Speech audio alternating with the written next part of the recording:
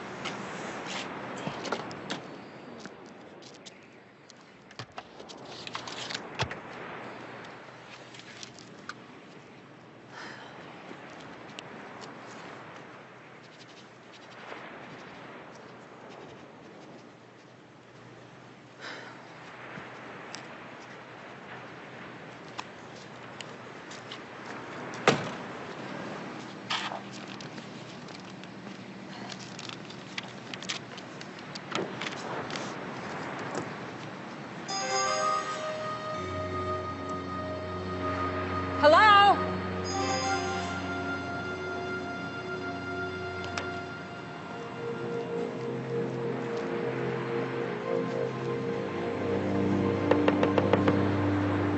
Are you all right?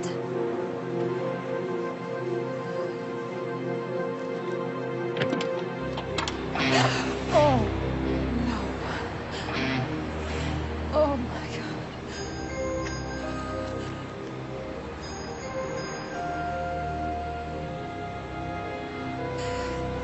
Oh.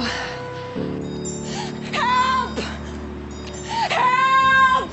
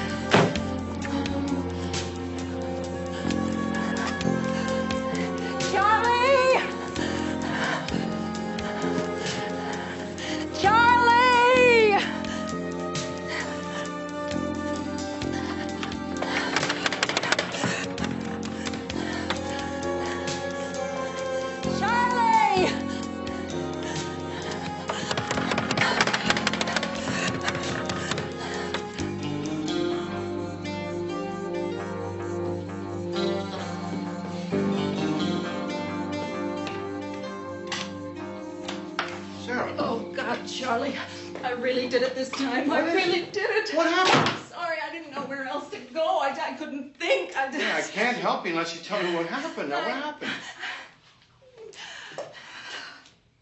I killed a woman.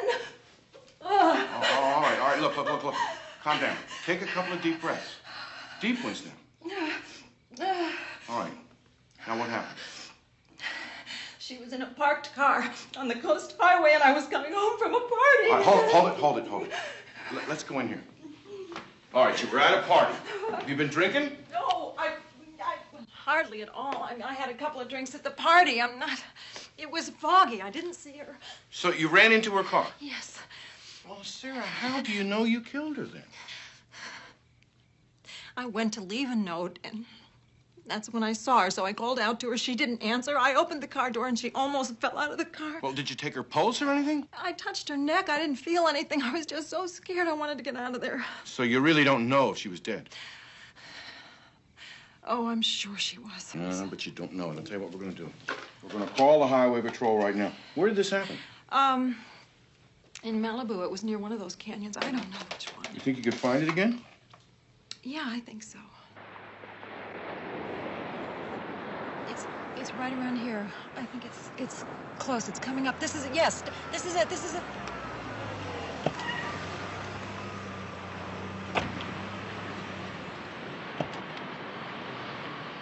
Yes, this is it. That's it right there. Look.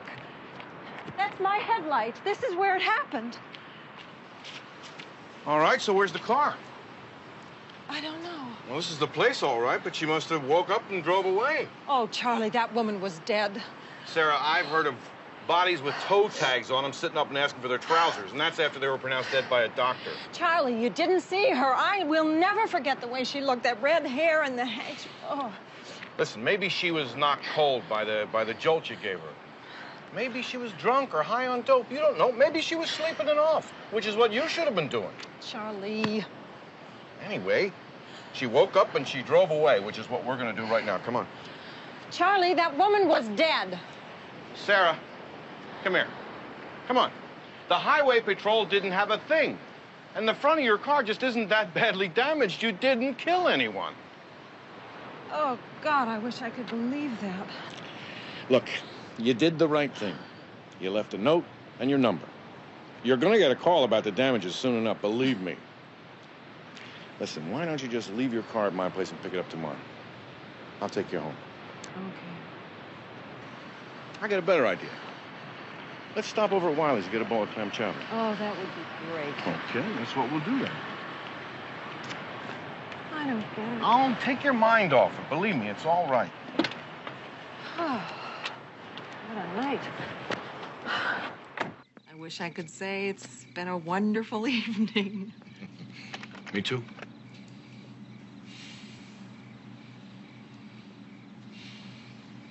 Well, guess I will say goodnight. Life sure is funny sometimes, isn't it? How do you mean? Remember when you were a street cop and I was always so scared? I think I stayed awake every night, thinking that phone was going to ring any second and the voice on the other end was going to say you were never coming home again. Yeah. It was a rough time for both of us. I loved you so much and I was so afraid of losing you. And then I realized when you were home, I didn't have you anyway. You were so preoccupied all the time. So I had to leave. I know you did. Really, I know what you were going through.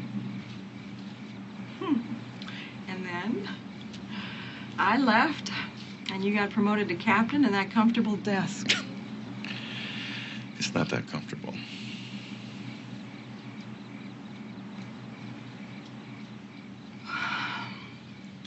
I'm a little spooked tonight. Stay with me. I'm afraid if I did, I'm not so sure I'd be able to leave. I'm not so sure I'd want you to.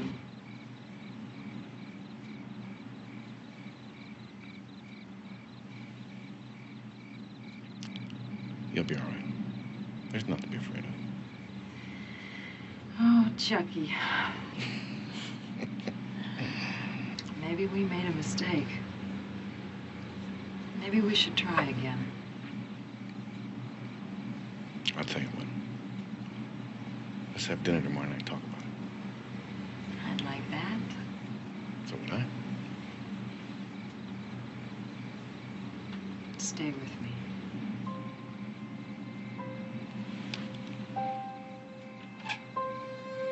Good night, sir. Good night, my love.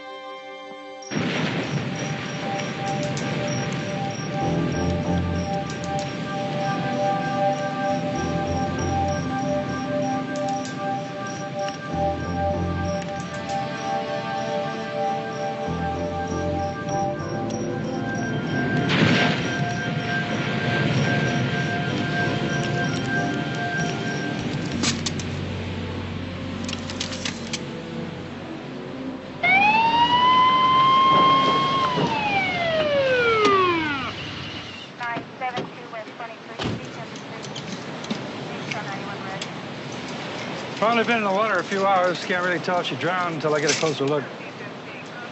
Maybe she fell in, hit a rock. Or maybe she was pushed. Let's get back to the office and see what we can dig up. Thanks, Barney. Keep me posted here.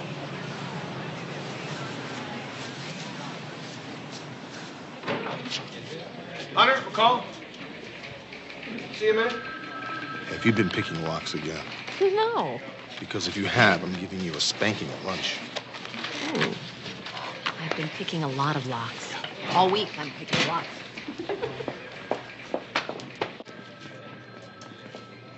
Have a seat. Listen, I read your report on the DV this morning, the girl on the beach. Yeah. Well, a kind of weird thing happened this morning about 3 o'clock. My ex-wife, Sarah, shows up on my doorstep. She told me that she ran into a parked car out on Pacific Coast Highway. Well, she got out to leave a note and all, and there was a woman in the front seat. Sarah thought maybe she killed her. Did she report it? She panicked and ran, came over to my place. I took a look at her car. There wasn't very much damage. Anyway, I called the highway patrol. The two of us took a ride back out there. The car was gone, so was the woman. Where was that? It's about a mile north of Portuguese Bend. We'll take a ride out there today. Yeah. Did the highway patrol get anything? Not a thing. I figure the woman was probably sleeping it off and woke up after Sarah left. Then I read your report, and the description of the girl on the beach matches Sarah's description of the woman in the car. Red hair, youngish. It's a long shot, I know, but I thought you guys should know just in case there is some kind of connection. Well, Barney puts the time of death at approximately 2 a.m., so there's definitely a connection there. And Sarah will have to view the body. I know. And it's your case. I want you to be in charge of setting the whole thing up. Good. And Hunter, be tactful. What, Mr. Diplomacy here? I'm kidding. You're kidding. Let's set it up. Thanks a lot.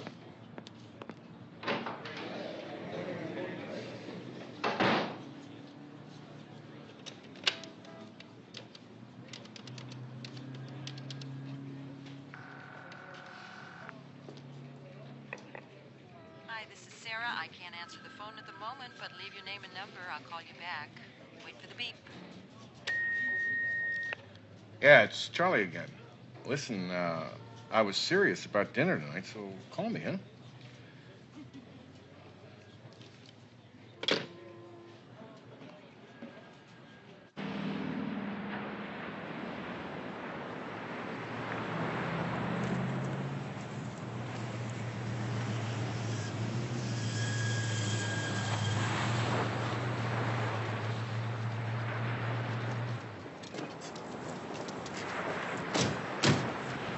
Well, this must be the place. Here's the broken taillights.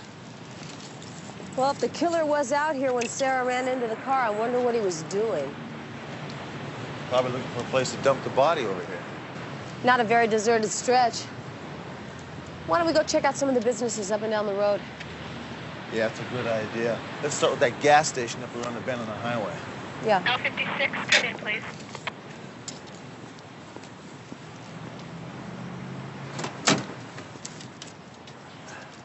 Lincoln 5-6, go. Hunter, stand by on TAC 2. Captain Devane is on the line for you. Lincoln 5-6, go. Hunter, were you able to talk to Sarah? No, Charlie, we tried to get her on the phone. We couldn't. So we went over to her house about 3 o'clock, knocked on the door, and got no answer. You know, I haven't been able to reach her either. We were supposed to have dinner tonight. I know she would have called me. Look, can you two guys meet me over at her place right now? We're on our way, Charlie. L56 out.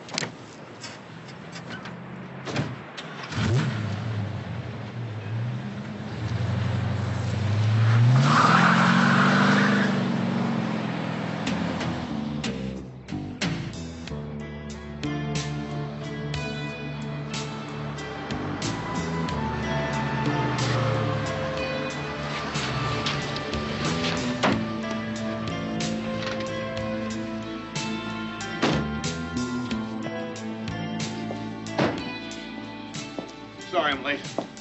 She used to keep a key right up here under the flower pots.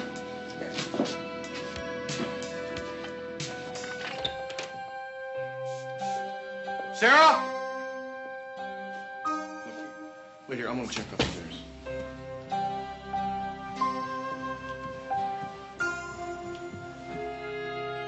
Sarah?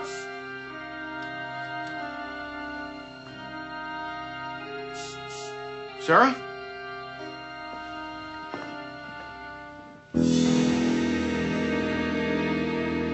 Hunter, McCall!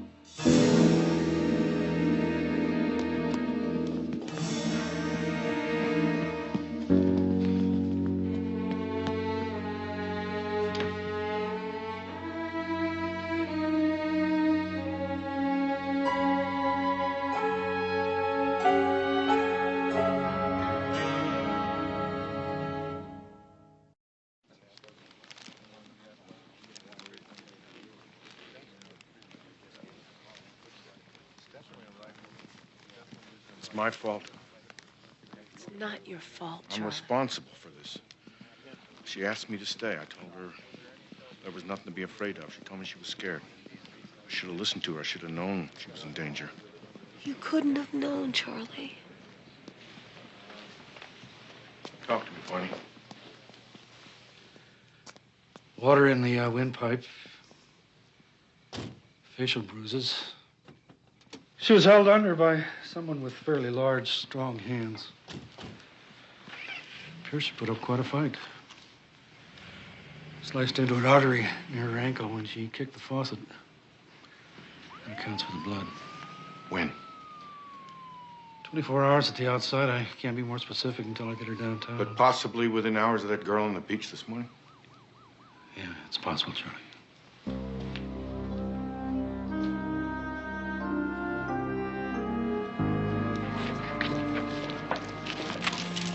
Sick little freak! Charlie! He's very sorry. Not half as sorry as he's gonna be.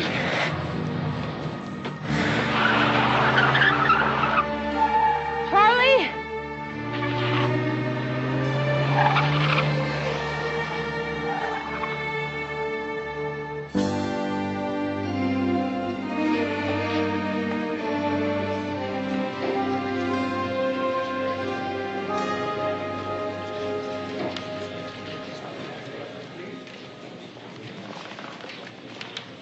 Hi, Charlie.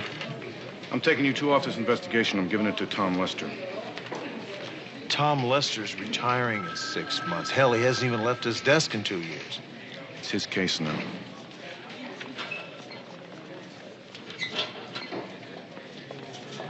You want this case for yourself, don't you, Charlie? That is enough, Hunter. You want Lester on this case because he'll roll over and stay out of your way, isn't that right? This is Lester's case now. Charlie, when my husband was killed, I wanted to get my hands on the guy that shot him so bad it made me nuts. But it didn't do any good. It didn't bring Steve back. I am still running this department, whether you realize it or not. Charlie, you can't be objective doing that. Hell, you could be a suspect yourself. Well, then you better arrest me, Hunter. Because short of that, I don't care if I have to take a leave of absence or even resign. I'm going to nail this bastard's skin to my wall. Please listen for a minute. Maybe you are mistaking this for a discussion. Well, I'm going to make it real clear. You two are off this case. Clear enough?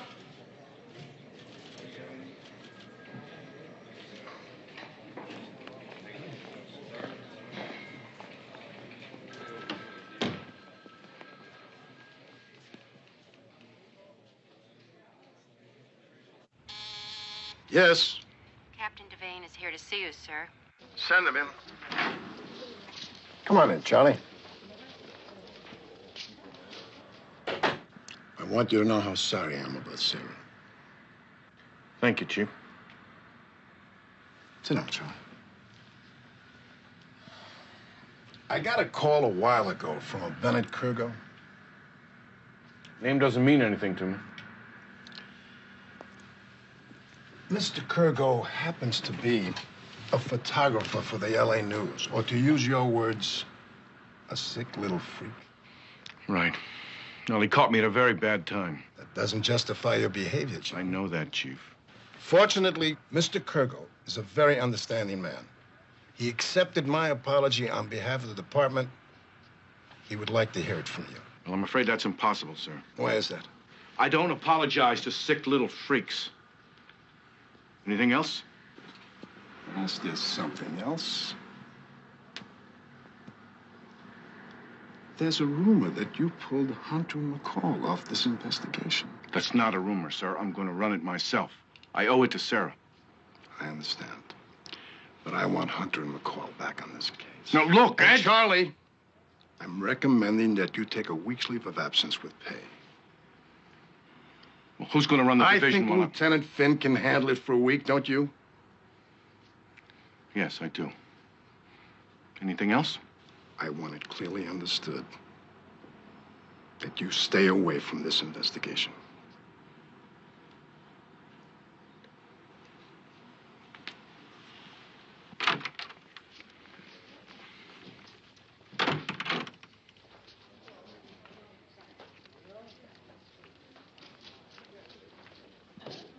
Yeah. You know, a couple of nights ago, I was just closing this place up, and there was a guy who was in a hurry to use the phone over there. It looked like somebody plowed into the back of his car. What kind of car was it? It was a red sedan. Matter of fact, when I asked him who smacked him in the back, he told me to mind my own business. The guy was a real jerk. What'd the guy look like? He was about as tall as me, wearing a suit, maybe a jacket and pants. He looked sharp, though. Of course, he wasn't as handsome as myself. Would you recognize him if you saw him again? Sure, I would in a minute. Did he do something wrong? Thanks for the information. We'll get back to you, all right? Yeah, thanks. Oh, hey, isn't there a reward or something for this guy? No, that was a one-week offer only. Thanks.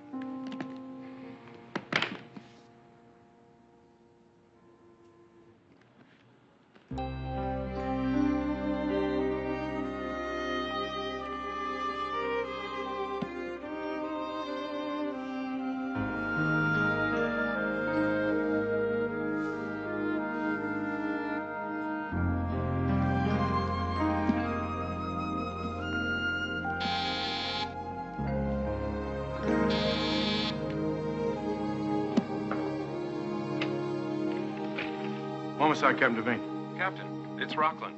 I was looking for Hunter and McCall. They're not here right now. What's up? Well, CII just called about those prints. We got an ID on the girl at the beach. Fire away. Name's Kim Parker. Last known address, 24 Ridge Road, Wells Canyon, California. 24 Ridge Road, Wells, California. Got it. Okay, I'll pass it along. Thanks. Okay, thanks, Captain.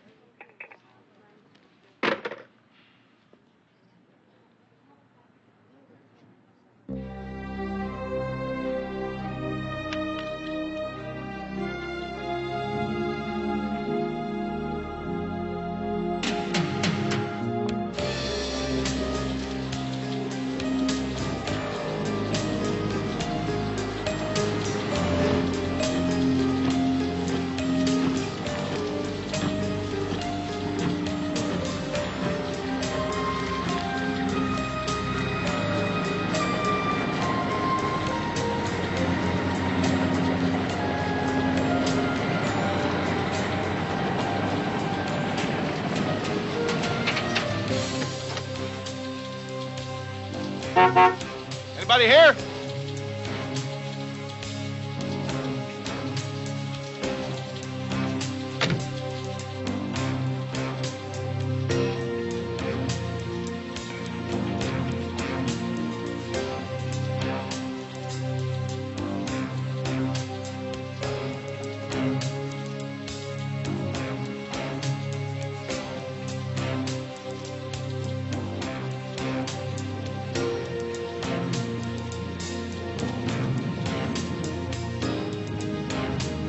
Anybody home?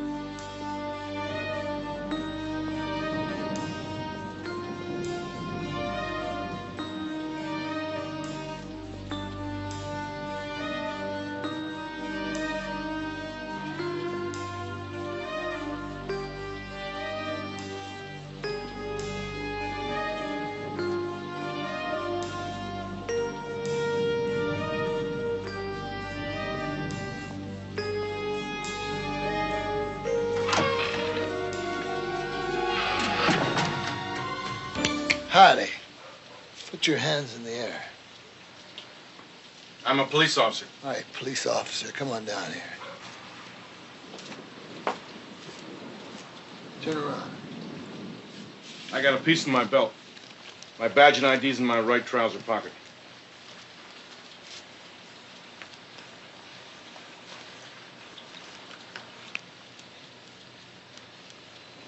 All right, turn around.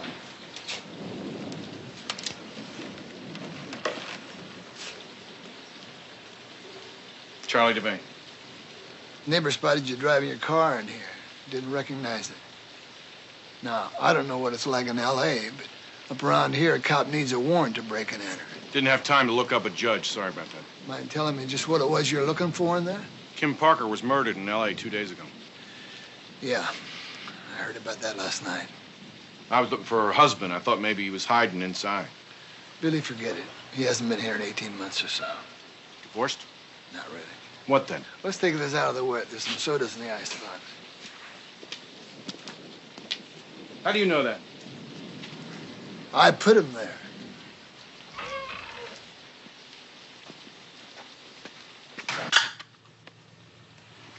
So, why did Billy go to L.A.? Same reason everyone does, I guess. Billy loved the movies. He used to go over the valley, see 3 or 4 movies in a day. He ran the video shop over at Wells Canyon. No movie question that Billy couldn't answer.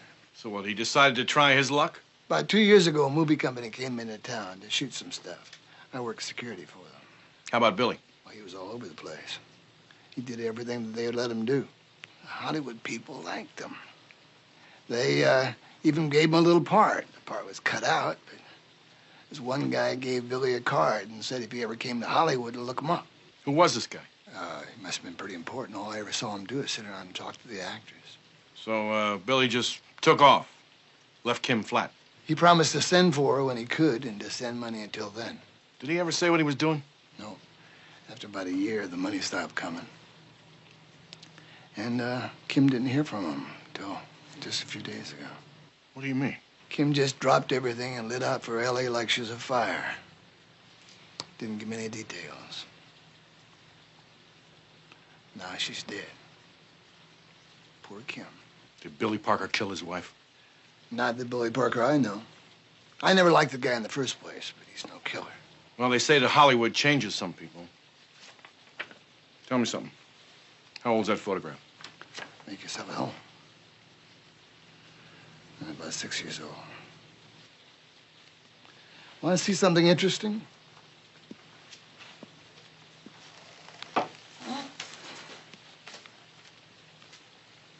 Take a look at that.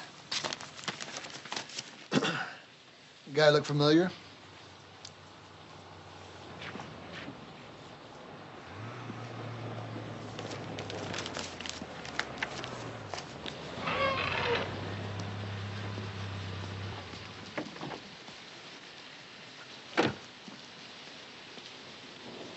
strange place to spend your leave of absence, Charlie.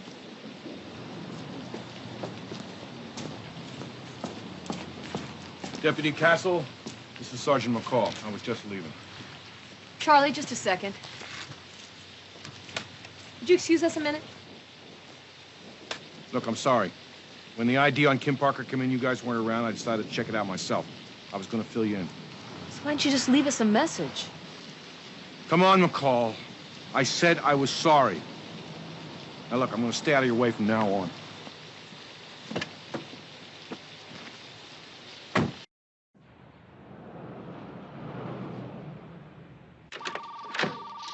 Sergeant Hunter, Yes. Mr. Michaels will be with you in just a moment. Terrific.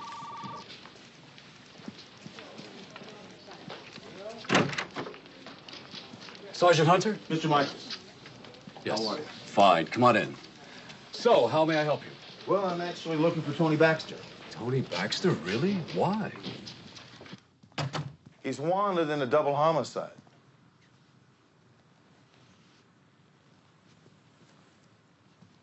Tony Baxter? Is it Billy Parker or is it Tony Baxter? Sergeant, please come in. Sit down. Tony isn't in today. I believe he's on his way to New York. Well, you still haven't answered my question. I thought it was rhetorical. Of course, Billy Parker and Tony Baxter are the same person. People change their name in Hollywood all the time. In fact, I suggested he change it. Why is that? The name Billy Parker just wasn't consistent with the image I wanted. Tony Baxter has much more panache, don't you think? It doesn't do a lot for me. What brought Tony to Hollywood in the first place? Would you like some tea? No, not for me. Thank you. Oh, yes, Darlene. Bring me my tea, please. Thank you. I met Tony on a movie set in the middle of nowhere. He was a nice kid, smart, good-looking. I gave him a card. I give a lot of people cards. I never really expected him to show up, but he did. I've made stars out of people with less. I thought Tony might have a chance as an actor, so I took him around. I introduced him to the right people. Everybody liked him. Only one problem. What's that? Tony can't act. Oh, well. And by the time all the votes were in, I liked him too much to just throw him away, so I gave him a job here at my agency. Would that job consist of marrying Rhonda Stark? Miss Stark is a client of mine. I arranged for Tony to escort Rhonda to a few social functions, and the tabloids have turned it into the romance of the decade. No, Sergeant, I'd say you have as good a chance of marrying Rhonda Stark as Tony Baxter does. Maybe better. I'm not a murder suspect. When did these murders happen? Wednesday morning, about 2 a.m. Well, then there's no way that Tony's the killer. He was with me Wednesday night till after 3 a.m. Doing what? Working on a publicity campaign for Rhonda Stark. Where were you? On my boat in Paradise Cove. Was anybody else there with you, Mr. Michaels? Rhonda was there. Here's your tea, Mr. Michaels. Thank you, darling. I'll be downstairs in the telex room. Fine. Well, I appreciate your time. Thanks very much. My pleasure. And if you need any further help, please don't hesitate to call. I'll be in touch for your statement. My statement? Yeah, you know, you, Tony, and Rhonda on the boat. We'll need that in writing. Of course. Thanks a lot.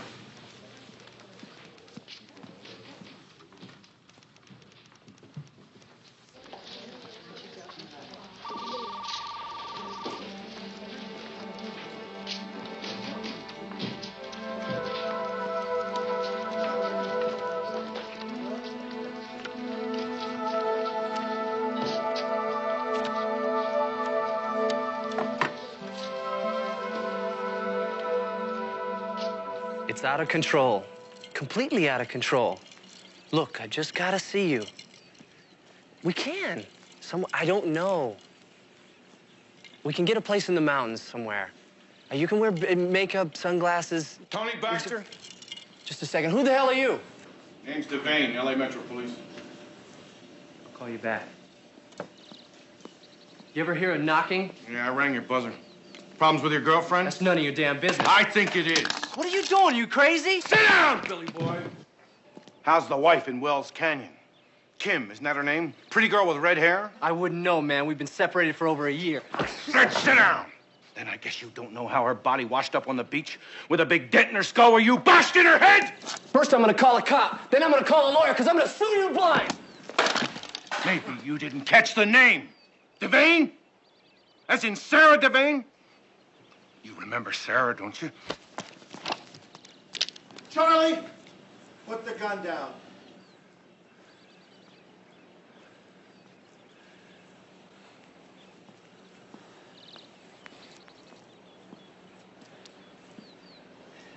Give me the gun, Charlie.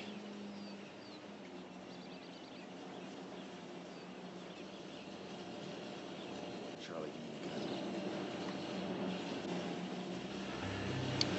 What the hell are you doing?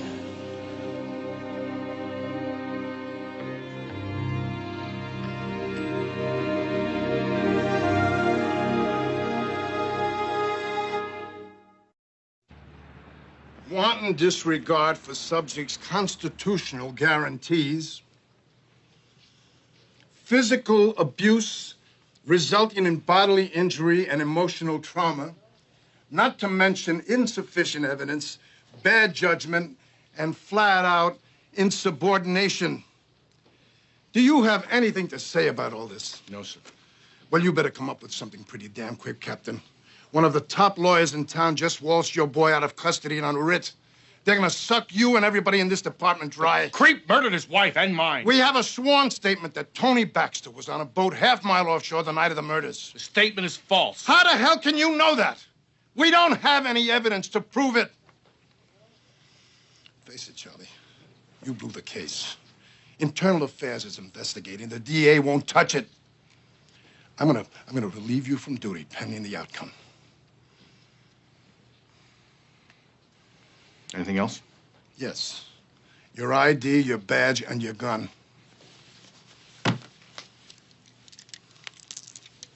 The bullets are mine.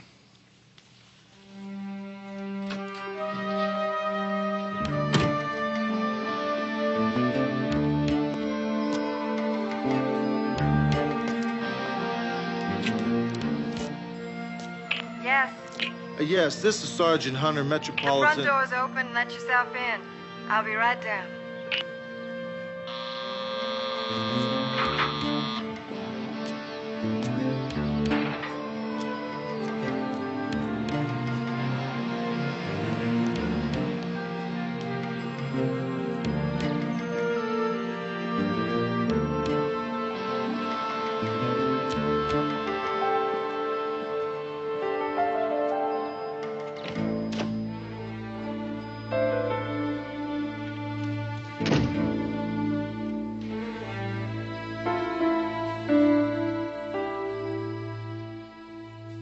Excuse the mess.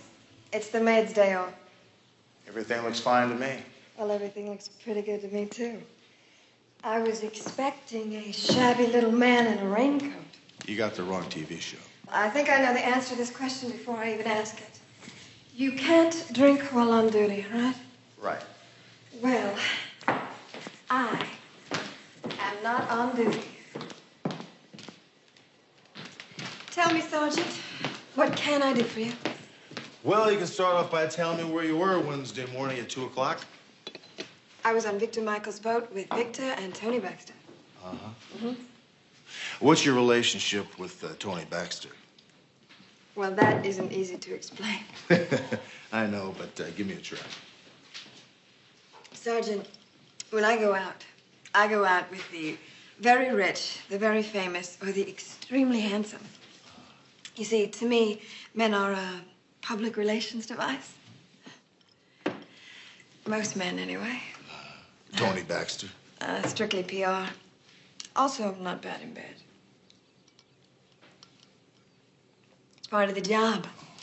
You see, when Victor finally realized he couldn't have Tony for himself, he gave him to me. Victor Michaels? Why do you think Victor told Tony to look him up? Because he could act? Didn't you know Tony was married? Separated, sure. He told me that he was separated. Well, it's unfortunate he didn't tell his wife that. What are you saying? Well, Tony Baxter just up and left his wife. Didn't he tell you that? Sergeant, I think that this interview may have been a mistake. I'm sure that you can find your way out. You're in love with Tony Baxter, aren't you? You know, Rhonda, the more I start to figure this thing out, the more I realize you're in this thing up to your neck. I mean, Tony Baxter's wife turns up dead. You appear to be the other woman. Wait till the news media gets a hold of this.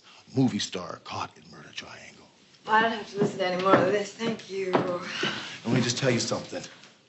Tony Baxter is a murderer. You lie for him, you become an accessory to murder. You understand that? That's not the way it is. You can't prove any of this. Oh, yes, I can. The night Kim Parker was murdered, she was seen in this neighborhood. Now, that's just too big of a coincidence. What the hell happened that night, Rhonda? Talk to me! It was me. Oh, God. It was me. What? I killed that girl.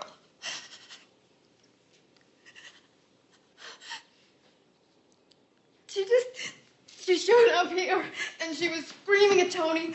She called me a whore.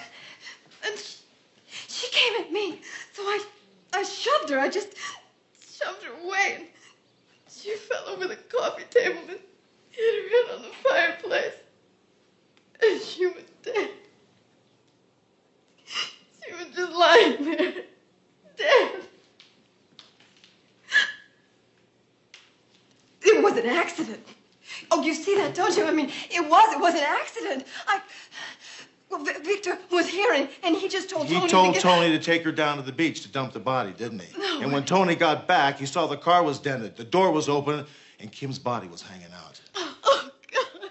Sarah Devane's name and address was on the window. Rhonda, did Tony Baxter kill Sarah, or was it... Very nice, Sergeant Hunter. Truly remarkable.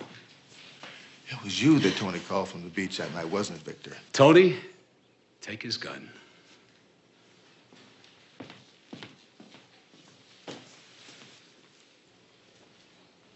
Tony? You couldn't get Tony to commit murder, could you, Victor? So you went to Sarah Devane's house, and you strangled her. Tony, come on. We're driving Mr. Hunter down to the beach. Not this time, Victor. Well, now what do we do, Victor? Come on. Let's go. I mean it.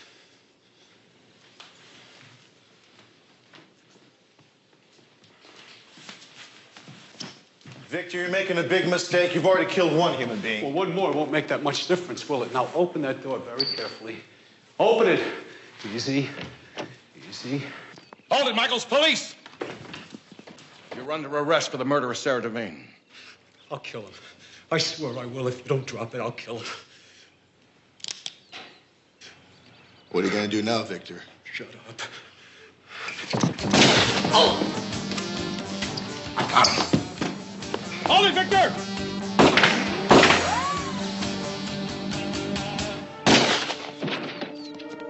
Stay right here.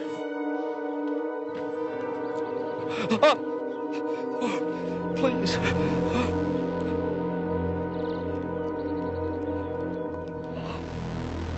You're lucky.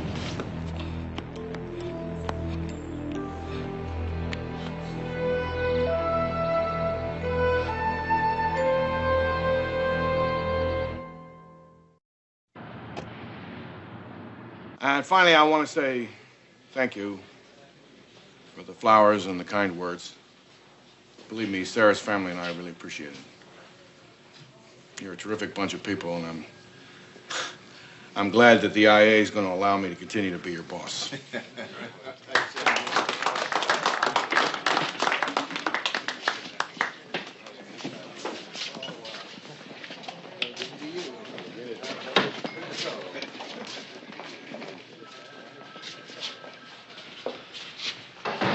The DA is going after murder one on Victor Michaels, and Tony Baxter said that he will fully cooperate against him. Well, that's good news. What about the movie star? Involuntary manslaughter. I doubt that she'll serve any time. Listen, I know there's no two people alive and know how much trouble this whole thing's cost me, so I really do appreciate all your help. You're welcome, Charlie.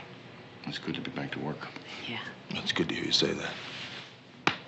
So, let's go back to work. Okay.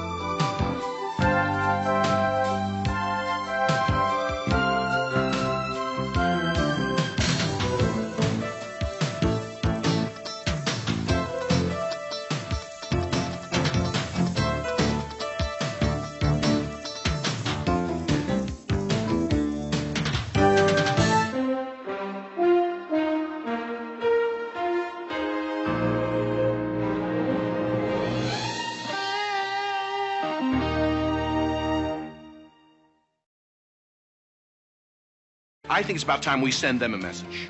And here's the way it's going to read.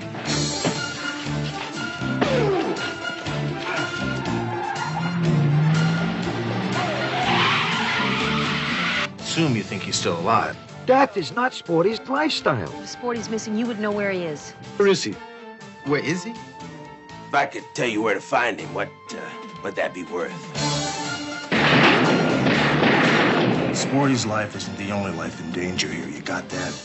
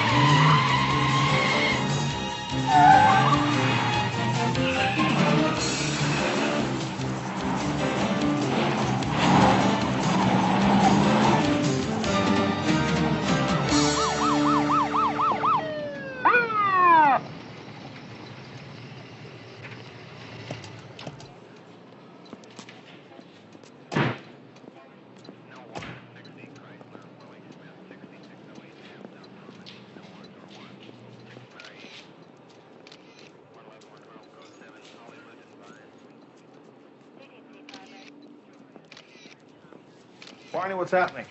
Hunter, call. Yeah, we got an odd one here. Shot from 3, maybe 4 inches away. The odd thing is, what's a guy in a $700-800 suit doing in a place like this? No ID in his wallet, just money. Lots of money. Any weapon? Apparently the killer took it with him. There are signs of a scuffle in the dust here. We got pictures of it, but no footprints, nothing useful. Oh, I found this in his wallet. Busca or Raphael? See Raphael. I think I will. I'll have Hank wait for me and take me back to the station. Yeah. Thanks, Barney. Okay, guys. Is there anything left to get here? We'll give it a long, hard look, but I think what you see is what we got.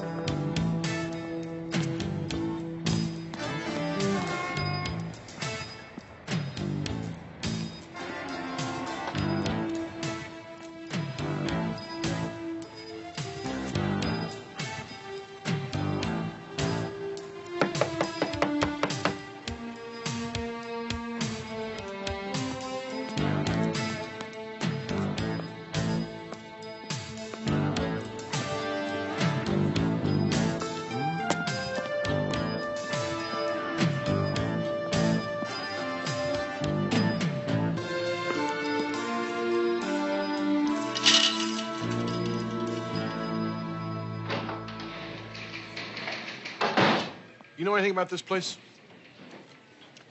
Yeah, it's a disco, the current end spot for the coke users. Turn it over there. This refers to the owner, probably, Rafael Larisco. I won't buy a little while ago. Place is locked up. Not surprised. They don't open till 10 p.m. 90% of the celebrities that show up are known coke users. What do you mean? You're saying they deal there? No, Rafael's a wholesaler. We think the showbiz folks go there as a kind of payoff to a Roscoe to keep them well supplied. You know this guy?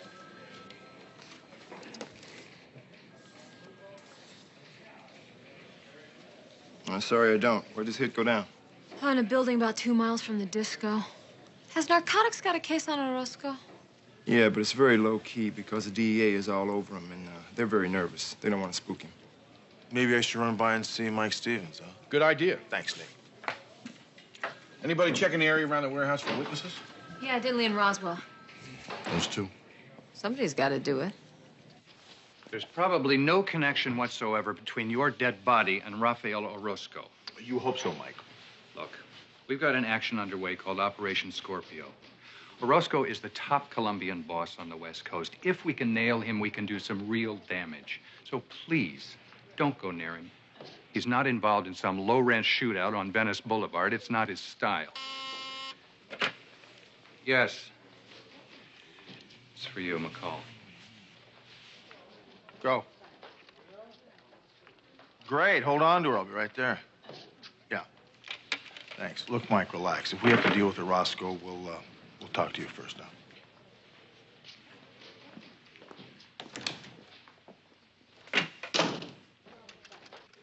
And I heard this real loud noise. I got arthritis, so I couldn't get to the window as fast as I wanted to. But fast enough, because I seen this black man running out of there. Mrs. Parsons, how far away from the building is your home? Honey, don't call me Mrs. I'm a miss, and proud of it. And my name is Emma. Okay, Emma. How far away were you from what you saw? I've lived there long before they built that old eyesore. Now it's dead and gone, and I'm still there. That's great. And how far away is there? Let's see now. There's the alley. Then there's my backyard. Not real big. And then there's my house. And there's nothing the matter with my eyes either. I seen that man real good. Oh, well, then you would recognize him again if you saw him, right? I sure would. He was kind of scrawny-like, but a real flashy dresser. And he's got this big, ugly gun in his hand. He jumps into this big maroon car and he drives off lickety-split. You say he killed someone? Do you know the make of the car? Oh, honey, I don't know one kind of car from another, but I can read. Here it is. There was another car there, too, a dark one, but by the time I got back with my pen and paper, it was gone. But I did remember the first one, and I wrote it down, because I figured he killed somebody.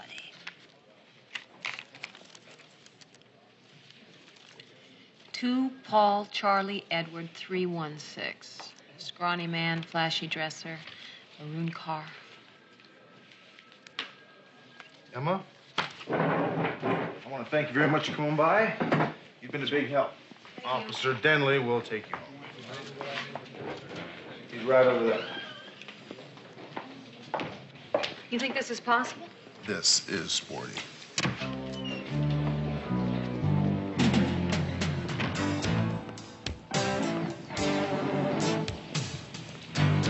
His car's here. Why doesn't he answer the phone? Just relax now. Maybe he just got here. Let's go find out. Come on.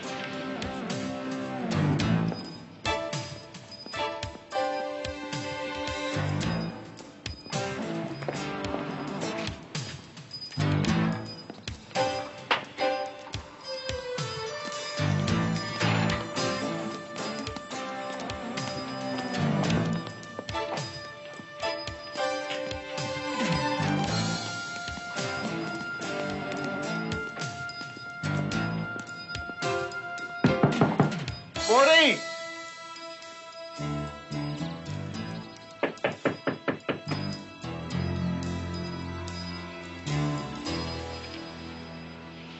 Open it up. I don't want to open it up. Look, they have a thing called a search warrant to keep cops like you and I out of trouble, so I'll go pick one up, okay? It's no big deal. I want you to get your two little prongs out of there and jam it in the door. Come on. Why do I always have to do this? Sporty's a friend of ours. Besides, you got the purse. Come on.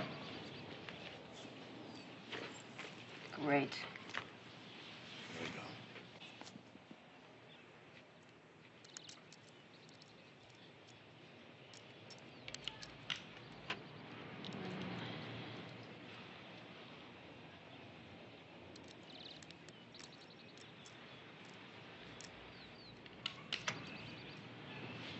Two.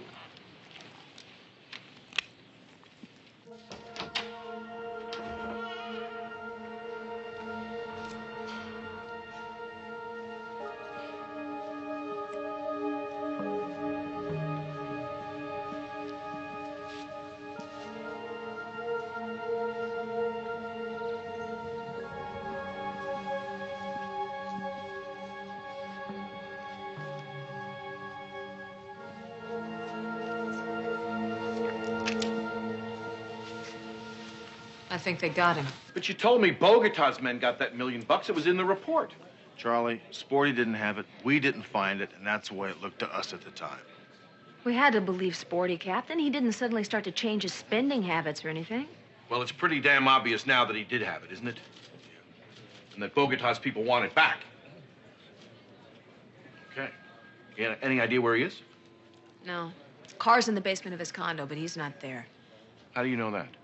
We knocked. And then you let yourselves in, right? Well, we were worried about him, Captain. So you broke and entered and he wasn't there. Then what? We went in, looked around, the place was clean, but Sporty was gone, so we left. Well, Sporty may be dead, you know that? Maybe. I mean, it's obvious they want the money back. But they're liable to kill him just to send us a message that no one steals from them and gets away with it. Now, we still got no ID on this dead body. There is no ID on the guy's face or his prints. He's probably a newly arrived Colombian. Well, I'll tell you something, troops. I think it's about time we send them a message. And here's the way it's going to read. Nobody comes up here and executes an American citizen and gets away with it. You read me on this one? Loud and clear. We'll get it out.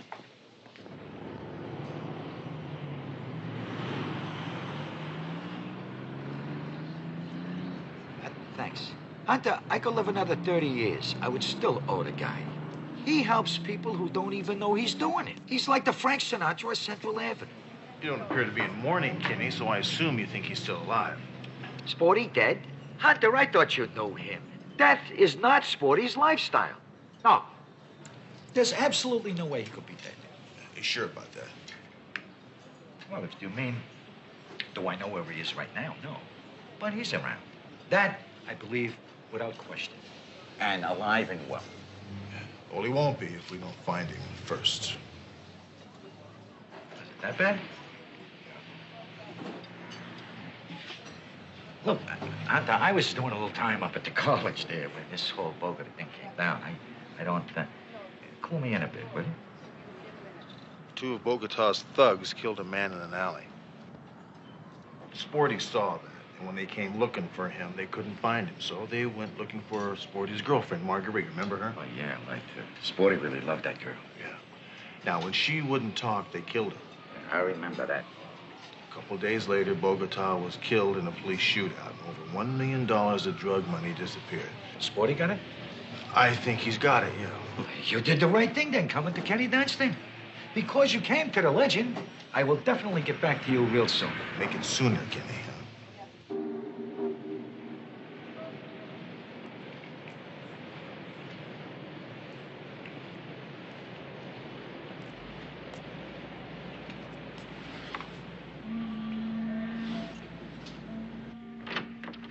You have been doing very good with us, Curtis. Is that not so? I got no complaints, Mr. Roscoe, and you don't have any against me. Or do you? Well, I have heard nothing but good things about you, amigo. The ounceman you work with trust you. That's why you're here. If he trusts you, I trust you. I see. And the reason that I'm here... Do you know a certain gentleman by the name of Sporty James? Oh, I know the gentleman, but not close, you understand. But yes, I do know him. We're what you call acquaintance. Where is he? Where is he? You mean right Just now? Right now. Where is he? Well, I could guess, Mr. Roscoe, but I couldn't say for absolutely certain. I don't know. I think you do.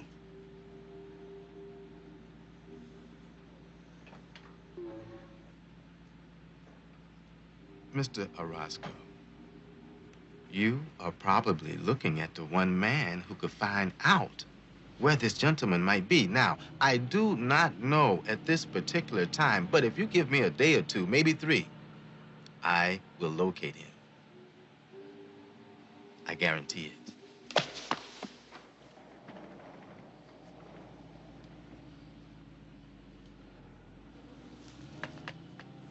You have 12 hours.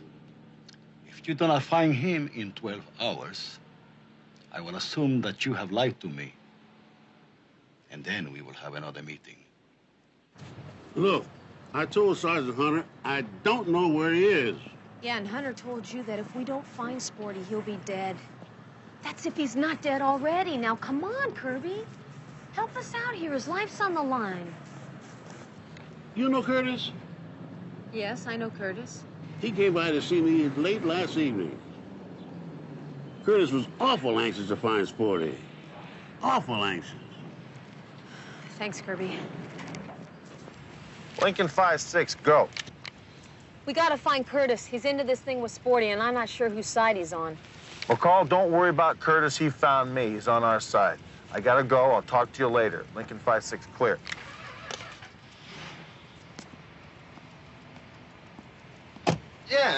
Yeah, that's right. West End Hotel. Yeah, you know where that is, right? Yeah, well, you better step on it, because I can't say how long Sporty will be there. Yeah. You owe me one, Hunter. Orozco is nasty. Yeah, okay, look, I'll meet you at Harry's bar in 1 hour. Got it? Sure, I'll be there. Sure, this don't bother me at all, Hunter. No problem, I'll be there. Good. Yeah, good 1 luck. hour.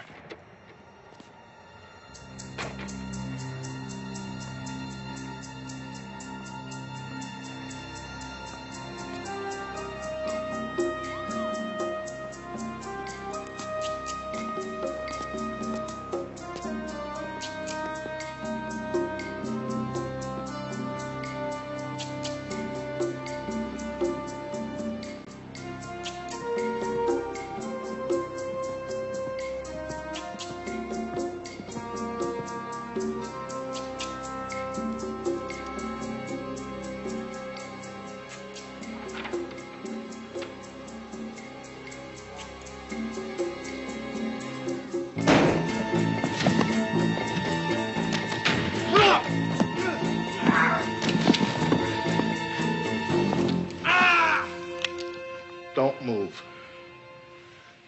Excuse me. Get up.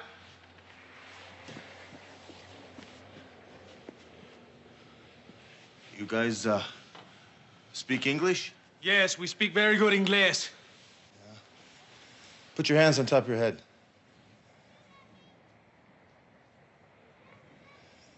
what I thought. Voltiarte.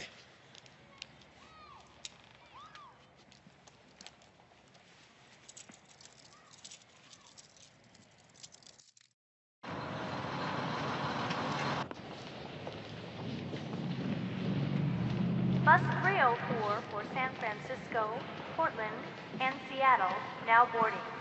All passengers for Bus 304, please board. Oh, Come here. Where are we supposed to meet? man, are you putting me on? This town is too hot for your friend Curtis. Now, those Columbos know that I am the dude to set them up. I gotta blow this sweet city until you put Orozco and his troops away. Come here. Stand over here. I think you know where Sporty is. I've got a bus to catch, Hunter. I thought you and Sporty were pals. Hey, I just put myself on a death list of some real mean people for Sporty.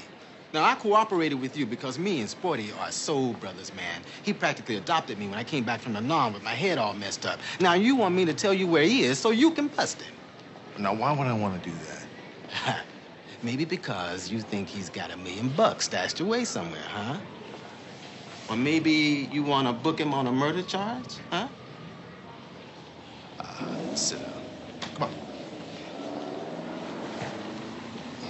Now, Curtis, we want the $1 million back. Sporty knows that. Yeah. But we also know Sporty is not a murderer.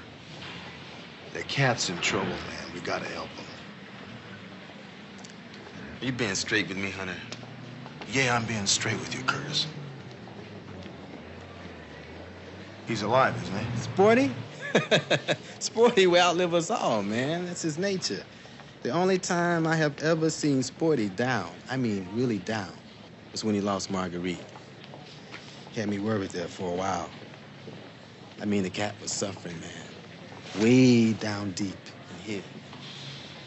And one day, he just pulled out of it. Nah, Hunter. You don't have to worry about Sporty. That's one rare cat with 9 lives. Okay. Just one more time. Now, he may not be at any of these places, but I think you can find him in one of them. Last call, Bus 208. Bus 208 for Tucson, El Paso, and Dallas. Last call. Okay, that's me. I gotta go. Look, Hunter. Now, I am trusting you because I know Sporty trusts you, okay? Great. Now, as Kenny Dunstan would say, hey, don't call me baby. I'll call you, right? Thanks, Curtis. Hey, pen. Oh, yeah, right. Nice pen.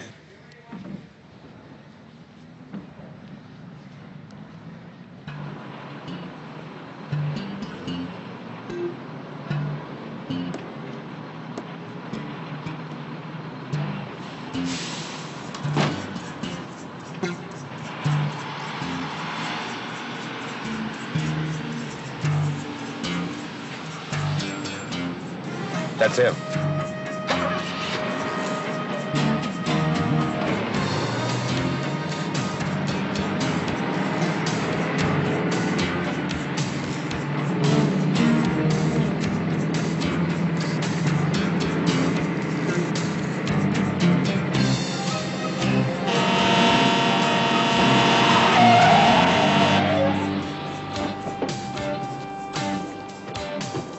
Hey, what the hell kind of driving is that? I got kids on this bus. You hear Open what- up! I blow you away.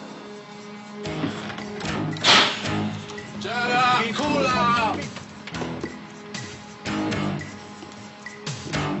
Hey, get up, man. Let's go with me. You don't need no bag. Get going.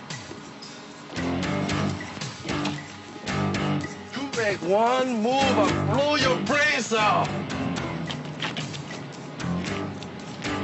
Freeze, police! Right there, very slowly drop the guns.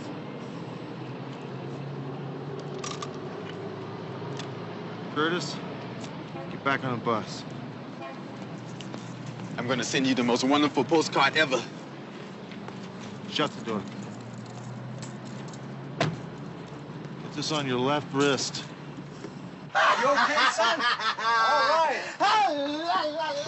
Hallelujah! The forces of law and order are on our side. Lincoln 5-6 request a 990 for 2 CCW suspects at the southeast corner of 3rd and Carver, ASAP.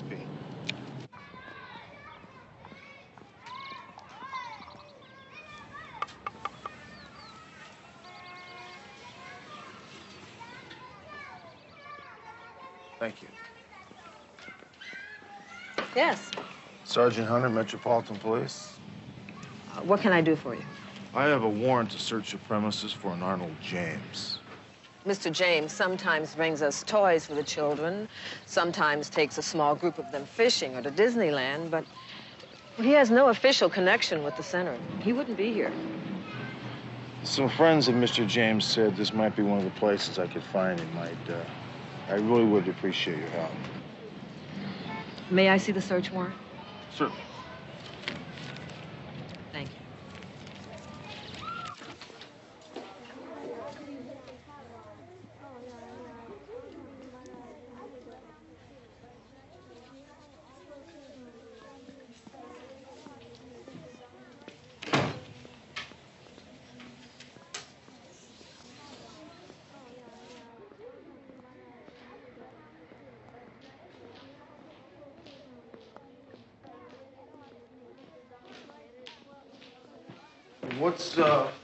What's in here? It's a storeroom. Hasn't been opened for years. It's locked. Can we get in there? It's full of junk. We should try to get in there. I don't even know if it's going to be on here. I'll give it a try, though. Good.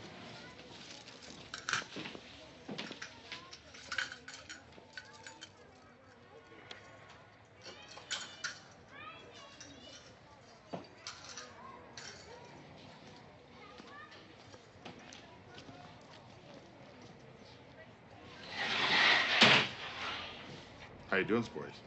Good afternoon, Sergeant. To what do I owe this delightful surprise?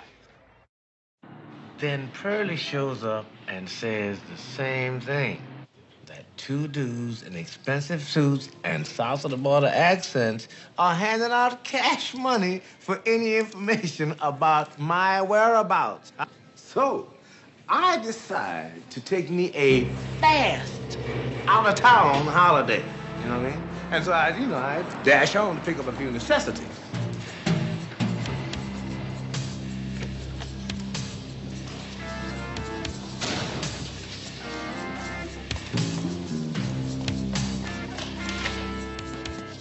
Now, I always stick a hair in the door jamb. A long, thick hair from a lucky racehorse belonging to a friend of mine. I stick it about a foot above the floor. But that hair was not where I put it. And that tells me that somebody has messed with my door, or worse yet, is waiting inside. I do not hang around to find out which.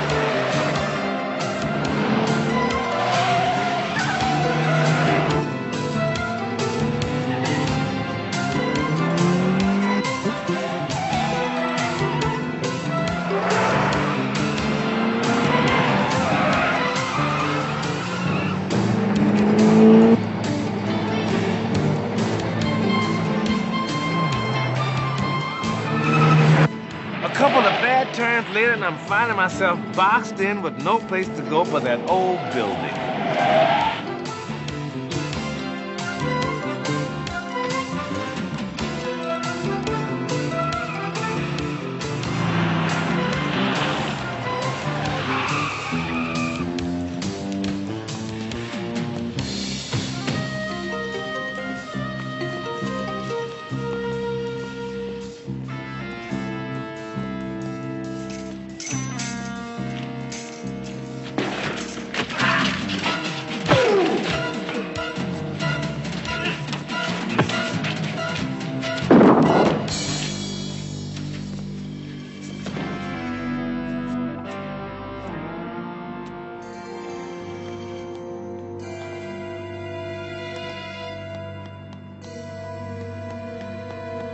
I swear, this is the whole truth and nothing but. It wasn't even self-defense. It was, read my lips, accidental.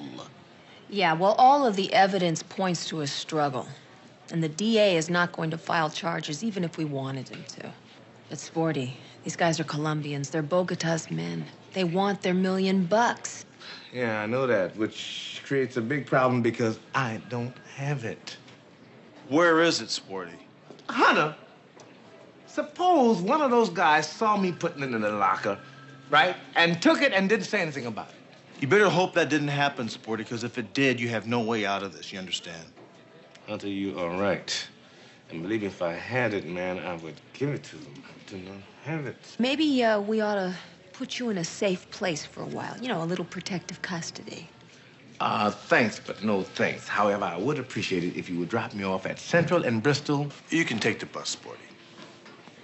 That's some cold stuff, Hunter. You know that? For a law-abiding citizen like myself.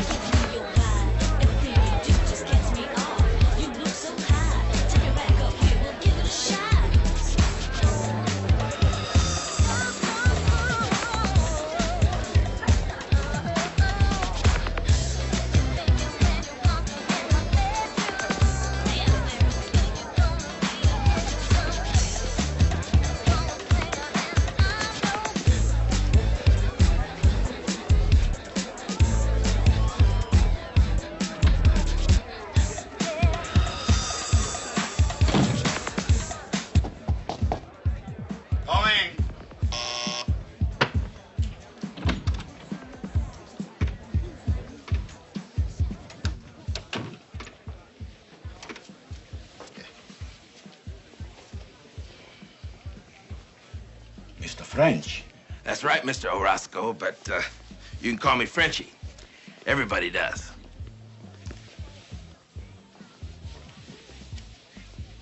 You say you have a business proposition that you know will interest me. I truly do. That is, if you are, as I'm informed, still interested in finding a certain Sporty James. If I could tell you where to find him, what would that be worth?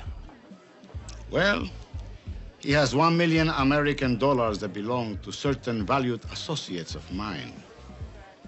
If I find him and get the $1 million back, that will be worth $100,000. If I find him and do not get back the money, it's worth nothing.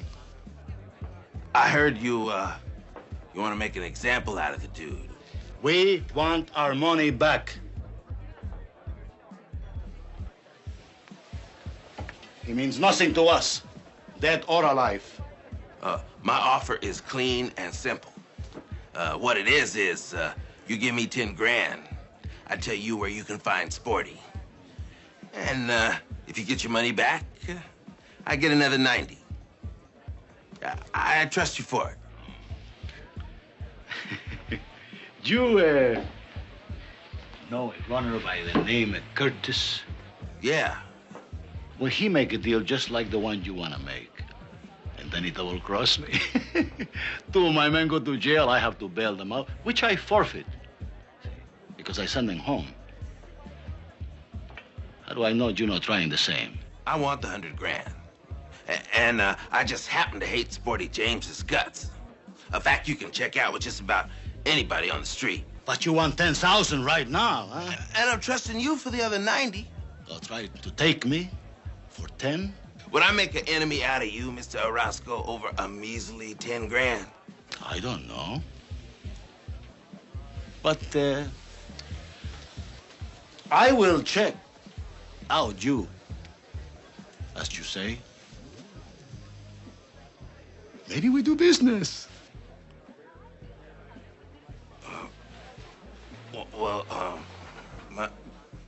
office is the Midtown Athletic Club. That other number's the phone in my car. When the price is right, I'm available 24 hours a day. Good.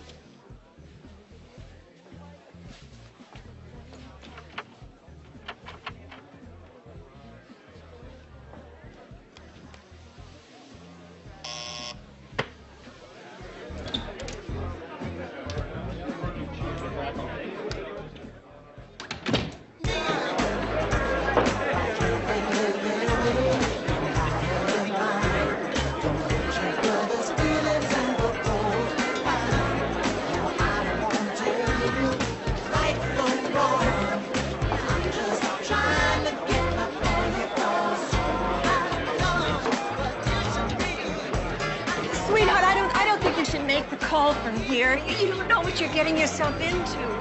Orozco's too dangerous to be playing games with. Sharon, the phones here are not tapped. Besides, time is of the essence. Sit over here, please, will you? I gotta go to work, darling.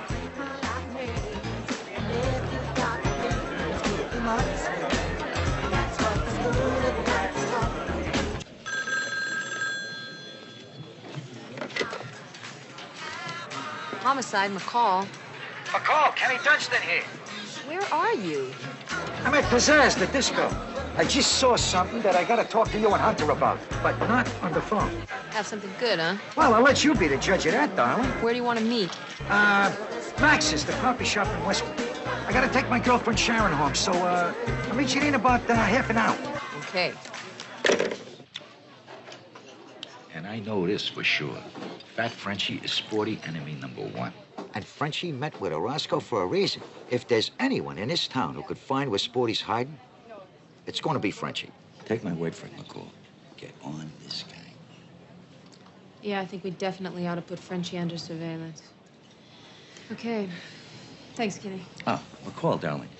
If, by any chance, a large sum of money comes into the department's hands, would a reasonable amount be set aside for my personal and professional services in this matter, or what? The legend speaks. Sure. 10% maybe? I'll check it out. Listen, since you're so into making a profit, I'll let you pick up the check. A pleasure. I wouldn't think of letting a lady pay. Of course not. Good night. Good night, darling.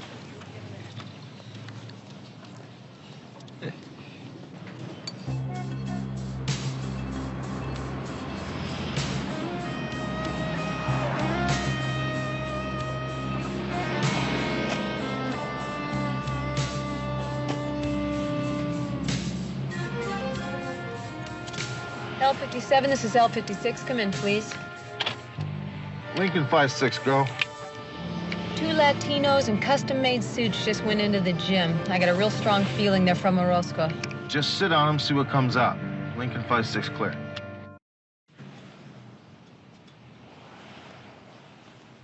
Hello.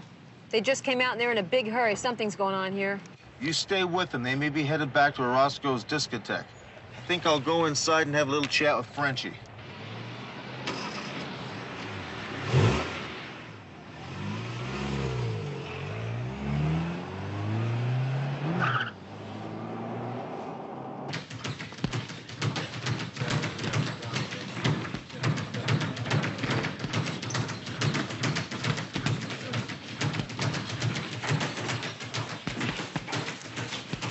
Something I can do for you? Yeah, I need to see Frenchie. Frenchie? Yeah, you know the guy that owns the place. Oh, that Frenchie. Yeah. That Frenchie's not here. You wouldn't lie to me, would you? Frenchie's not here. You calling me a liar? Look, pal, we can either do two things. You can take me to go see Frenchie, or I can get some squad cars to surround this place in about 15 minutes, have them bring a search warrant, turn this place upside down. How about it? I'll call you back. He says he just wants to talk. That's right, about Sporty James. Okay. Outside.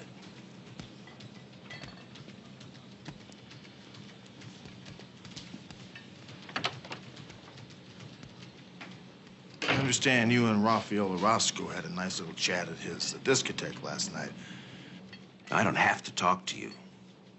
So, you want me to get some muscle in here, or you want to go in peace? Look, Sporty James's life is in jeopardy. I really do need your help. I don't give a damn what you need. You don't come in here and talk. Let me just tell you something. Sporty's life isn't the only life in danger here. You got that? Lincoln 5-6 requests 2 backups at 4010 Mulholland Drive. Permission to respond code 3. Radial 56, code 3 permission granted.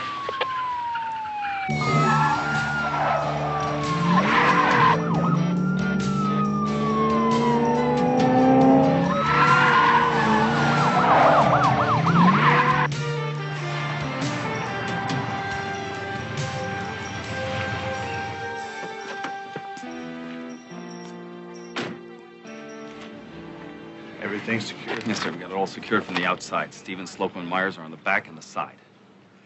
How about Skyfox? You been here? Helicopter checked the roof and the area. No sign of anything unusual. Tell you guys I'm going in. You got it. Plainclothes officer coming in. Watch your sectors.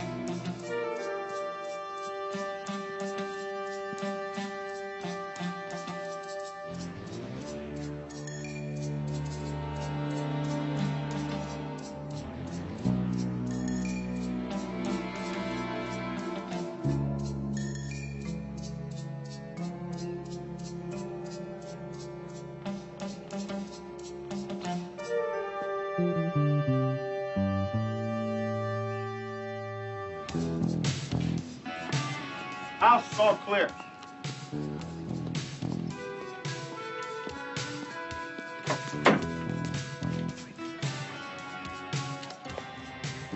Lincoln 56 to Lincoln 57. Come in, please. This is L57, go ahead. McCall, you still out in front of the nightclub? Yeah, I'm right out front. Get a search warrant and some backup. I'm 15 minutes away. They got Sporty. Stand by.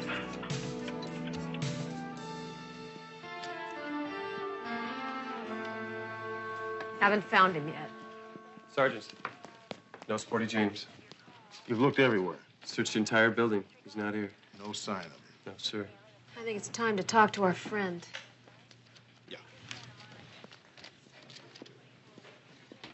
I need to talk to him for a minute. You are. I'm calling my lawyer. Good, you do that. Let me explain something to you real quickly here. Your boss is involved in a kidnapping charge. Wait any longer, it's gonna turn into a murder rap, and you're gonna be an accessory. Now talk to me. How the hell did I get into this? Speak up. Warehouse in San Pedro, corner of Ocean and Arrow. He talks to nobody. Do me a favor. Call Mike Stevens, tell him to meet us at the corner of Arrow and Ocean and San Pedro. Make it quick. Yes, sir.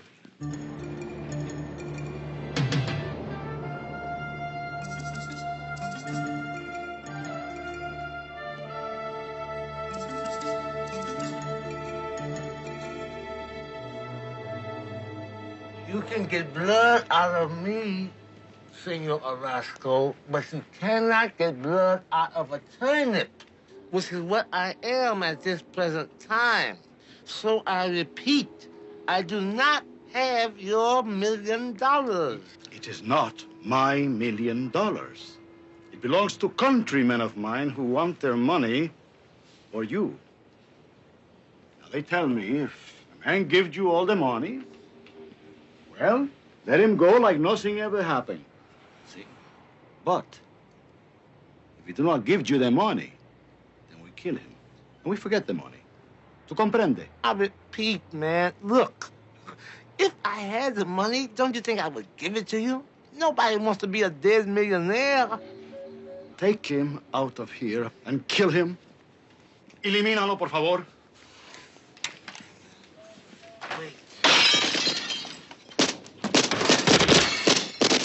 Okay, man. Okay, man. Okay, you win. I got your $1 million, okay?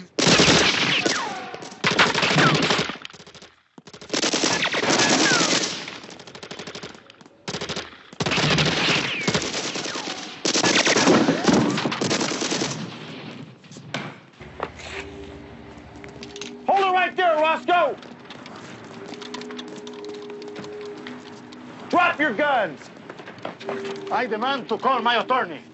You're under arrest for kidnapping, assault, and attempted murder. Get him out of here. You all right? I'm fine, McCall. But while he's calling his attorney, do you mind if I call my dentist?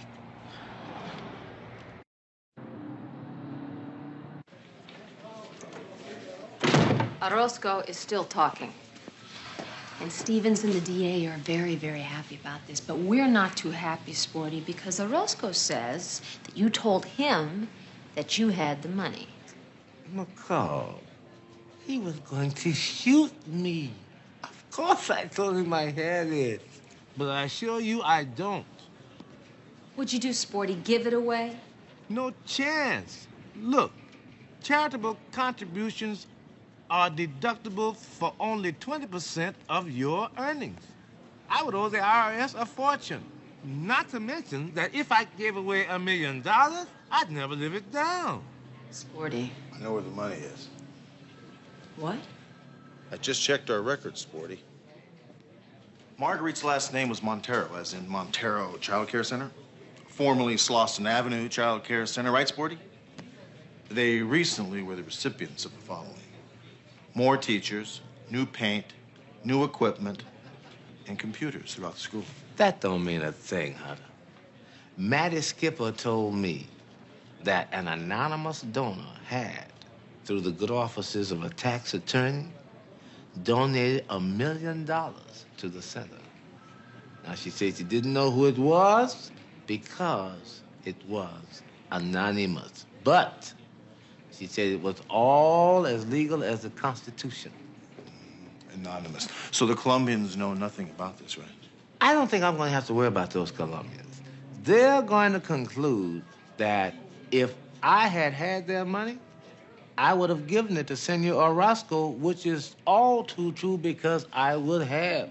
But I want to thank you both for your kind concern. You're welcome. Oh, my God. Wait up, Sporty. Let's have Sporty buy his lunch.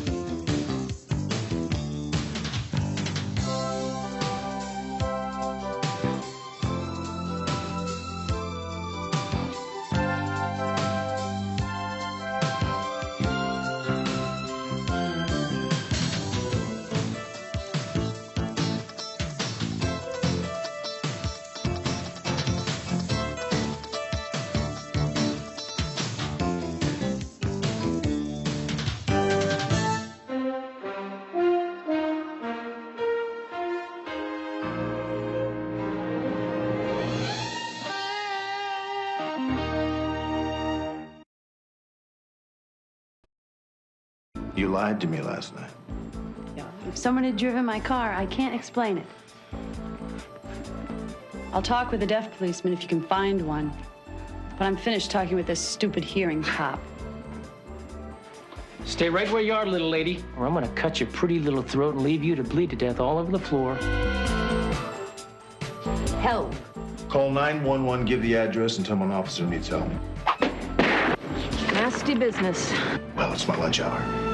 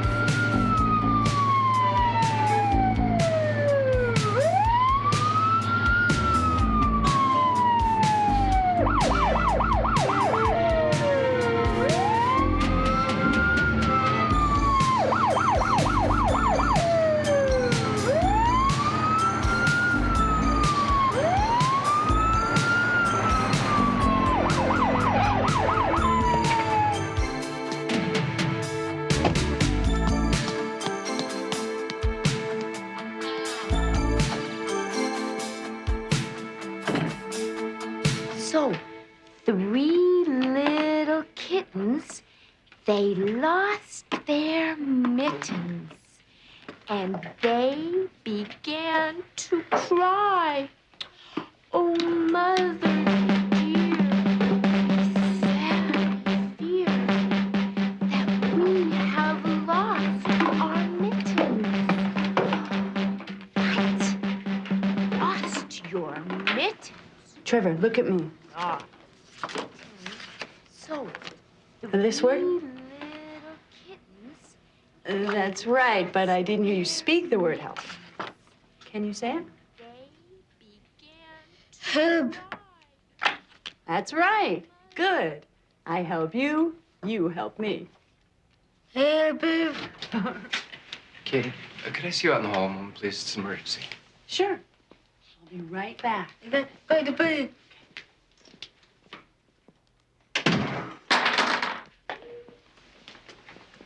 Katie, this is Sergeant Hunter. I understand you're an interpreter. Yes, I am.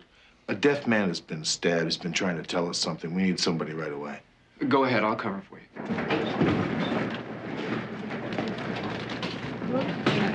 Dr. Clark to emergency room. He's ready. Dr. Clark to emergency room. Hey, get the hell out I'm of a here. police officer, miss. This woman is an interpreter. Oh. Sir, someone's here to talk to you now. In just a moment. House burned down. No Iron Man. Michaels? There. Move back, please. BP's 90/60 and dropping. His pulse is 120 and his respiration Ask is him who's 28 that. shallow. Please get out of here now.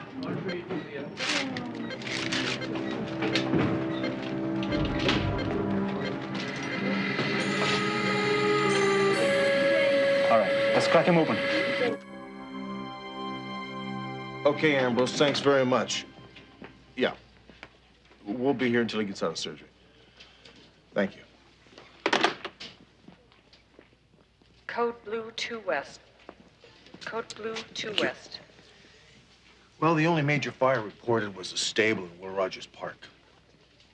He very clearly said house burned down. No Iron Man there. Are you sure about that? I mean, his hands were so badly cut up. He fingerspelled each word. House. See, there's just no confusing it. It's simply out of context. We just came in at the end of what he was trying to say. Sergeant Hunter? Yes. I'm sorry. 2 of the chest wounds were inoperable and he had lost too much blood. Now, judging from the size of the wound, it was a big knife, a hunting knife, maybe. I'm surprised he hung on as long as he did. Thanks very much. I appreciate it. Thank you. You all right? Yeah, I'm fine. Let's get back to the scene. There'll be a patrolman there to take you back to your school. You were good in there. I appreciate that. Thanks. A little young for a school teacher, aren't you? Oh, yeah? Yeah. Code Blue 2 West. How old are you? 19. And I'm not a teacher yet. I'm an assistant. I'm still in school. Be a couple years before I get my credential. How'd you learn about signing? I grew up with it. My mother and father are deaf.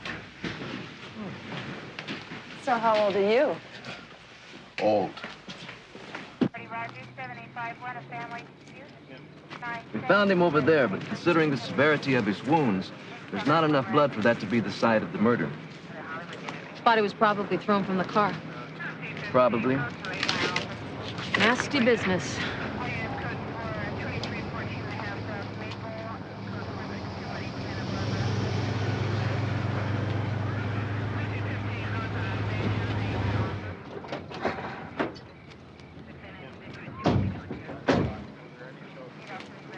How you doing? Pretty good. Katie Wilkins, Sergeant McCall. She's acting as interpreter on this case. Hi. Hi. Did you get anything from the victim? No, he passed away before we could talk with him. You got anything here? Well, we found this guy's wallet. It's got cash in it, credit cards, ID, so it wasn't a mugging. We also got his home phone number off of his medical emergency card. Finn's been calling, trying to contact his wife, but there doesn't seem to be anyone home. May I see that? Sure. Well, this is a TDD number. TDD? Stands for Telecommunication Device for the Deaf. It's like a printer that works over the phone line. Can't get through unless you have another one. His wife must be deaf, too. Would you mind coming along, talking with her? Sure. Great, thanks. Hunter and McCall. Hiya, Charlie. I hear the victim is Noah Hasbrook, is that right? Yes, it is. Did you know him? No, but I've been reading his stuff for 20 years. He's an authority on the Old West. We got anything? You can check with McCall on that. All right. Talk to you later. Come on.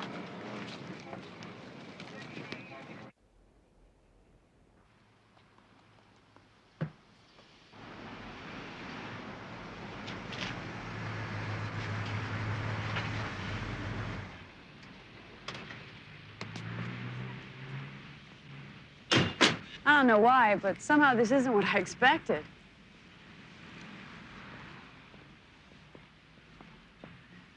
What a beautiful car.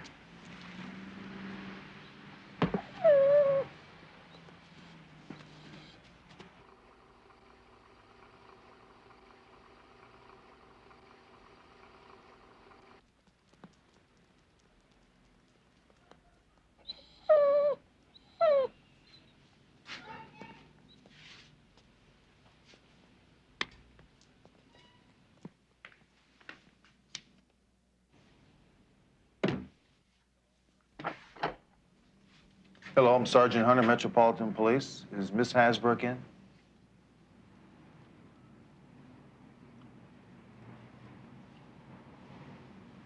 I'm Mrs. Hasbrook. May we come in, please?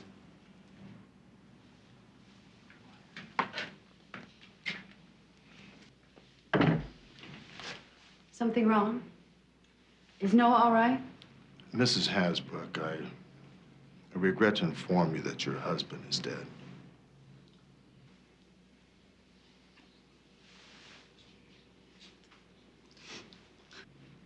How?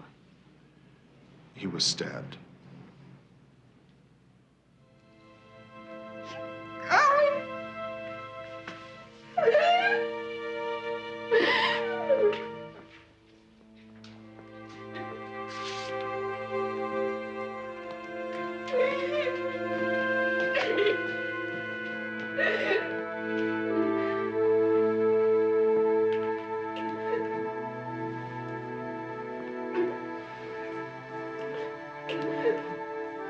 Someone's at the door. Is she expecting somebody? No.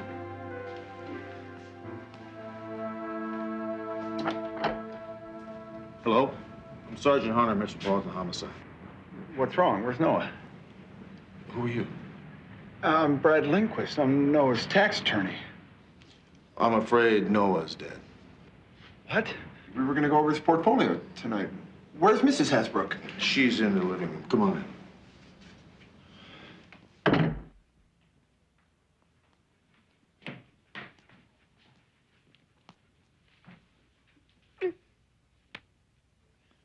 I am very, very sorry about Noah. I wish I were a better signer. Noah taught me a few things, but it was mostly business.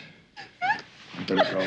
Rebecca, if you need anything, call me. If you need to talk to me, you can reach me here. Thank you.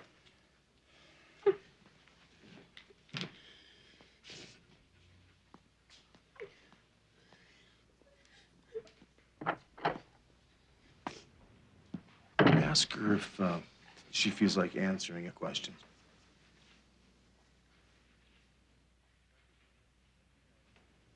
Rebecca, do you have any idea at all of anybody that would want to harm Noah?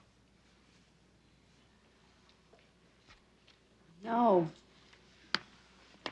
Noah was the nicest man. I can't think of anyone who would want to hurt him. When was the last time you saw him? This morning, before he left for work. And then later, he called me from the plant. The plant, I was under the impression that he was a writer. No, he owned a printing plant. Writing was his hobby. What did you talk about when you spoke with that he was having lunch with a friend, and he'd be home late. He was working on a project. He spent a lot of time on it. What kind of project? I asked him, but he wouldn't tell me. Who was he having lunch with?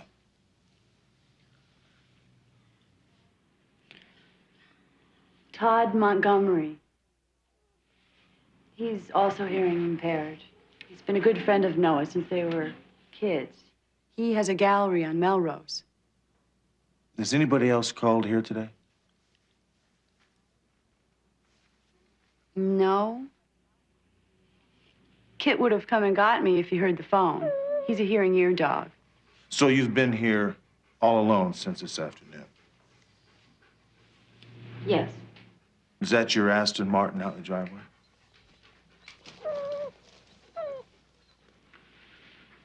Yes.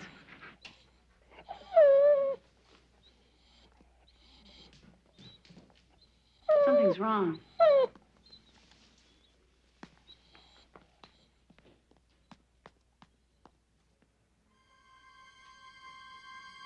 Call 911, give the address, and tell them an officer needs help.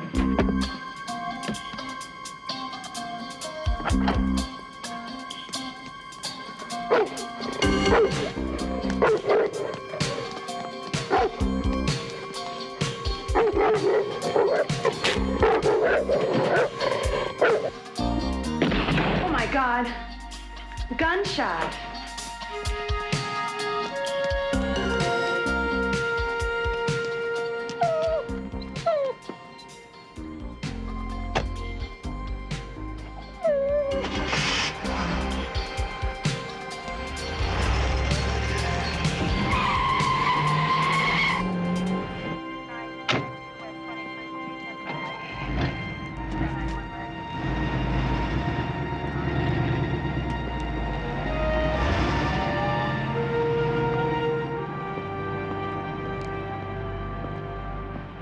The dog's gonna be just fine.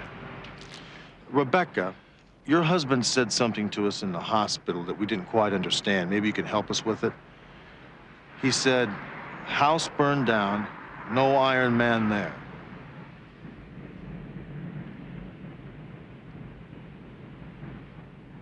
We had a cabin in the mountains at Arrowhead. It burned down last November. The police suspected arson. But I don't know what Iron Man could mean. Well, thank you, Rebecca. Good night.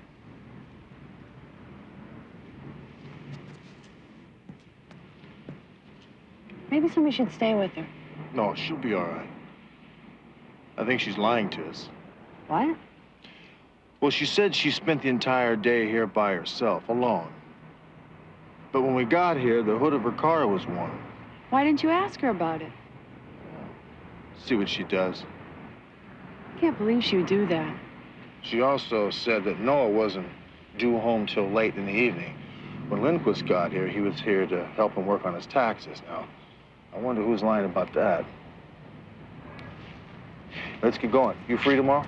Well, yeah. I mean, tomorrow's Saturday. Uh-huh, good.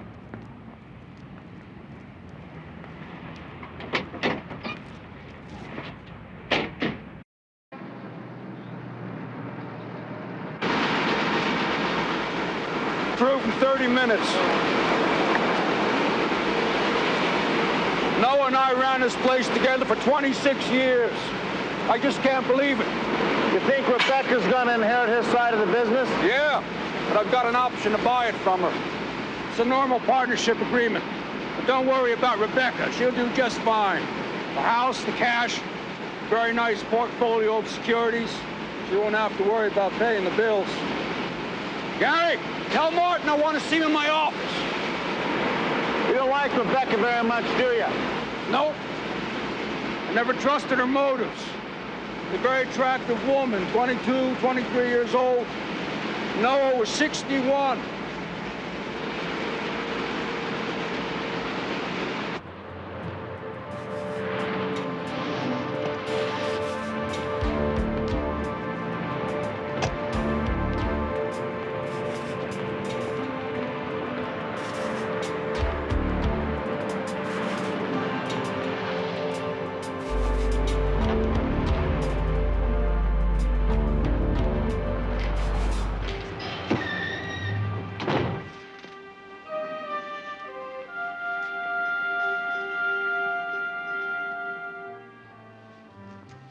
Some nice pieces here. Thank you, ma'am. I'm looking for a Todd Montgomery. Well, now, he just stepped out for a bit, but I'm expecting him back any minute. Is there, something I could do to help you, officer? No, I guess I'll just look around. I'll wait for him. Thanks. All righty.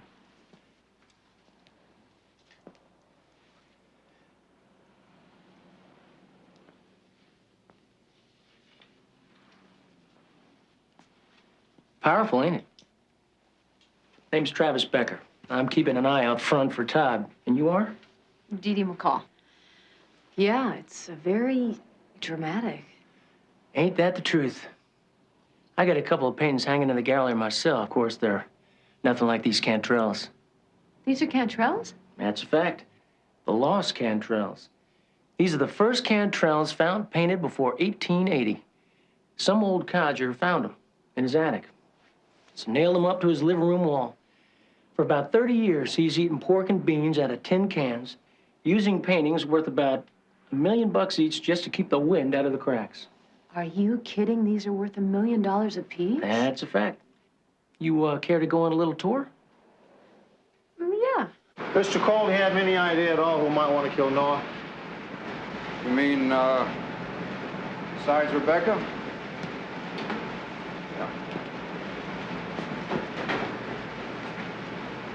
His brother Albert, maybe. He leeched off Noah for years until Rebecca put a stop to it. Albert came into the plan about a month ago asking for more money. Noah wouldn't give it to him. He went berserk. I had a couple of guys throw him out. Where can I find him? Sorry. I don't know. But you should check out Rebecca's ex-boyfriend, too. Austin McCabe, real hot-headed deaf kid.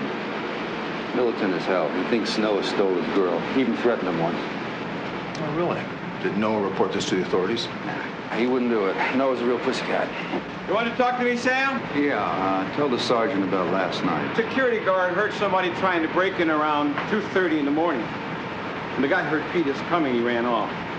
Did Peters say what this guy looked like? No, but he'll be back on duty at 3 o'clock if you want to talk to him. Yeah, maybe I'll do that, thanks. Is that all for now, Sergeant? No, actually. Where were you yesterday between 2 and 3? Very good, Sergeant. Go ahead, Martin. Well, he was around here all afternoon. Out on the floor. Oh, out on the floor. Always suspect everybody. Dickens said that. Smart man, Dickens. I guess most of this stuff here is about 1,000 years old. And that's a problem with the art business. By the time you're rich and famous, you're also dead. Isn't that the truth? Yeah. Oh. Todd, this pretty young lady here is Dee Dee McCall. Oh, yes. She came from Rebecca.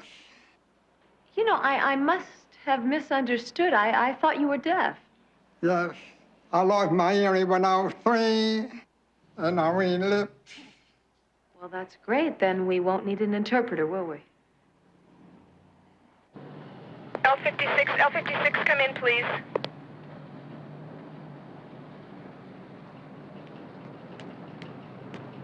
L56, come in, please. Lincoln 5-6, go. I have Sergeant McCall on TAC 2.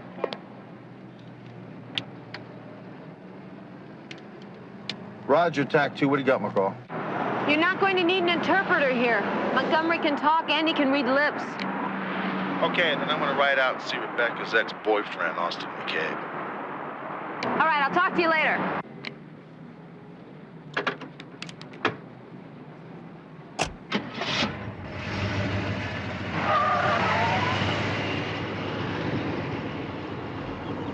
I wish there was something I could tell you. Nora was here yesterday. We had lunch across the street, and he left. Did he happen to mention a special project that he was working on? Yes, he did. I wanted him to tell me about it, but he wouldn't. It was strange. He acted. There was something he dared not to talk about it. Do you have any idea who may have wanted him dead?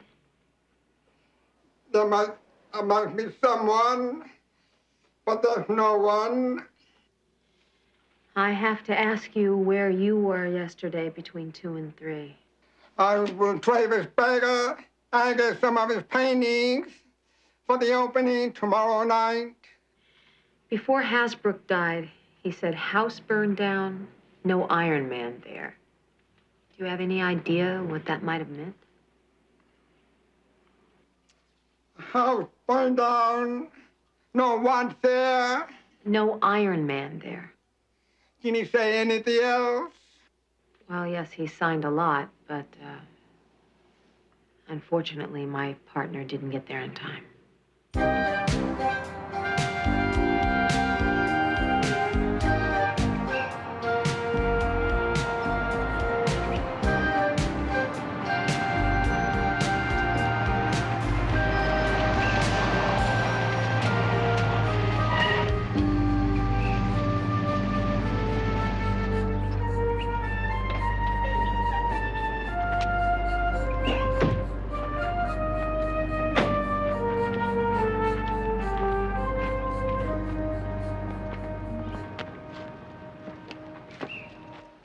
Sergeant Hunter, Metropolitan Homicide.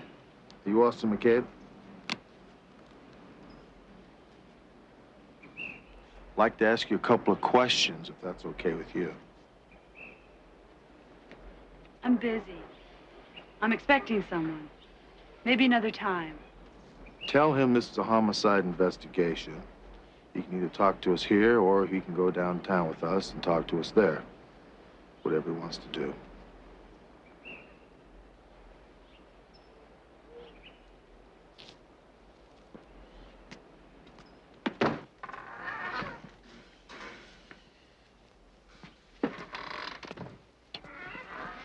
I'm there.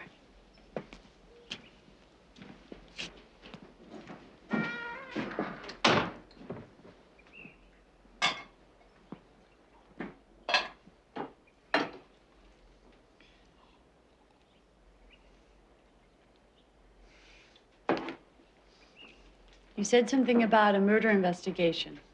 Who was murdered? Noah Hasbrook.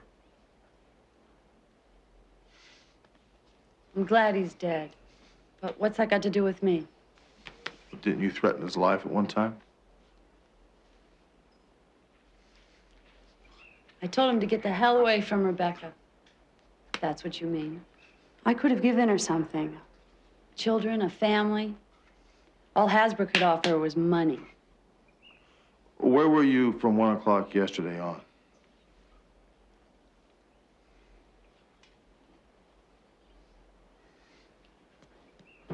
He forgets. He forgets, huh?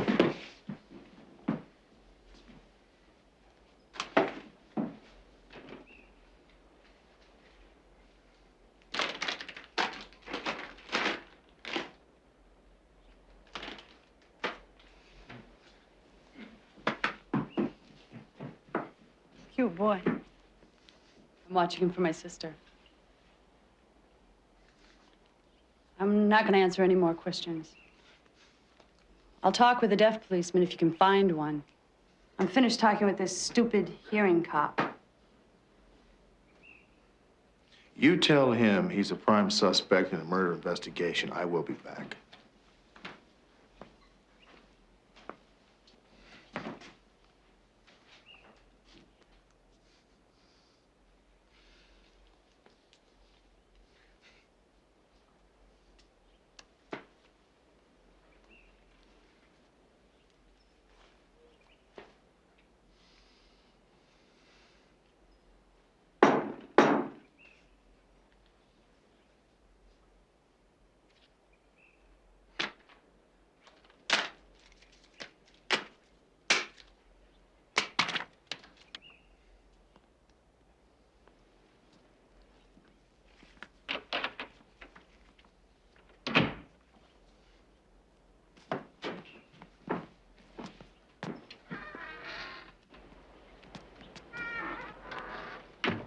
What happened to all the signing?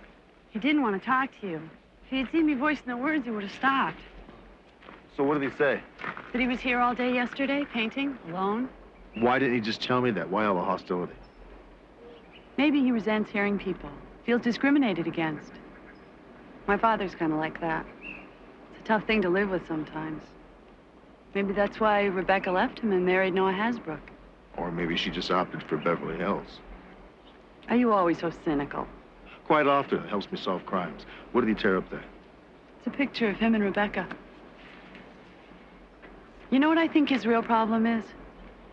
Yeah, he's still in love with Rebecca, which makes him my #1 suspect.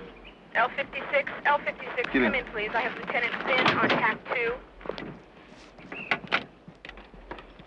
Lincoln 5-6, go. Hunter, I got the address you asked for on Albert Hasbrook. He lives in Venice at 1087. Mr. Del Mar.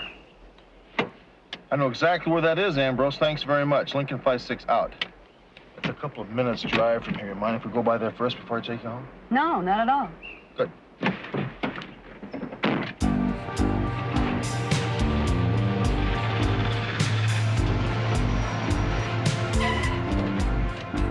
Wait a minute, just a second. I want you to stay here. When I get out, lock the doors and roll the windows up. Don't worry about me. I don't worry about you, I worry about the neighborhood.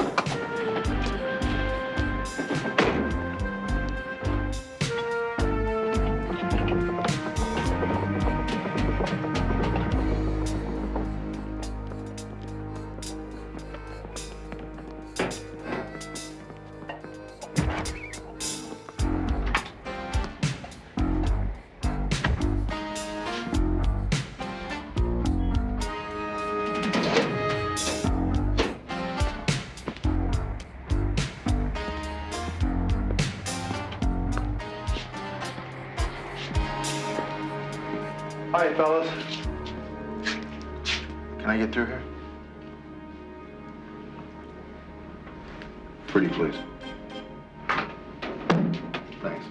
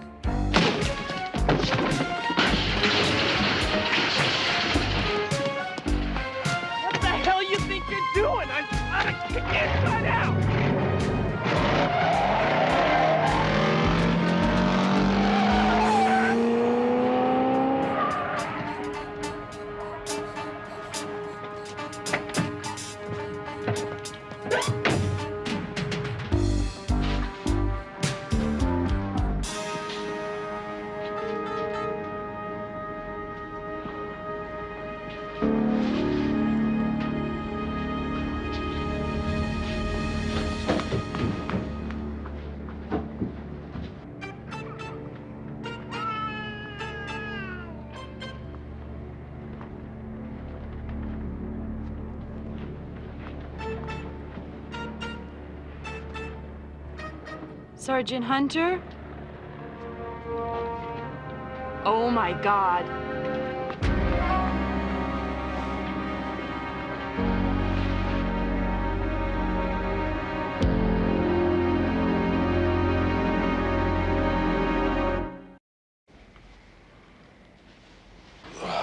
Thank God you're alive.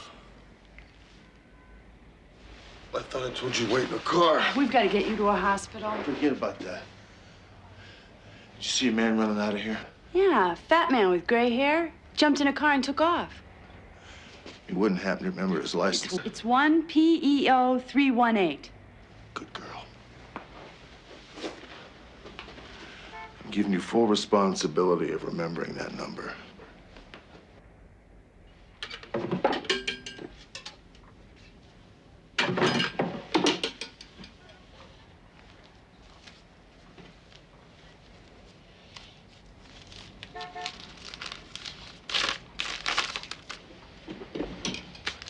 Here's a ticket to Arrowhead Lake, made out to Albert Hasbrook. He left November 10th and came back on November 11th. Not a very long trip, was it? However, long enough to commit arson. Take a look at that. There's a picture of Rebecca. That's him. That's the guy I saw run out of here. I assume that's Albert Hasbrook. Can you tell where they are? It looks like where they found Noah's body. That's Albert. When was this photograph taken? Last summer, by my husband. Noah always hoped that Albert and I would grow to like each other, but we didn't. I'm not surprised that Albert was in Arrowhead when the cabin burned down. I always suspected him. But for my husband's sake, I didn't say so. When was the last time that Albert saw Noah? I don't know. Rebecca, why should I believe you? I don't understand. You lied to me last night. Lied? What are you talking about? You said you hadn't left the house the entire day. That's right. But the hood of your car was very warm when we got here. You must be mistaken. I'm not mistaken. As I told you yesterday, I was out back in my studio. If someone had driven my car, I can't explain it.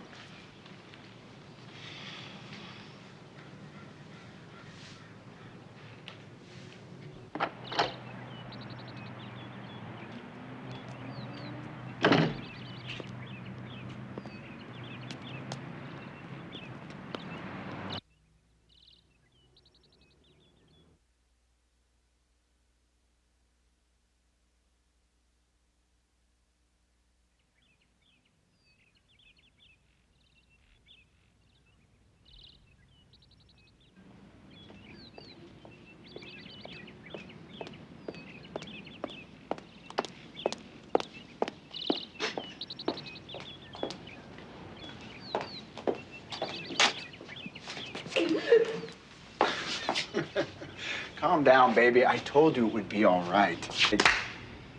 Come on, not again. How much of this do you think I can take?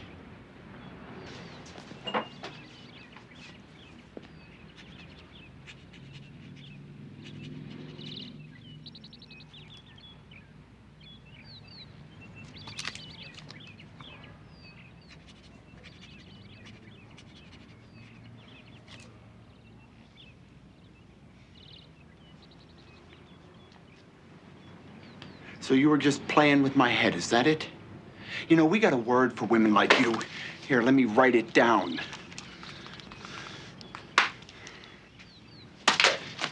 Look, you're still in love with that loser, Austin McCabe, huh? You can understand me. You can read my lips. I'll tell you what. Let me help you forget McCabe.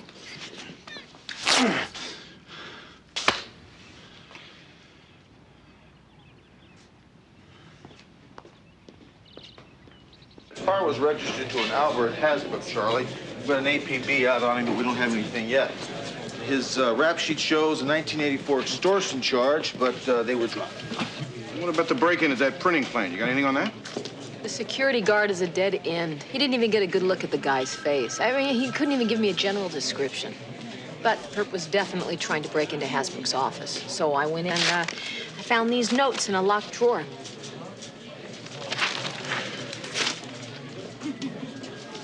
This is unreadable. What is it, some kind of personal shorthand? I think I should be able to decipher it if I just have a little time. I don't know, you know, maybe these notes have something to do with that special project that Noah was working on. You have any idea what that project was about?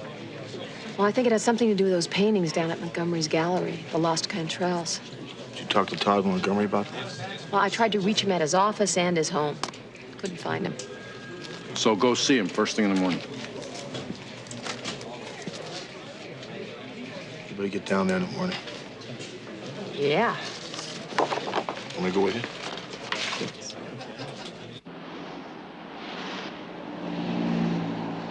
Sergeant McCall, I have Lieutenant Finn on the line for you. Go ahead. We need a search warrant for 740 Melrose and a locksmith at the same address. You got cause? Yeah, Montgomery's missing. He hasn't been seen at his home or his gallery since yesterday. Okay, McCall. Thanks, Ambrose. Morning, folks. How we doing today? Well, not so good, Travis. Travis is my partner, Sergeant Hunter. Howdy. How you doing? Okay. We're looking for Montgomery. He hasn't been seen. You have any idea where he is? Ain't he inside? No, he's not home either. Huh. Well, that ain't like old Todd to be late. That boy usually gets up as the cock crows. Let's take a look.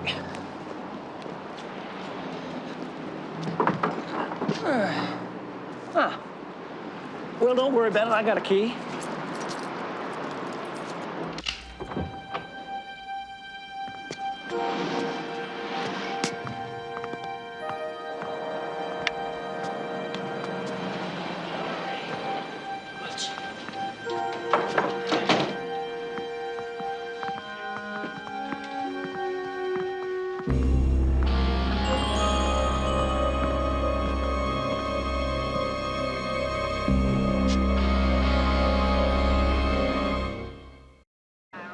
I was just helping Todd out until my opening tonight. And I was gonna head on back to Albuquerque. When's the last time you saw Todd? Yesterday afternoon when he was locking up. He seemed real depressed. I just figured it was about his friend and all. Yeah. Did you ever meet Noah Hasbrook? Yeah, sure. He used to come around all the time. He and Todd were real close.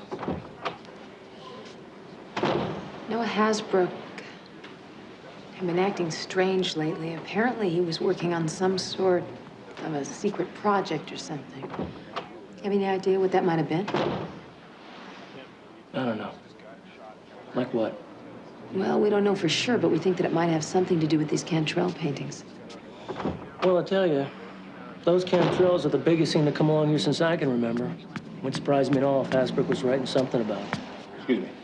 Barney seems to think Montgomery was stabbed with the same knife he killed Hasbrook. I don't believe this has happened. You want to hold the fort down here? I'm going to go talk to Miss Hasbrook.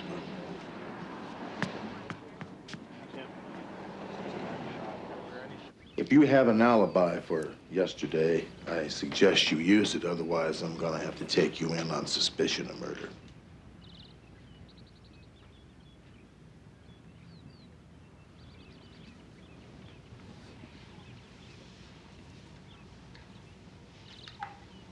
I was with Brad Lindquist. Where? The Beverly Palms Motel.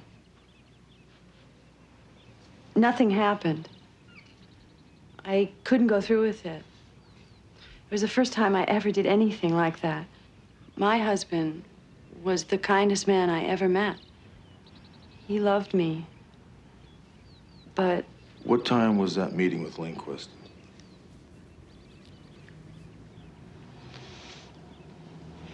$1 o'clock. We were there less than an hour.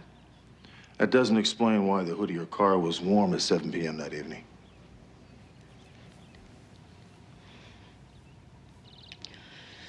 A few minutes after I got home, Albert called me. He insisted I meet him at a coffee shop on Wilshire. He said we had business to discuss. What kind of business? He'd followed me to the motel. He demanded money, or he would tell Noah what happened. How did you respond to that? I told him that I would tell Noah myself, and I'd call the police and have him arrested for trying to blackmail me.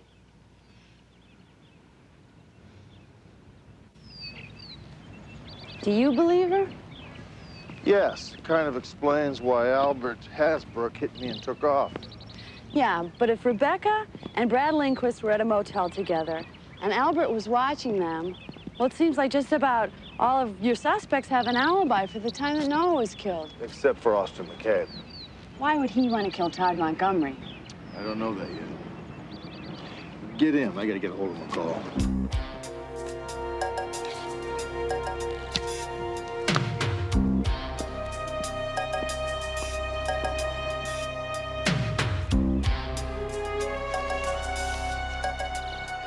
Cowboy. JRG.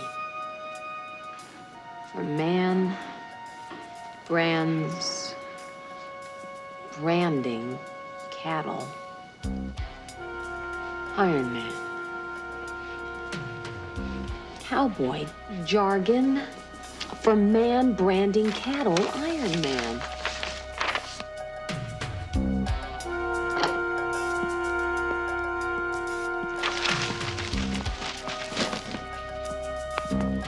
Stay right where you are, little lady. And if you're thinking of going for that gun, don't bother. At this distance, I could plant this knife through a toothpick.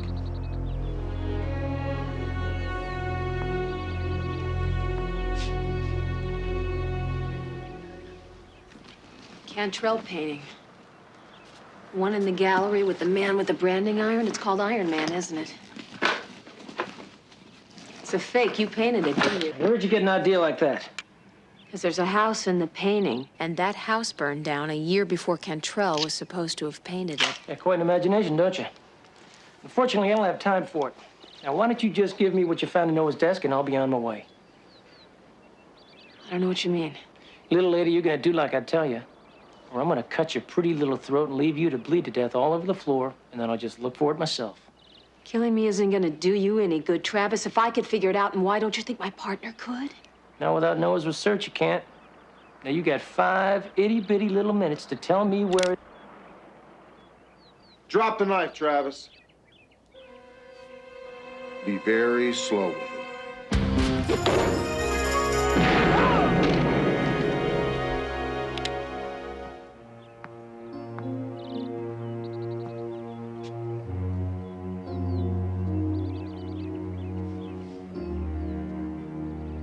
It's dead.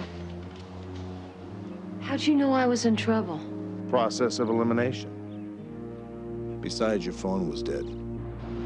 Was Todd Montgomery in this thing with Travis Becker, or did they just figure it out, like Noah has been? He was involved. What makes you so sure of that? Because he supplied Becker's alibi. And Travis would have needed a respected dealer like Montgomery to make his scheme work. Well, I guess it doesn't matter. Montgomery's dead. We know Travis killed him. Good job, you two. Thanks. Now get out of here. Finn's got another one for you.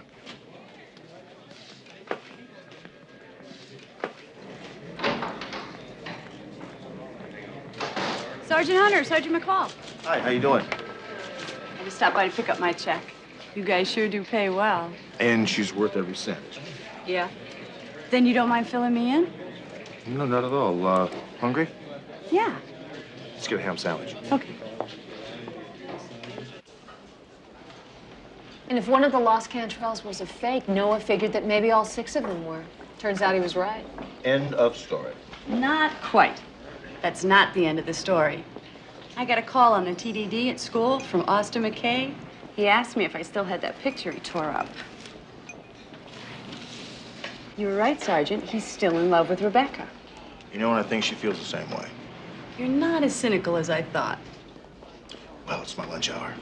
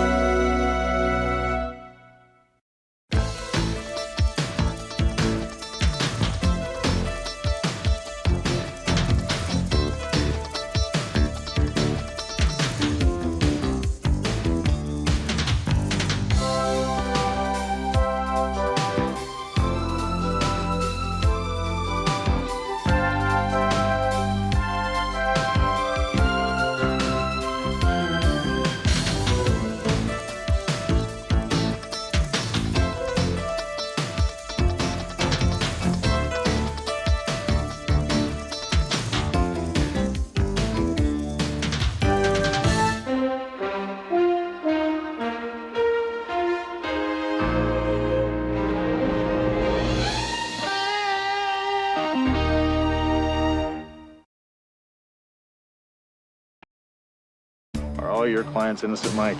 I don't care whether my clients are guilty or innocent. Whatever it takes to win. Yes, we gave it a considerable amount of time. There's nothing Hunter or anyone else can do about it. I want a restraining order, a court order to keep that man away from me. Sergeant Hunter, Metropolitan Homicide. Reba Schofield, housewife. So what more does the DA want from us, Miss Wyman? A signed confession? Counsel is badgering the witness. Overruled. The witness will answer. Not right now, but I'll be back.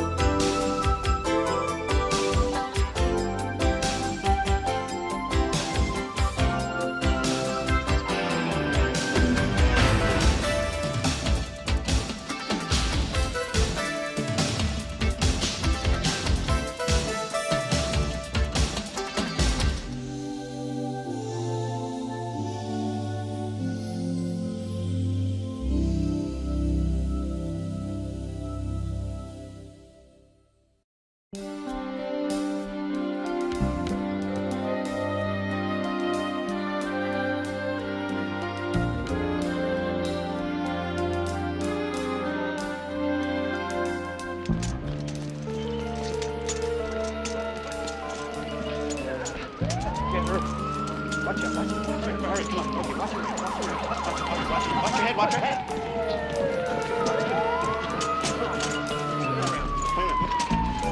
Okay. Drop. Come on. Hurry. Get her. I'm going with her, okay? Sorry, sir. Against regulations. We're taking her to Pacific General. Wait a minute. What? Excuse me. You the gentleman that called about the accident? Yeah, but listen, I don't know how to... Get in the back. We'll take you to a hospital.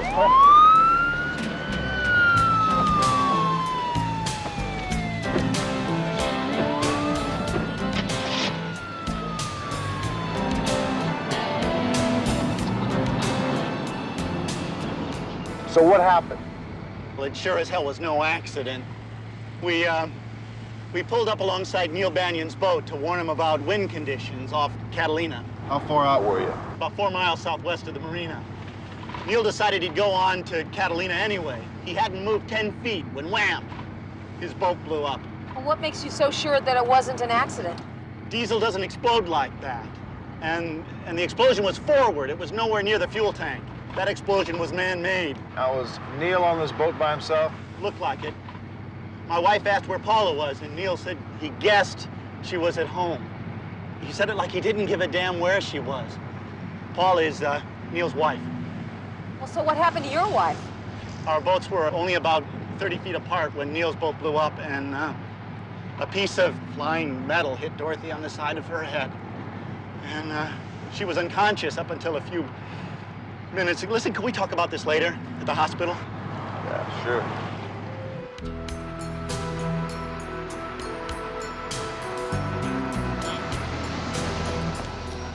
You stay with him. I'm gonna check on Neil Banion's wife.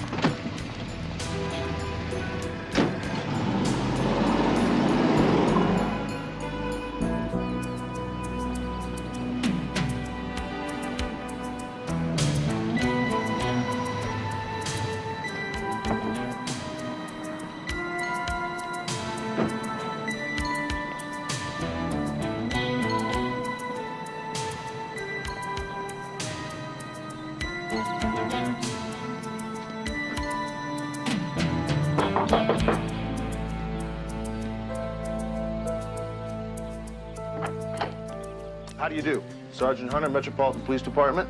I'd like to see Paula Banion, please. Is she expecting you? No, she's not, but I think she'll see me. All right, come in. Thanks.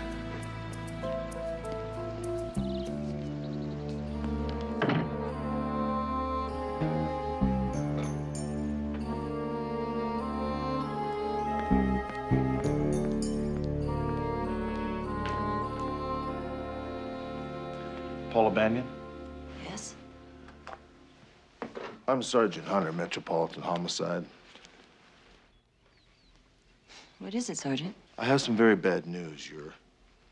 Your husband's boat went down at sea, and he's presumed dead.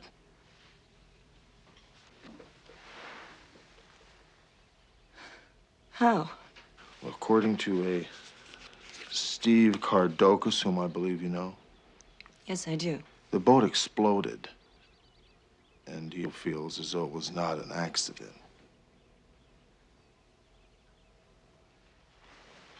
Will you excuse me, Sergeant? I'll be right back. Can I get you anything? Some coffee, a cold drink? No, thank you.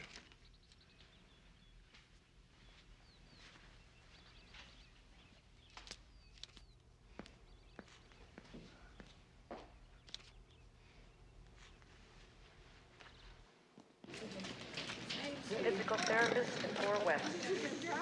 Physical therapist to 4 West. Sergeant, my wife's gonna be all right. She has a skull fracture, so she's gonna be in here for a while, but the doctors say she's out of danger. That's great. I'm glad to hear it. Thanks. If you have any more questions, go ahead, because I'm gonna be staying right here. As a matter of fact, I do. Assuming that this was not accidental, can you think of someone, anyone, that might have wanted to have killed Neil Banyan? No, but see, we weren't real close friends. We only saw them at the marina or out at Catalina. Well, did they seem like a close couple to you? Dr. McFadden's recent discharge planner. Yeah. Yeah, I mean, we thought they were a great couple. They were really in love. We liked them.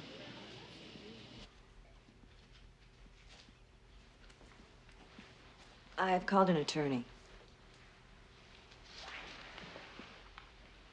Oh, why have you done that? Sorry, he was very clear about my not discussing it with you. He knows you. It's Mike Snow. He asked if you'd stay till he arrives. He wants to talk to you.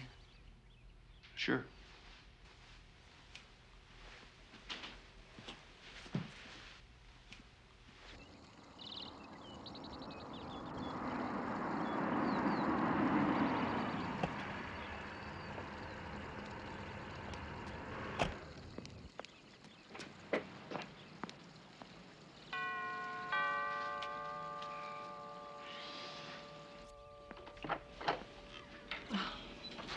Mrs. Banyan's expecting me. Please come in. Paula. Mike, thanks for coming so quickly. I'm so sorry. Are you okay? Where's Hunter? Rick. Hiya, Mike. How are you? Very well. Thanks for waiting. Huh? What happened that makes Neil's death a case for homicide? Well, his boat blew up about 4 miles offshore. The witness said that the explosion looked man-made. Is that all you've got? One man's opinion that it was not an accident? So far, that's all I have, yeah. I see. Are you here because my client is a suspect? I came here to tell her what had happened. Then she called you. She's behaving like a suspect.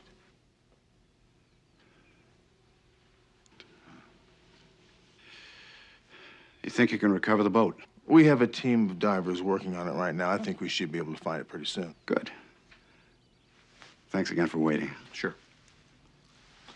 Miss Banyan, I'll be seeing you again. Oh, no. Not if I can help it. See you. Bye.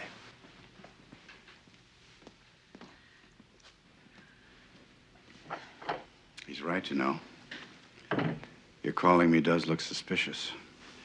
But I'm glad you did. You probably had a good reason. I do.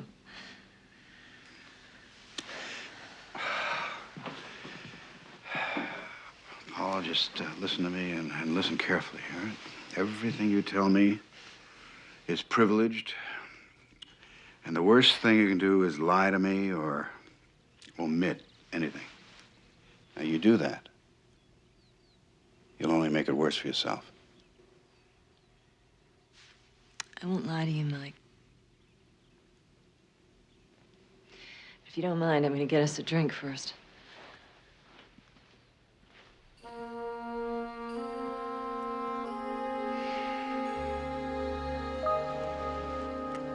Thanks, McCall. That helps out. Lincoln 5-6 clear.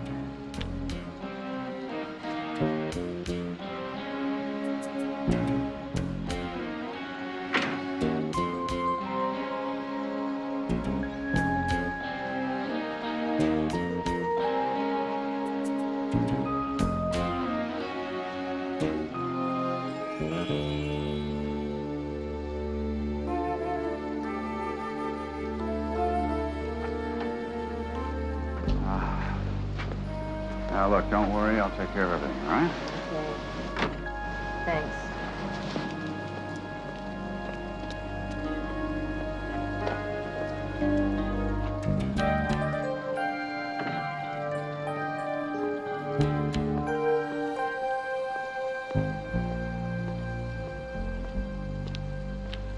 You waiting for me? Or you want another shot at my client? Both. I got a surprise for you. You can talk to her anytime you want. Are all your clients innocent, Mike? Oh, no. But this one is. She called me because 3 weeks ago, he accused her of cheating on her. Said he was going to get a divorce. Now, when she asked him who she was supposed to be cheating with, he had nothing to say. I mean, just crazy suspicion. Now, she figured he'd realize he was wrong, and they'd kiss and make up. Then you come here waving your homicide badge around and saying Neil's dead. Under those conditions, I'd call me myself. I just received a message from Sergeant McCall. They found the boat. And Neil's body? What was left of it, as well as a $4 alarm clock used in the explosive device. So it was no accident? Right. Was he alone on the boat? It seems that way. Thanks. Excuse me. I want to tell Paul about this.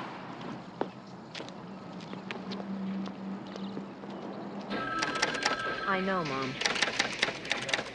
Yes, he is a very nice guy. He's just not my type, you know?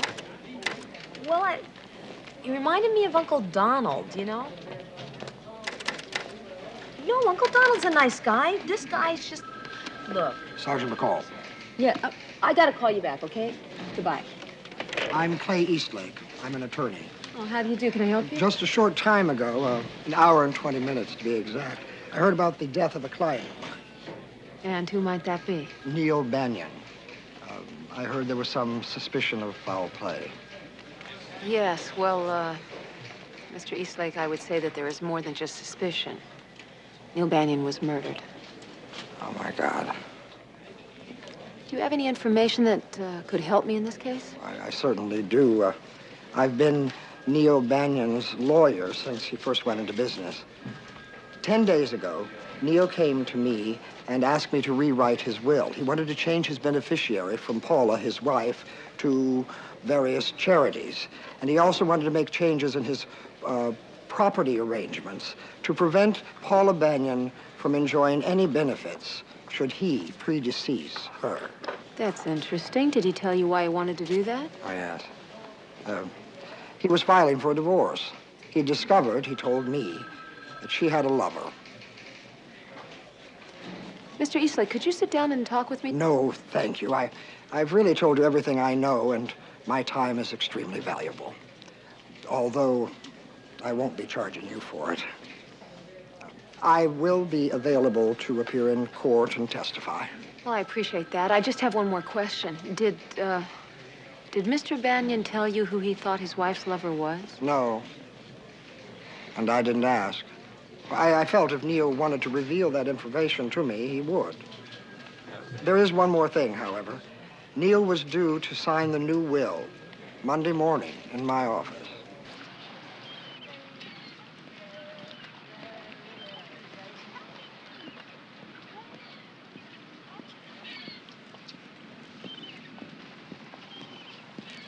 Nice boat. Yours? Uh-huh. Sergeant Hunter, Metropolitan Homicide. Reba Schofield, housewife. Ask you a couple questions? About what happened to Neil Banyan, right? Right. Come aboard. We're looking for somebody who might have seen someone board his boat last Friday. Well, Sergeant Hudson, you have come to the right person. Sergeant Hunter. Hunter, right. I was aboard Friday night from about 8 o'clock till 4 a.m. Let's go aft. We can keep this more private. Certainly. Can I fix you a drink? Not for me, thanks. Well, I'll fix a small one for myself. I'm a social drinker. That's why we call this boat the Swallow. I came up on deck about 2 a.m. Friday. Well, actually Saturday morning. And I saw someone coming from the direction of Neil Banion's boat. Did you tell who it was? No, not at first. She was wearing a dark sweater, dark pants, dark scarf around her head. Well, suddenly, I realized who it was. When she didn't see me, she just hurried on by and disappeared. Well, who was it? Paula Banion? Were you here that night by yourself? Yep. Do you often come here by yourself? Well, my husband and I had a spat. I wanted to worry him about where I was. Now, Reba, you sure it was Paula Banion you saw that night? Absolutely. There was a good moon that night. Almost full. Hey, who the hell are you? Sergeant Hunter, Metropolitan Police. I'm investigating the death of Neil Banion. Hey, did you tell them about Paula Banion coming down here in the middle of the night? Yep. Did you know the Banions very well? We say hello. They're very friendly people, both of them.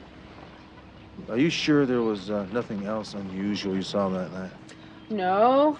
Chet came down and found me about, 3:30. And, well, then we made up and went home. Okay.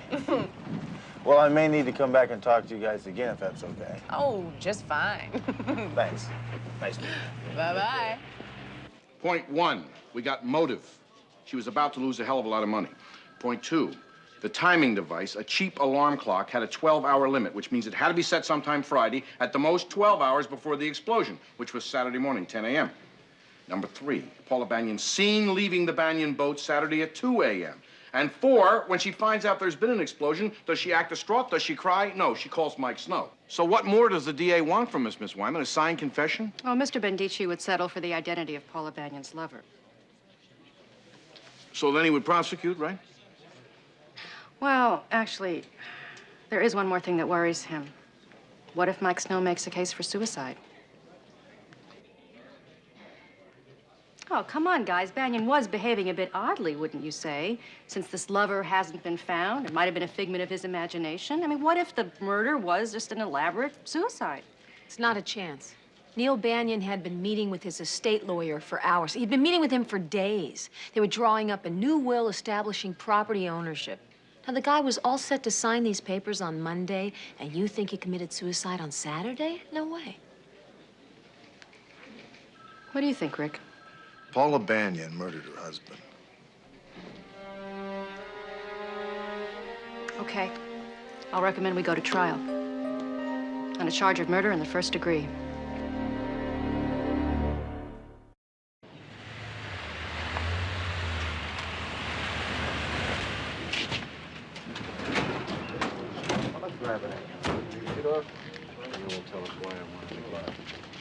But the real reason I wanted you here was for that. Right on it. Focus on ready. Yeah. Okay. Yes, but what we're gonna have to do is actually. Here she comes. What does that have to comment? Have a prepared statement? Mr. Snow, how much is bail? Is it over $1 million? Mrs. Banion, did you kill your husband? No comment. Mrs. Banion, is it true your husband asked you for a divorce? No, please. Charge, Mrs. Banion. First degree murder. I want to talk to you. Wait a minute. I want to talk. I'll talk to him. I'll talk to him. Why didn't you return my phone calls? I've been busy. I've been in court. You had plenty of time to run around asking insinuating questions about me, most of them damn close to slander. Now, why didn't you just come to me? I've got nothing to hide. Good. I'll meet you in your office in about an hour. Mrs. Banion, did you kill your husband?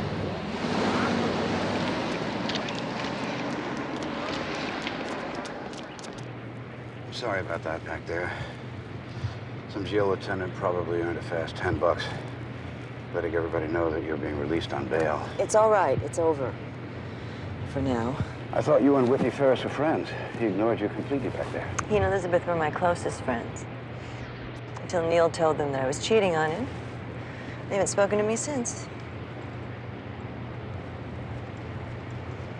So what was he so angry at you about? Whenever I defend someone on a murder charge, the first order of business is to find a plausible alternative. Whitney Ferris is my plausible alternative. Have you got anything to back that up? Well, he's Neil's partner. They had frequent differences of opinion. And I don't have anyone else who fits the bill. If my defense depends on your casting Whitney Ferris as the killer, then I'll be found guilty. Why? They were friends. And they were more than friends. They needed each other. Paula, he's all I've got at the moment. So please, don't repeat what you just said to anyone. Unless for some reason you don't want me to point the finger at Ferris. Mike, I want you to do whatever you think is necessary. If I had to spend one more night in a snake pit like that, I'd kill myself. The thing that tipped the scale that made the DA go for murder one was the fact that Neil changed his will, and he was murdered just hours before he was scheduled to sign it. Did you know anything about him changing the will? For God's sakes, don't lie to me. I should have guessed it, I suppose, but I didn't. Mike, Neil never told me that he was writing a new will. Never.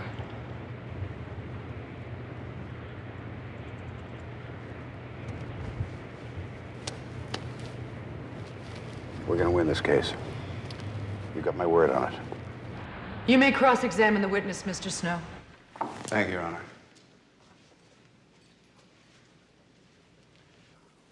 Mrs. Schofield, you and the defendant were friendly, were you not? Yes, we were. You had had lunch together on more than one occasion. Yes, we have. Now, on this particular night in question, you said that it was not dark and that the moon was almost full. Is that correct? Yes. Now, here it is. It's between 2 and 3 a.m., and here comes this friend of yours alone. She's walking from the direction of her boat. Now, you recognized her. Isn't that your testimony? Yes. And yet, you didn't say a thing. I mean, you didn't say, "Hi, Paula, are you okay?" You didn't even say, "Hello." Now, wasn't that because you weren't sure it was Paula Banyan? Objection. The witness has already testified that she recognized the defendant. Overruled. The witness will answer. Mr. Snow, I can't answer your question.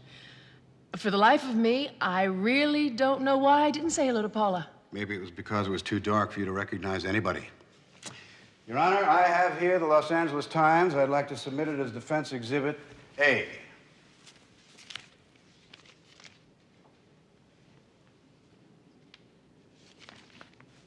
And Mrs. Schofield, if you'll note here, this is the day in question. The moon was not almost full. As a matter of fact, it was the final 2 days of the last quarter.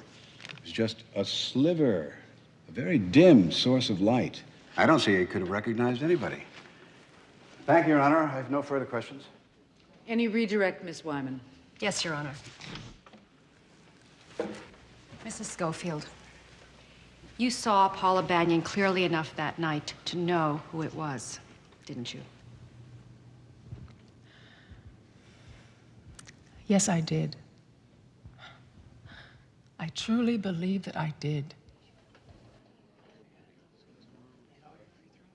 And at no time, while you were preparing Neil Banyan's divorce action against the defendant, was the name of this alleged lover revealed to you?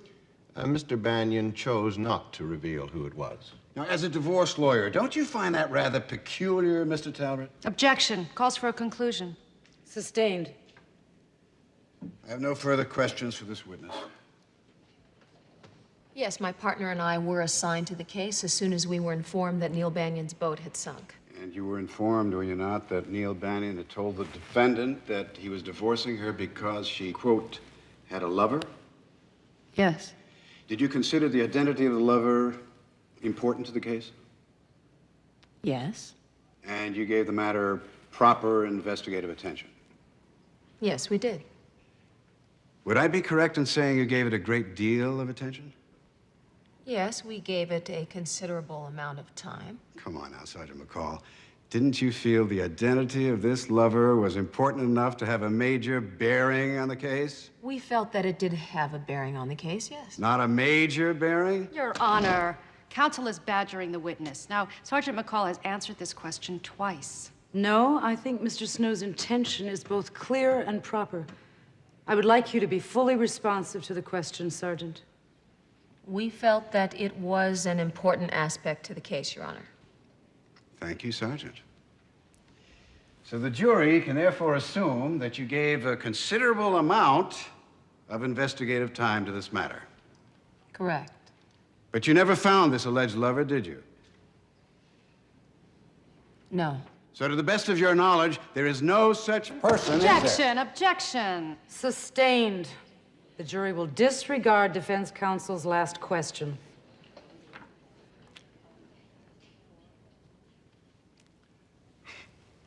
Thank you, Sergeant McCall. And then Neil broke down and cried. And when he got himself back in control again, he told me that he was divorcing Paula. Did you ask him why? Yes, he said that he found out that she was cheating on him. She had taken a lover. Did you ask him who this man was? Yes, but he shook his head and said, Whit, I don't want to talk to you about him, not even with you. So it was pretty clear to you then, wasn't it, that Neil Banyan knew who this man was? He simply Objection! didn't want to go in. Your Honor, she's putting words into her witness's mouth. Sustained. The jury will disregard the last question, and it will be stricken from the record. Thank you. You may cross-examine, Mr. Snow. Mr. Ferris, you stated that you were Neil Banyan's business partner in the firm of Banyan, Ferris and Company. Is that correct? Yes, that's correct. Were you also friends? We were friends long before we were partners, and we remained friends until the day someone killed him. Did you ever quarrel? Of course we quarreled. We were in business together, very successfully. Neil was very conservative, I was very ambitious and aggressive, and they made for very productive differences. These were verbal differences, heated discussions over policy? Yes, that's right. Do you recall a heated discussion that you had with Neil Banyan on the afternoon of January 4th of this year? No. I mean, the date doesn't ring a bell. Really? You don't recall a day in your office when you and Neil Banyan got into a knockdown, drag-out fist fight? Objection. The material not in evidence. Overruled. Did this event occur or not, Mr. Ferris? Answer the question. This was the one and only time that our differences went that far. Mr. Ferris, where were you on the weekend Neil Banyan was murdered? San Francisco. I arrived Friday morning and left Saturday noon. You stayed at a hotel? Yes. Alone? My wife had planned to come with me, but she came down with a sinus infection she had to cancel, so I stayed only the one night. So you slept alone Friday night at a hotel? Yes. Do you have a license to fly a small plane? I object, Your Honor. This is pure obfuscation. Overruled. The witness will answer. Yes, I have a pilot's license. Were you in the Vietnam War? Yes. In ordnance? The department having to do with explosives? Your Honor, I really must object. This is unconscionable. Sustained. You've really gone far enough with this line of questioning, Counselor. Thank you, Your Honor. Getting back to your earlier testimony, you said under oath just a little while ago that you had verbal differences with Neil Banyan, and only verbal differences. I forgot, and that was the one and only time. That happened just a short while ago. It never happened before. I forgot. But you remember it now, don't you? Yes, I do. And we quarreled about two companies. No, Don't volunteer any information. You answered my question.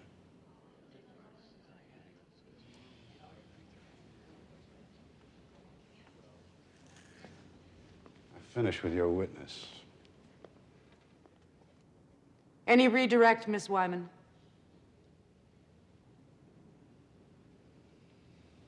No, Your Honor. The witness may step down.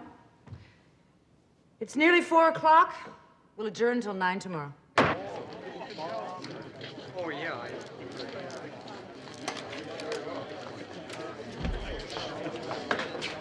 Much for those comments. I wish I could talk. Anything goes, doesn't it, you bastard? Whatever it takes to win, right? Anything. What do you care if someone else looks like a killer? Get Well, I care, and I'm not gonna let you get away with it. Break it up! Knock it off, will you? Relax.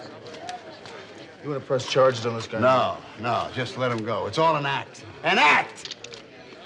See you later. You gonna be a good boy if I let you go? Yes. Look, the man practically accuses me of killing my best friend. So I lost my head, all right? I'm sorry. Come on, Elizabeth, let's get out of here.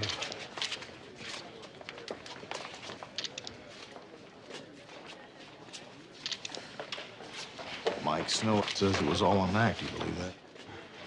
I wouldn't believe Mike Snow if he told me that Blue Jays were blue.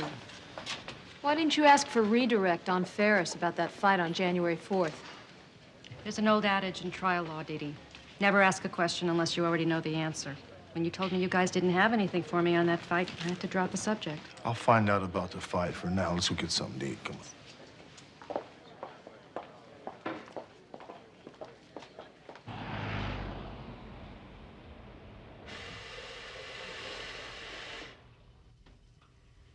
You two don't have to wait, you know. The jury could be out all night. No, we have to wait to see what the outcome is. Hunter and I made a bet on it. You went hog wild, bet a whole $1. So you still think she's guilty, huh? Yep. Sorry about that, Esther. I have to go with Mike. His stats are 90, 14, and 2. What do you mean, 2? There's no such thing as a tie in a murder trial. Well, sure there is. It's called a hung jury. What makes you so sure Paula Banion's guilty, Rick? Aren't you? No, I was before the trial. I'm not now, but you still are. Why? We got ourselves a verdict.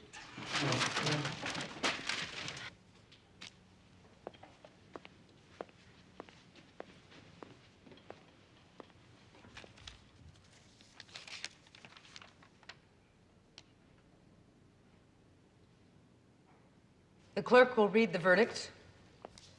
The defendant will please stand.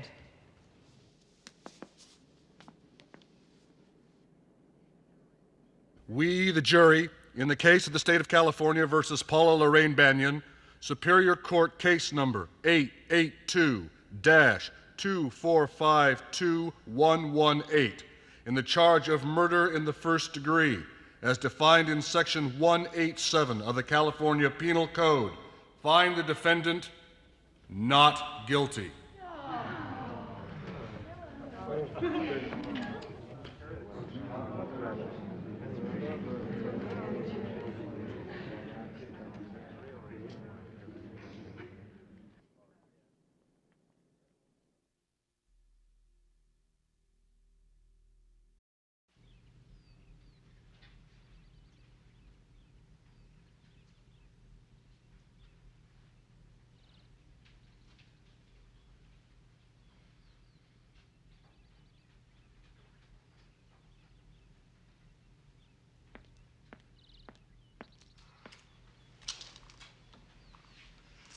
I was certain I'd never have to see you again, Sergeant Hunter. Why are you here? I know, it's pretty crazy, isn't it? I need to ask you a question. And why should I answer it?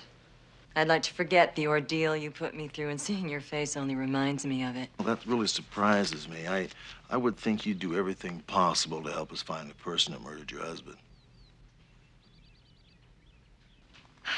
What do you want? Tell me about the fist fight your husband got into with Whitney Ferris. I don't know anything about it. Well, someone told Mike Snow about it. Oh, why don't you ask Mike Snow? Because I'm asking you. I have no idea. Oh, that's Mike Snow. I called him when I saw you drive up. Oh, great. Maybe I should talk to him about a carpool. What's the problem, Rick? What are you doing here? Working on the murder case, Mike.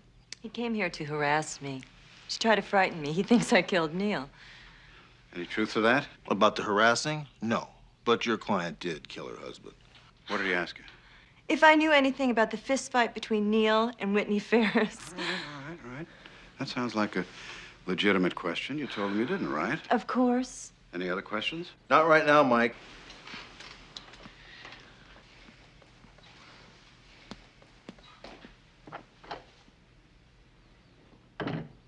He's lying.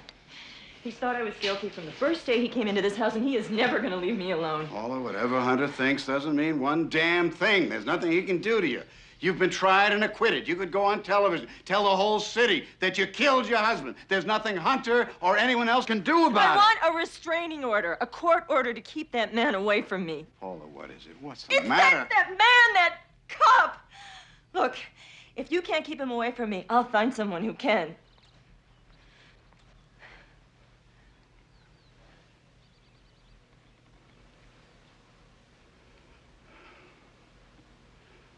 Paula? Did you kill Neil? Now, if you tell me you did, I'm forbidden by law and ethics to reveal it. Did you? I already told you I didn't. I believed you then. I don't believe you now. So you think I'm guilty too? Are you?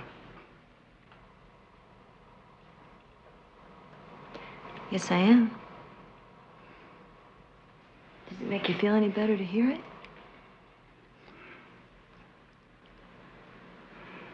No. Make you feel any better to say it?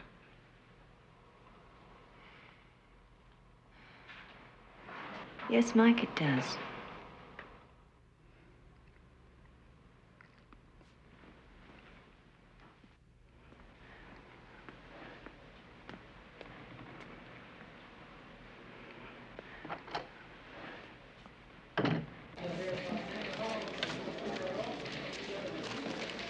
Charlie wants one of us to go to San Francisco to check on Whitney Ferris's movement on the night in question, so I'll need you to take me to the airport.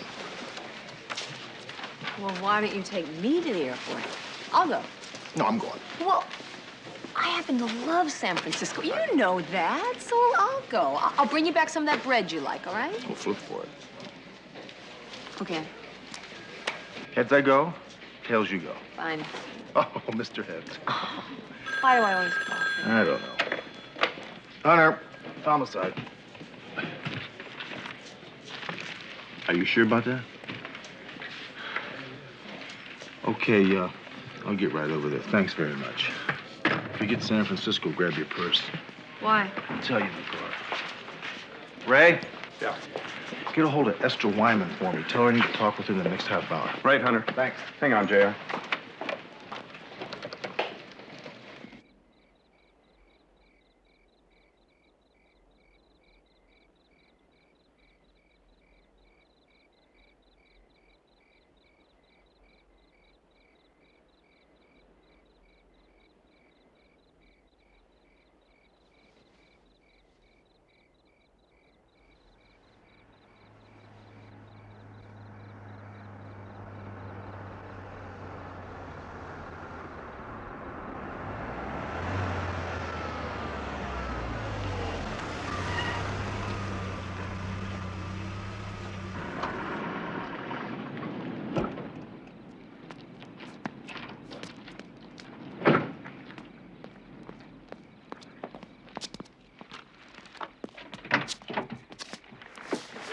What are you doing here? I thought we agreed you'd go home and get some sleep.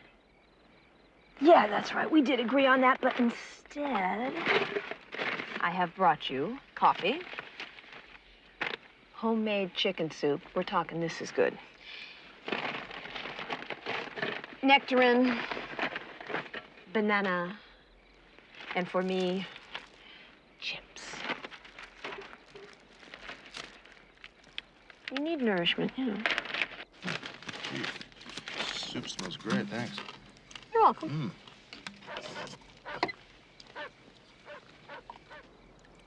How long has it been since you turned out that bedroom light? 1:43 to be exact. So that would make us... Well, that's a whole big 60 seconds here. Right.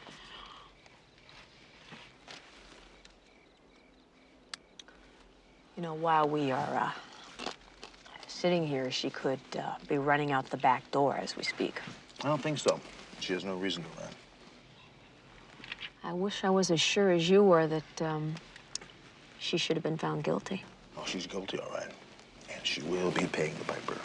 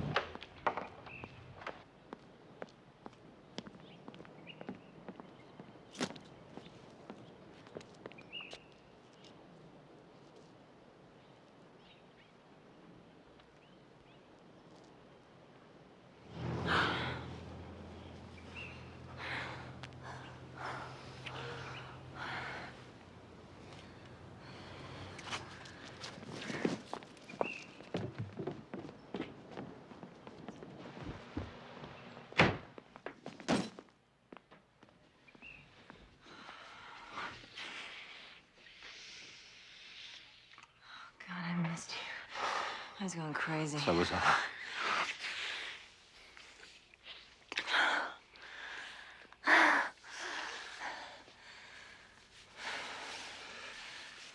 Let me help you with that. Yeah, I can do it faster. I don't think so.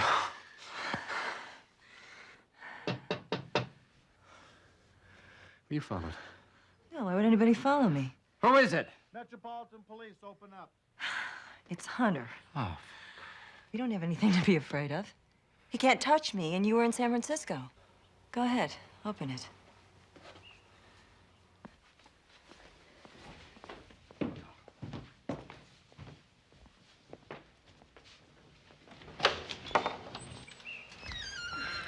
Hi, folks.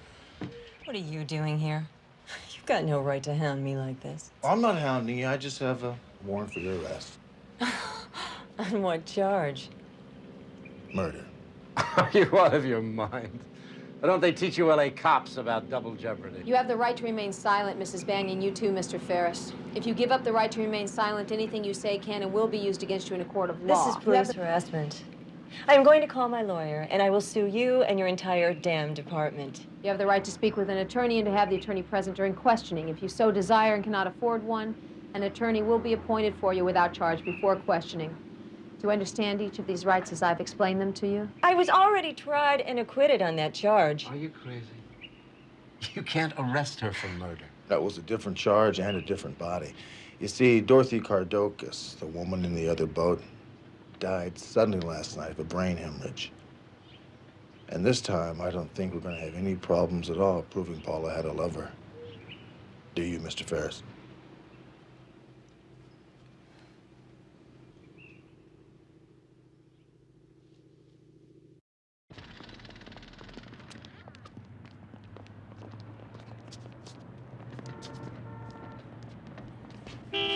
Uh-oh. You know, I knew we'd see this guy again. Yep.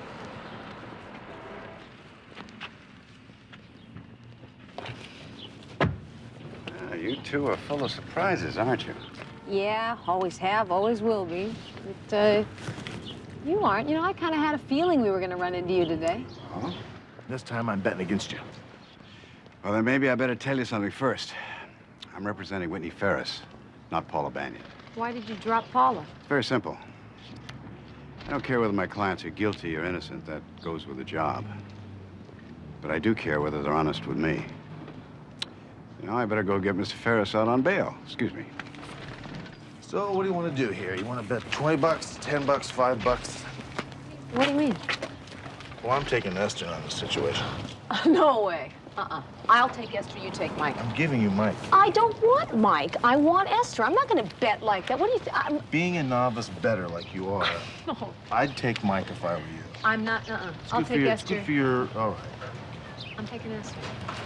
Okay, we'll flip for it. I don't want to flip for it. I'm telling you.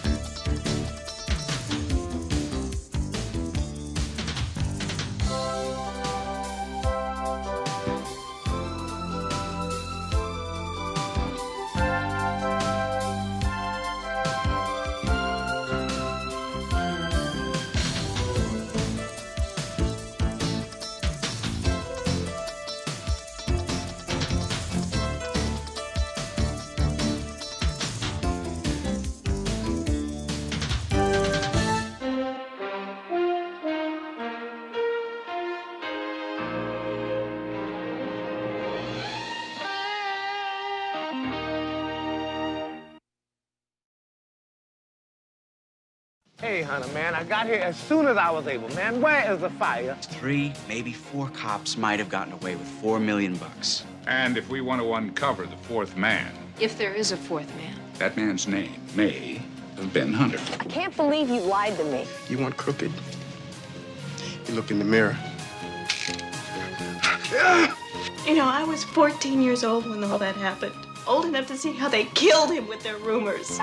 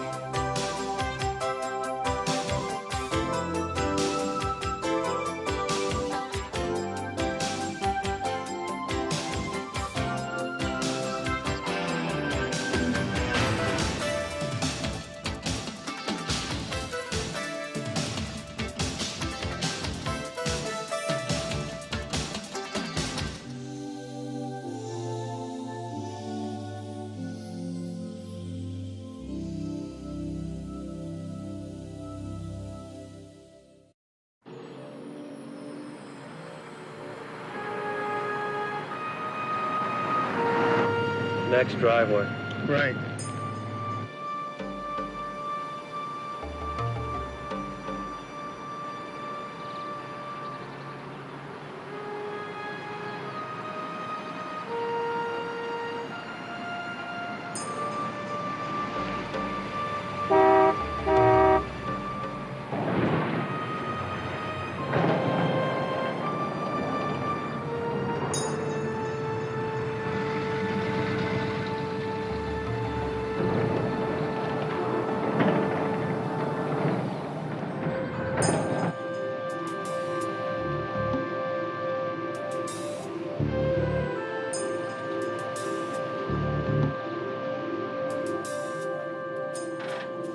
William 3.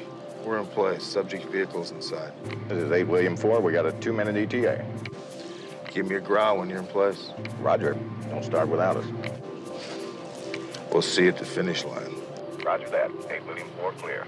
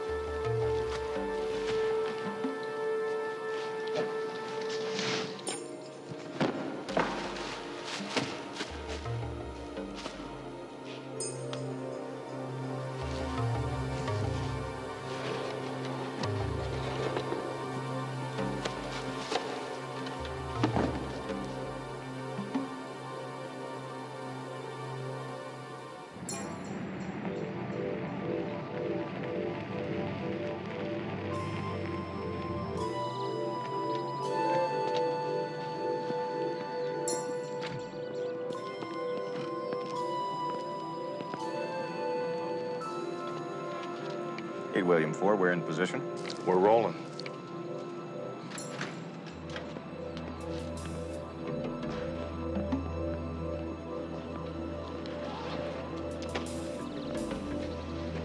Why don't you take the small door on the right? I'll take the big sliding one.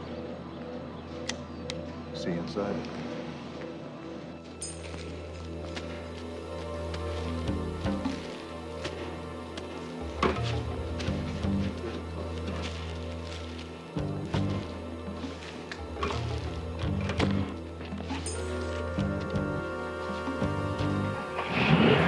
Hey, where you going? I'm not through counting the money yet.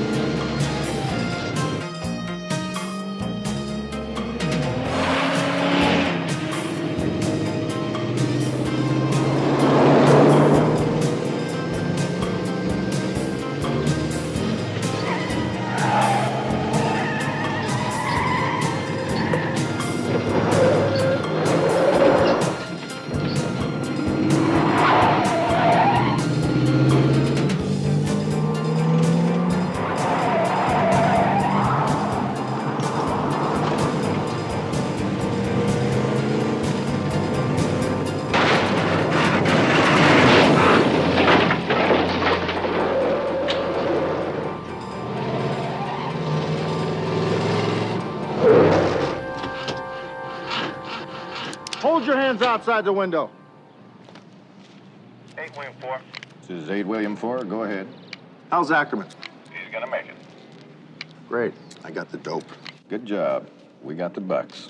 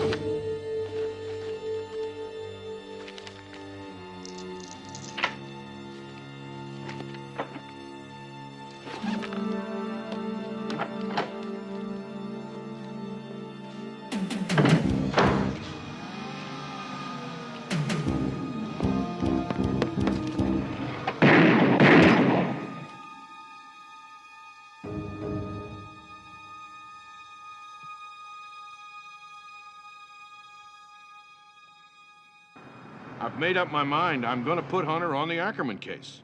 There's no possible way that we can allow Sergeant Hunter to take this case, Captain.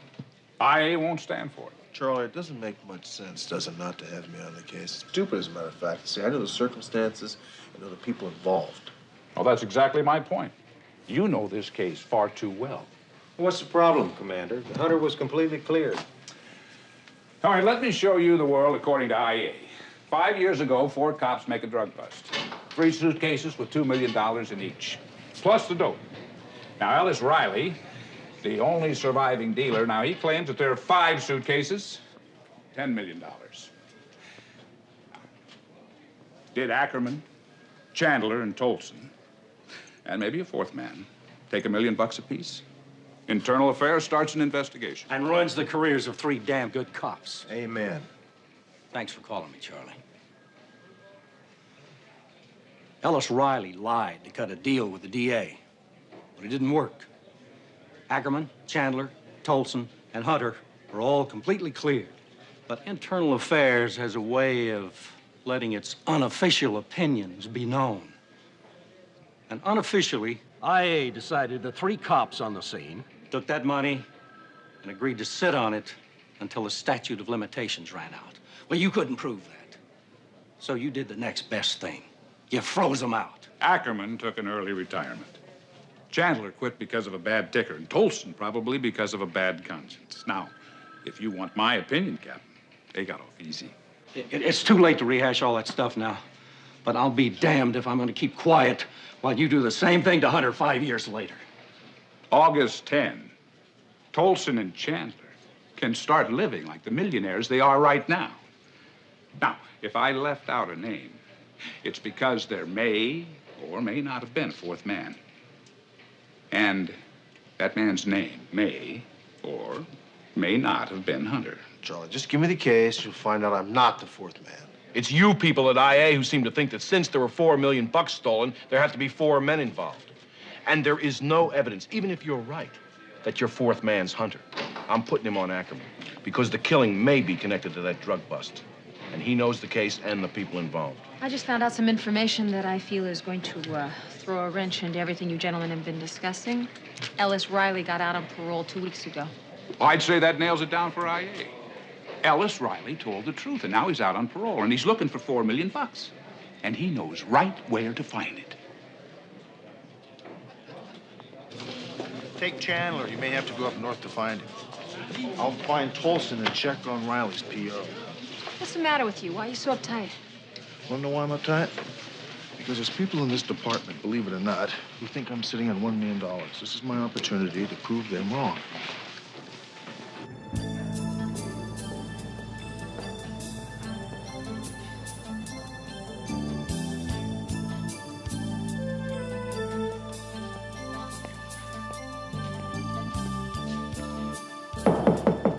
Come in.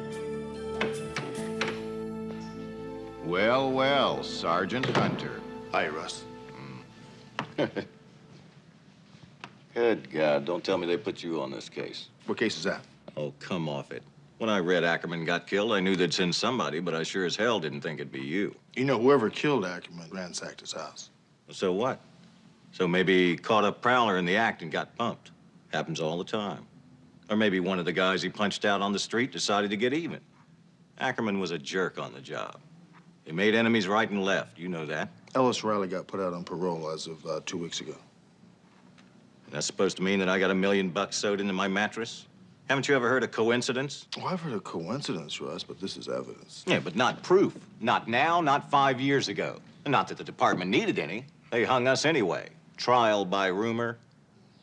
Look, I've worked my butt off these last 5 years just to make ends meet. I lost my house, my savings. I almost went bankrupt twice. You think I'd live like that if I had $1 million salted away? I think all 3 of you decided not to touch the money, Russ, until the statute of limitations ran out. And I think you're way the hell out of line. Well, if I am, then you have nothing to worry about, isn't that right? However, on the other hand, you and Chandler could be on Riley's hit list. That is assuming that you didn't kill Ackerman for his $1 million.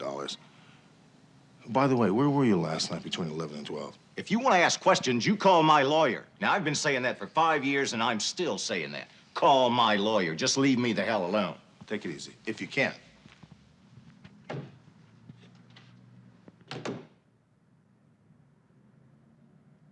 A trip to Mexico would be considered a violation of your parole. Uh-huh. That's right. Canada, too. Uh-huh. All international borders. State lines. Large bodies of water. Mr. Jacobs, Rick Hunter, Metro PD. Sergeant? Hi, have a seat. Large bodies of water, huh? How can I help you? Ellis Riley. I figured somebody'd be around. Ellis Riley was a model prisoner. He's a model parolee. On the other hand, any idiot can keep himself clean for 2 weeks, especially if he's got plans. What do you mean? Ellis is living with his lovely wife, Vanessa. She helps manage the Cinegrill, that jazz club.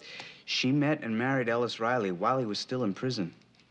Now think about it. Why would a woman, with her act completely together, marry a con with 0 prospects? I don't know. You tell me. Because 3, maybe 4 cops might have gotten away with $4 million. If they did, Ellis Riley is the only man in the world that knows for sure. And Ellis is gonna get some of it back. Maybe prison rehabilitated him, huh? That's a fat chance, my friend. Well, now, if one of these guys dies and comes back as Mother Teresa, then I might believe in rehabilitation. Until that happens... Jacobs. Will you accept a collect call from Mr. Skarlowski? Collect? Yes, sir. Mr. Skarlowski is calling collect from Las Vegas. Take the call, man. I'm in deep trouble.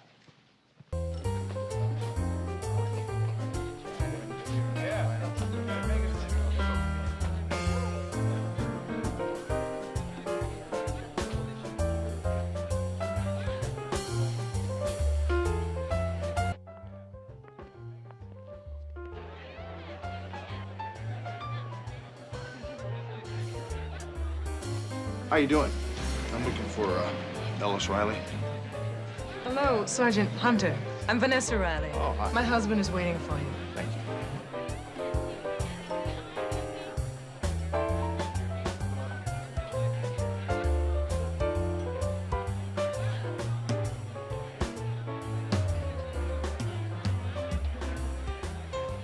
How you doing, Riley?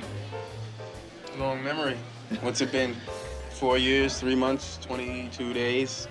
Where were you last time about 11 o'clock? Last night. Last night when Ackerman got what was coming to him, huh? I went home about 11.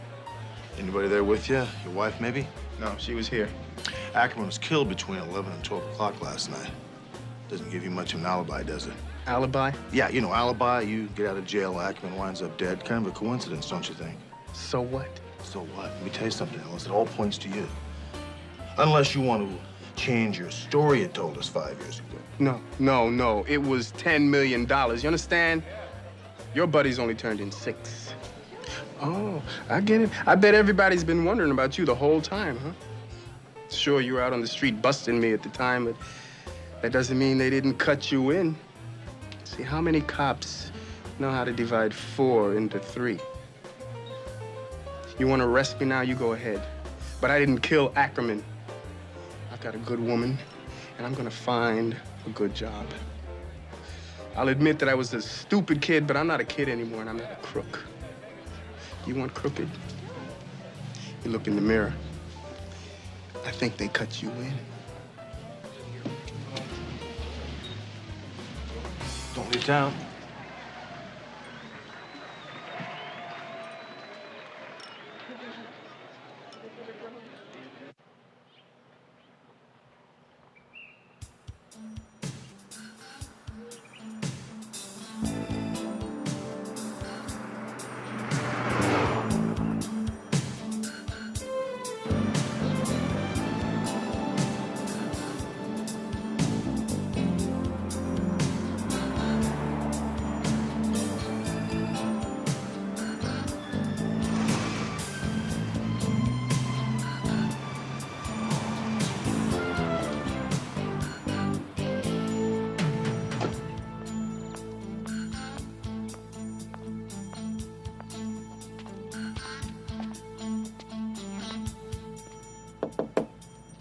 I haven't seen him around the last couple of days. You a friend of Walt's? Yeah, I'm from the police department where I used to work. Don't tell me you're a cop. Yes. Detective Sergeant Dee Dee McCall. Are you a neighbor of his or a friend? I'm the manager here. Oh. Well, we've been trying to find him. Well, like I said, I haven't seen him for a couple of days. Do you think we might be able to take a look inside? We're kind of worried about him. Let's take a look. Thanks.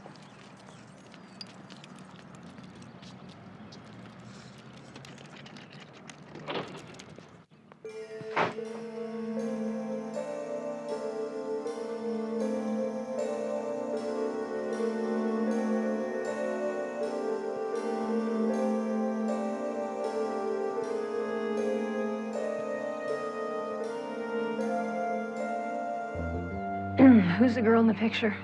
Well, that's his daughter. She's married. She lives in town. Do me a favor, will you? Go and call the sheriff. I don't want to put my prints on the phone in here.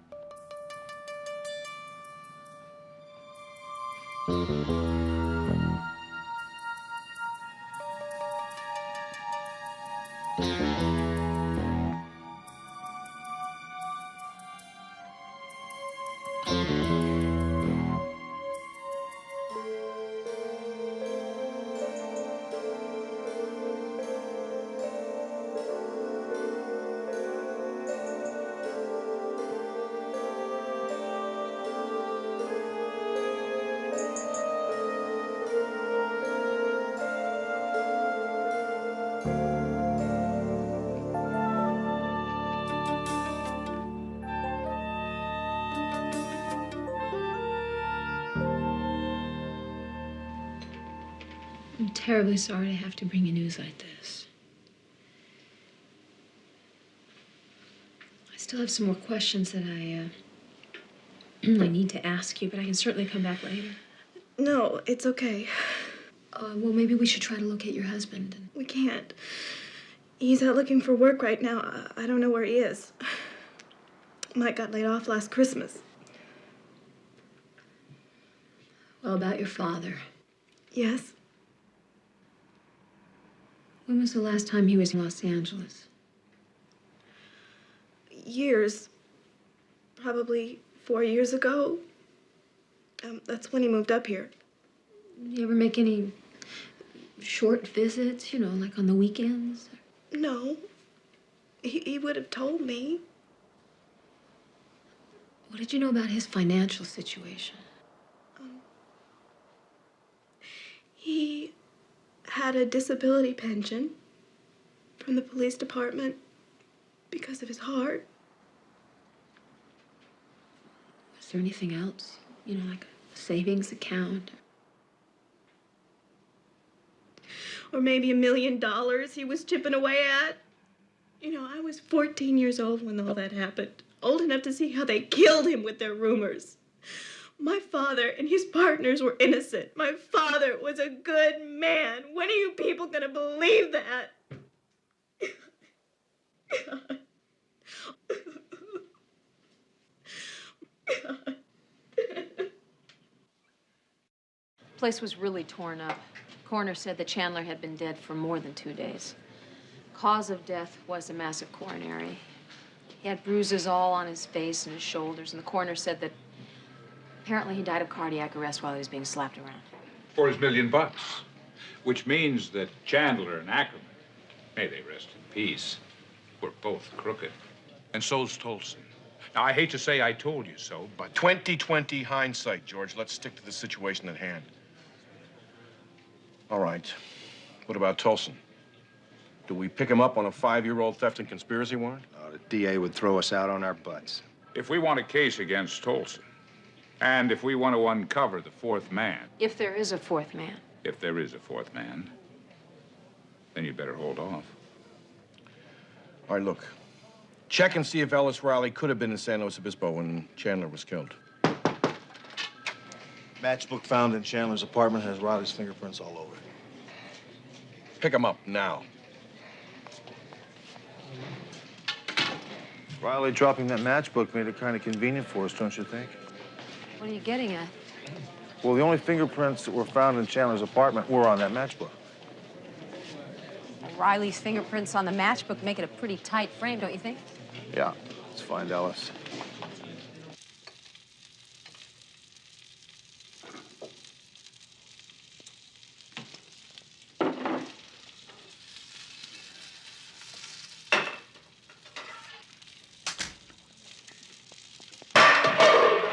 Who the hell are you?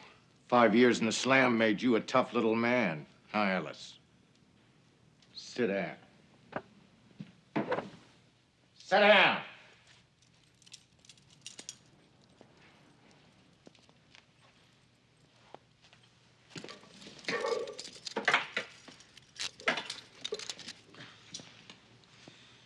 So you're one of those crooked cops, huh? We're gonna play 20 questions. 6 questions, actually. Because that's all the chances you got. Did you kill Ackerman? No. What did you do with Ackerman's $1 million? I don't have it. I didn't kill Ackerman, and I don't have his money. I didn't kill him! Oh, God. You got 4 left now. Where's the money? Man, if I had it, I would give it to you. Your odds are running real thin, Ellis. Now, all I want's the money, and then I'll go. Oh, please, man, I didn't kill him, and I don't have his money. I haven't got the money, man. Please, man. You got it. I don't have his money, I swear to God! You're running out of time, Ellis. Talk to me. I count 5. You're a real lucky man. Tell me where the money is and stay lucky.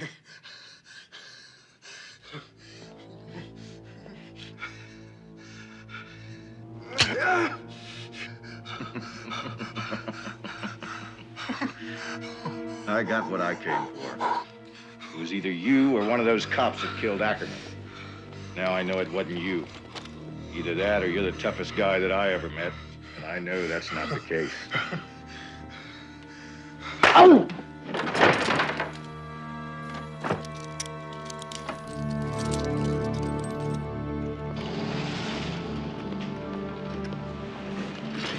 Behind the bar at the far end down by the mirror, away from the door. Thanks. May I help you? Yes, I'm Sergeant Jeannie McCall, Metro Homicide. I need to speak with your husband. It's rather important. Well, he was supposed to be here half an hour ago. He was going to help me with this. You can wait if you'd like.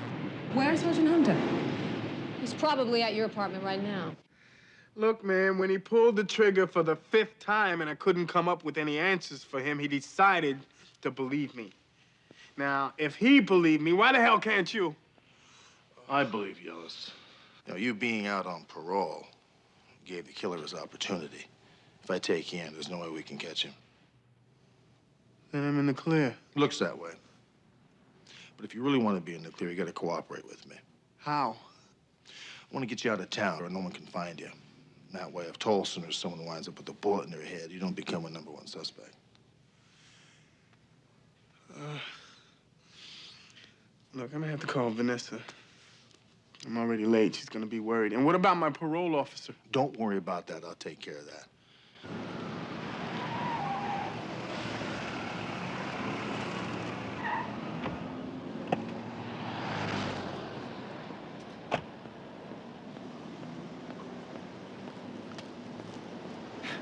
Hey, Hunter, man, I got here as soon as I was able. Man, where is the fire? So this is the fire. Sporty James. Ellis Riley. I heard you were recently out from under. Sporty wants you to do me a favor, take Ellis and get him out of the city, and I mean out of the city. Out of the city. Hey, I can do you one better than that. I can take him off the continent. Good, he'll like that. Let's go.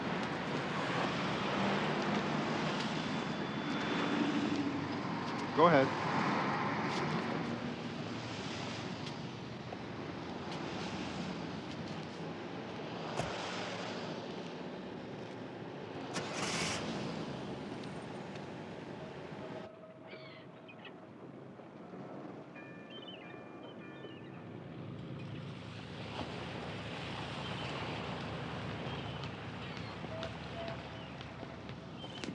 Let me tell you about Gordon, okay, Ellis? Now, Gordon is a quiet sort of a guy, but he is absolutely, positively reliable, man. I called ahead and I told him what he needs to know. No more, no less, man. There's no safer place that you can be right now, man. I can guarantee that without qualification. Great, yeah. This is wonderful. Good thing you called me when you did. I was about to leave. That the job? It is indeed. Now, Gordon, Listen, you are gonna have to stay out there. Don't land unless it's Mexico or British Columbia. Don't have to land. Got enough supplies for a month. Hey, fabulous. I'll radio you when Hunter gives me the all clear. Now, Ellis, you're gonna have a lot of free time on your hand. I hope you can put it to some good use. I am a very big fan of barbecued salmon, or marlin, or shark, or squid. Hey, I can't swim. Great. You'll get along just fine.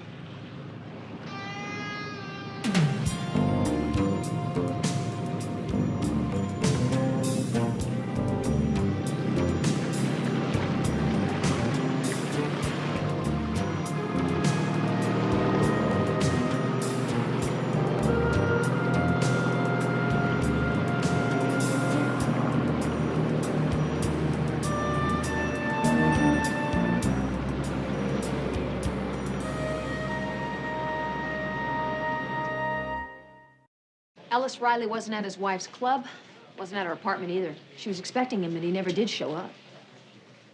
What did he do? Take the money and run? Yeah, I think it's possible. First he goes to see Chandler, and then Chandler dies before he gets a chance to find out where the money is. Then he hits Ackerman, and he scores. $1 million. But why doesn't he leave town immediately? Why wait? Maybe he panicked. What do you think about this, McCall? It sounds reasonable.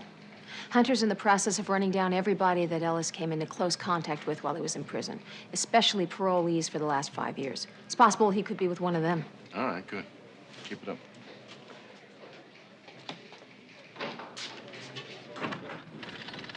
I can't believe you lied to me. I can't believe that. You told me you had not found Ellis. You let me go into Devane's office and pass it on to everybody. Look, I couldn't tell you that I found Ellis over the radio because there's dirty cops involved. We now know there's a fourth man.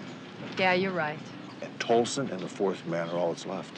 The odds are that Tolson and this fourth man are going to go after each other. Absolutely right. But first, we go get our scrambler for our cars. Come on. Good idea. Hunter? Yeah, I know. You're sorry you got upset with me, right? Right. How'd you guess? We're partners, aren't we?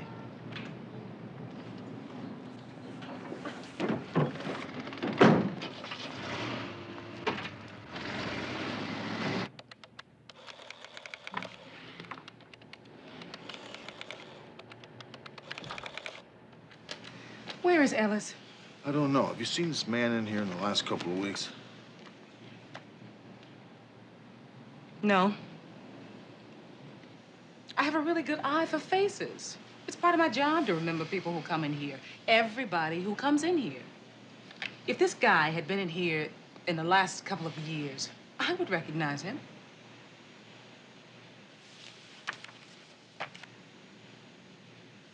Wait a minute, Doctor.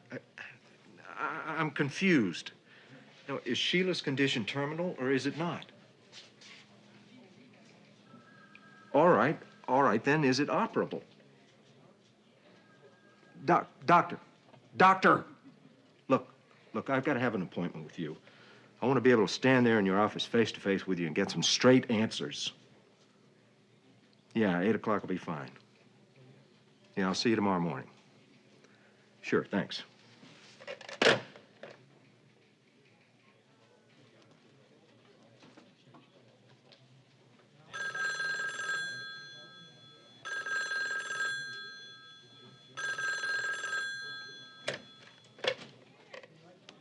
Lieutenant Finn. Jim McBride, Lieutenant. How's it going? You know, rounding up the usual suspects. We haven't found Ellis Riley yet, if that's what you're wondering about. How did you guess? I know you, Jim. I know how important it is to you for your men to be cleared. Yeah, it sure is, Ambrose. It sure is. You boys any closer to it yet? Hunter thinks that someone tried to frame Ellis by stealing a matchbook from the Cinna grill with Ellis's fingerprints on it. Hunter knows it's not your boy Tolson, if that's worth anything to you. Well, it's worth plenty. That's a big step in the right direction. Anything else? No, not much else. Say, I was just on my way over to Rex's for a pot of coffee. How about joining me? We can both talk about our troubles. You haven't got any troubles. That's what you think. 5 minutes? You got it, Ambrose. 5 minutes. Lincoln 5-7, come in, please. This is Lincoln 5-7. How you doing? What's the deal on Tolson? He has not budged. Hello, wait a minute. Correct that. He's moving.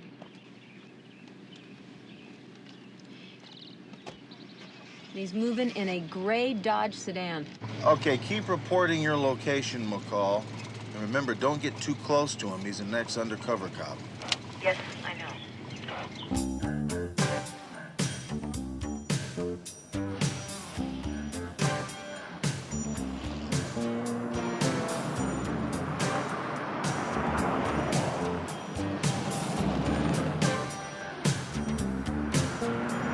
He's heading east on Clawson, just past Olympic. Okay, pull off.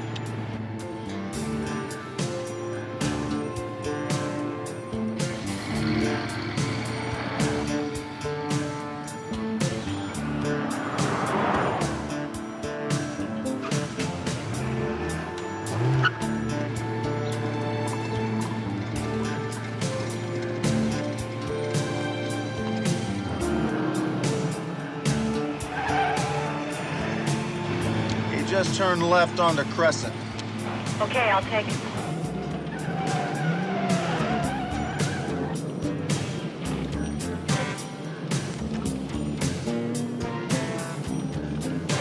I got it.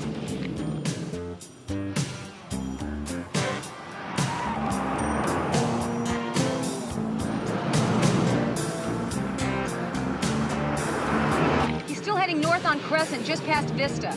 Okay, I'm with you.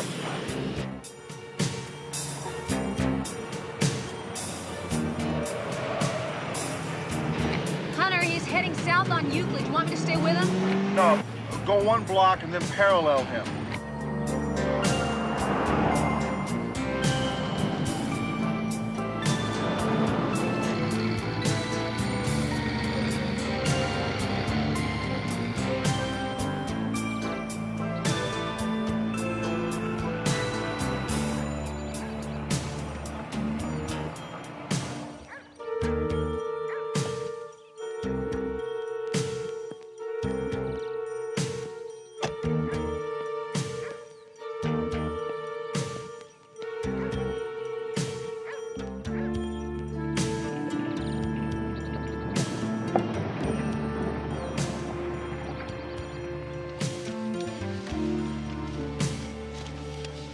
Lincoln 5-7, come in. This is Lincoln 5-7. Go ahead. McCall, I'm parked on the 4700 block of Rockport Place. He's going into a house on the south side of the street. Bear with me a minute here.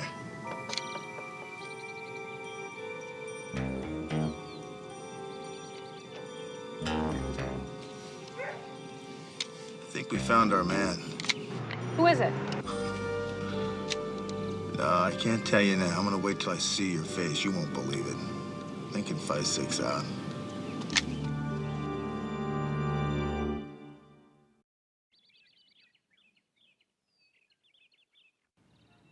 I don't know what you're talking about. Don't move. $1 million wasn't enough for you, was it? What did you do, Captain? Gamble it away? You're out of your mind. You're a compulsive gambler. We all knew that. That's why you talked us into grabbing the money in the first place. Yeah, all right. I bet a little. So what? Everybody does. Not like you, they don't. We kept our end of the bargain. 5 years and we didn't spend a dime. You probably blew yours in Vegas the first weekend. You killed Ackerman and Chandler. You took their money and I'm next. Ellis Riley killed Ackerman and Chandler. Isn't that obvious? He's waiting all those years to get out and get even. I had a little chat with Ellis, and I know he didn't kill anybody. You're the one that's been waiting all these years. Ellis Riley out on parole gave you the perfect opportunity.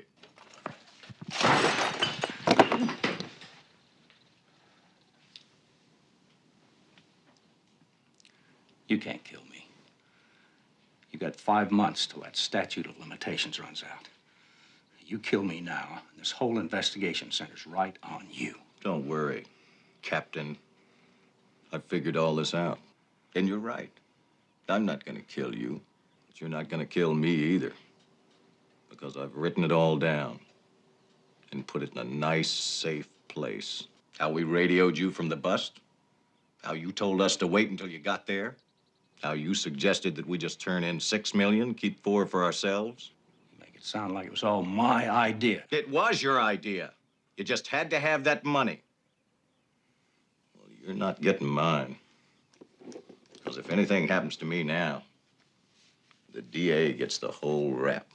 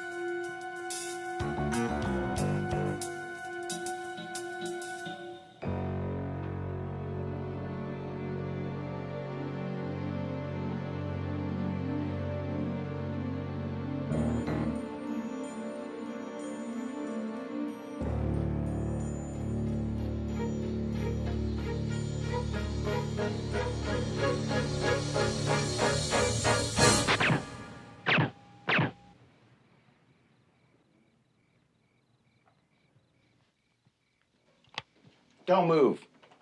All right, now throw the gun on the bed. Now turn around.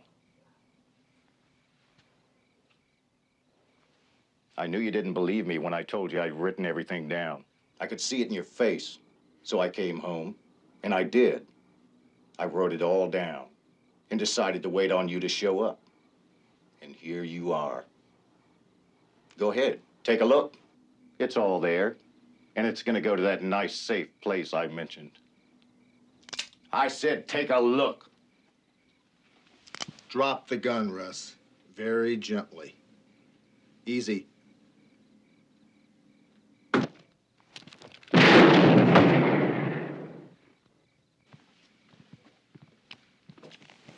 Get up.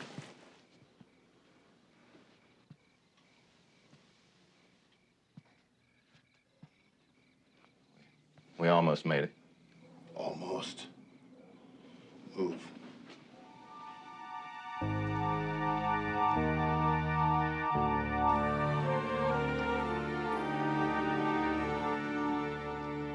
How's your vacation, Riley?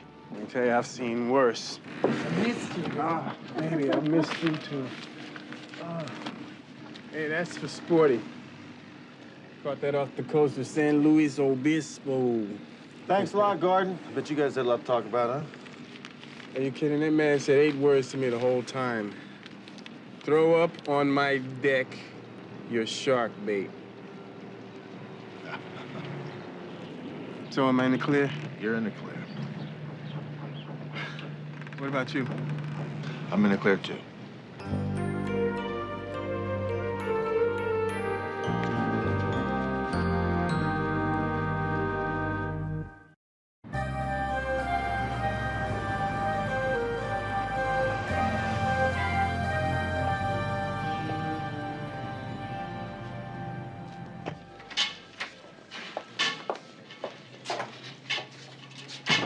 Tolson has pleaded guilty to theft and conspiracy. He's cooperating fully with the DA because he sure doesn't want to risk being charged with the murder of Ackerman and Chandler. Yeah, Tolson's million is in, and we found Ackerman's million over at McBride's house. Well, that still leaves Chandler's million unaccounted for, doesn't it? Yeah, we're looking for that. Well, I don't like loose ends, especially $1 million worth of loose ends, so keep looking, eh?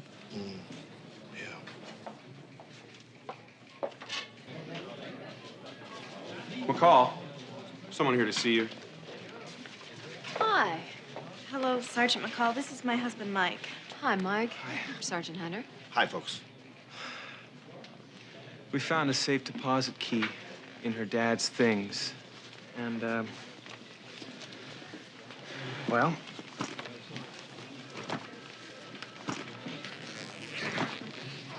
I never believed the rumors, that my father took that money. He was a good man, though. He really was. Yeah, well, even a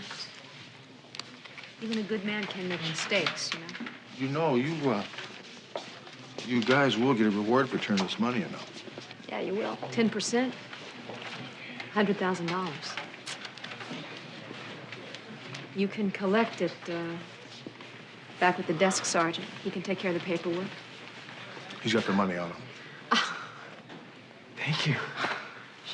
Thank you. We'll talk to you. Thank you. You know, it sure is good to know that some good came out of all this. Yeah. $1 million. So what do you say we take a little quick hop to the island of Bali? I have this... What do you mean, we, Tonto?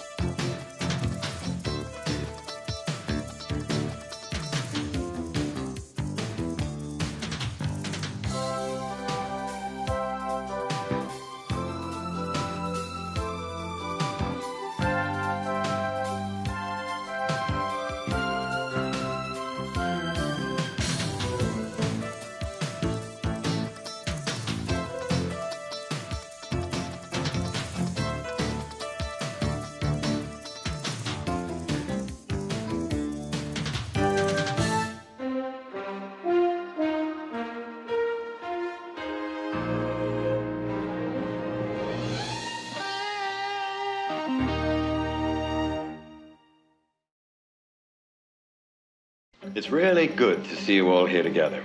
Been too long. Miss Brasher, you know what the slammer is? I believe so, Sergeant. Grandfather hated him. Hated me, too, as a matter of fact.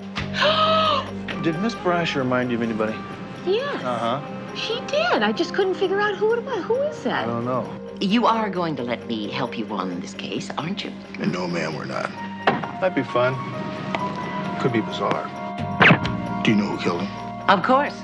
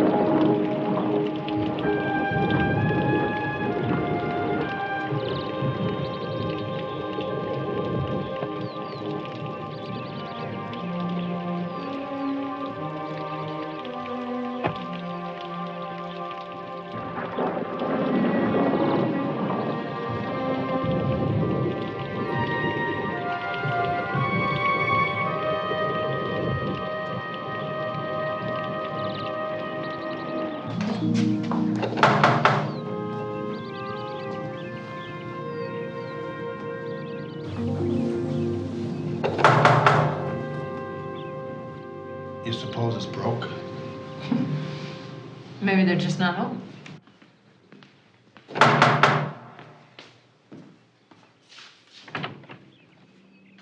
How do you do, Sergeant Hunter, Sergeant McCall, Metropolitan Homicide? You're the police? Yes. Answering the call about a homicide? Ah, yes, the homicide. Come with me, please.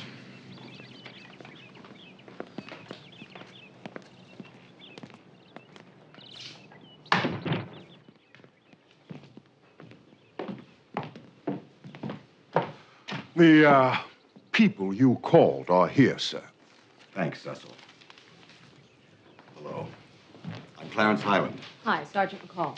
Mr. Highland, Sergeant Hunter, how are you? Please be seated. You had a homicide report? Yes, I have, but won't you please sit down? May I offer you something? No, not for me, thank you. No, thanks. Now, about the homicide, it hasn't happened yet, which is why there are no bodies lying around. Oh, please don't conclude I'm a nutcase. I'm quite sane. Here, look at this. That's a brake hose. It's an essential part of the braking system in my car. As you can see, it's been neatly cut. It's nothing short of a miracle that Clarence wasn't killed. Jenny, I'm so glad you dropped by. Oh, dear. Police Sergeants McCall and Hunter, Jennifer Brasher. Oh, how do you do? Hello.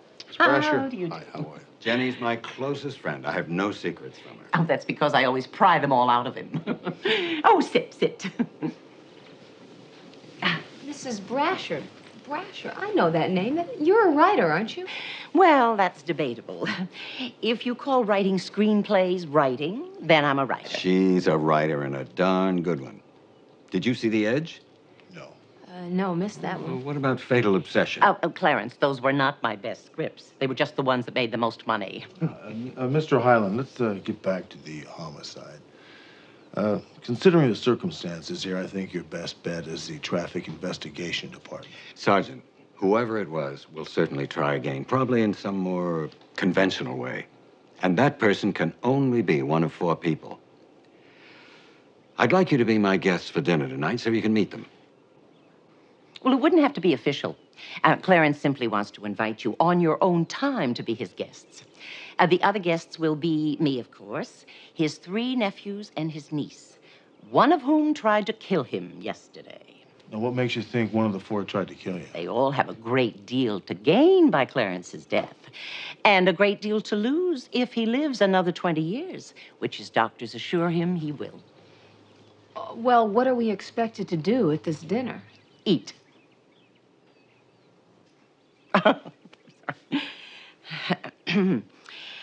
Clarence feels sure that there will be another attempt, and soon. Now, if you have already met the 4 of them, well, it would be of great assistance to you in case an investigation should ever be required. Don't you agree? No. You see, Mr. Highland, I still think that the Traffic Investigation Department is your best bet. But now that I've met you and Sergeant McCall, I'd be very pleased if you'd accept my invitation. We'll think about it and get back in touch with you. I do hope you can join us. I'd be deeply grateful. Mr. Highland, thank you very much. Cocktails are at 7, dinner at 8, and it's casual. Please come as you are. Ms. Brasher, pleasure. Thank you. Thank you. Bye-bye. Nice to see you. Thank you. Thank you.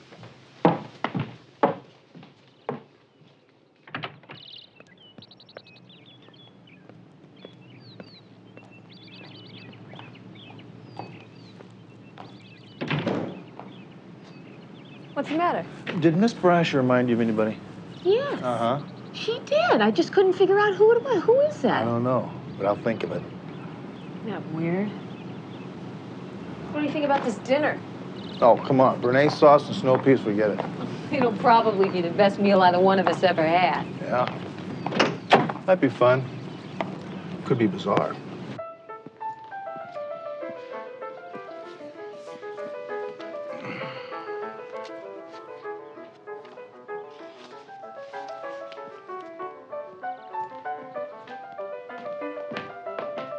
Max, you're early.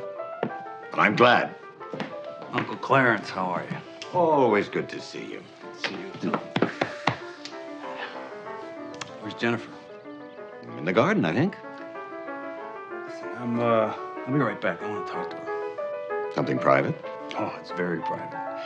Jennifer will no doubt tell you all about it later on.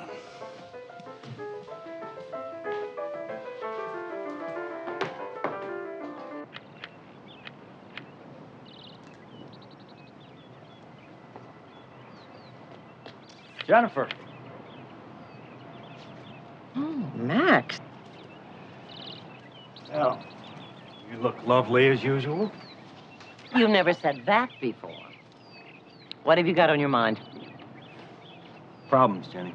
I got problems on my mind. Well, it sounds serious. I need money. I need a loan. Can you help me? You need a loan?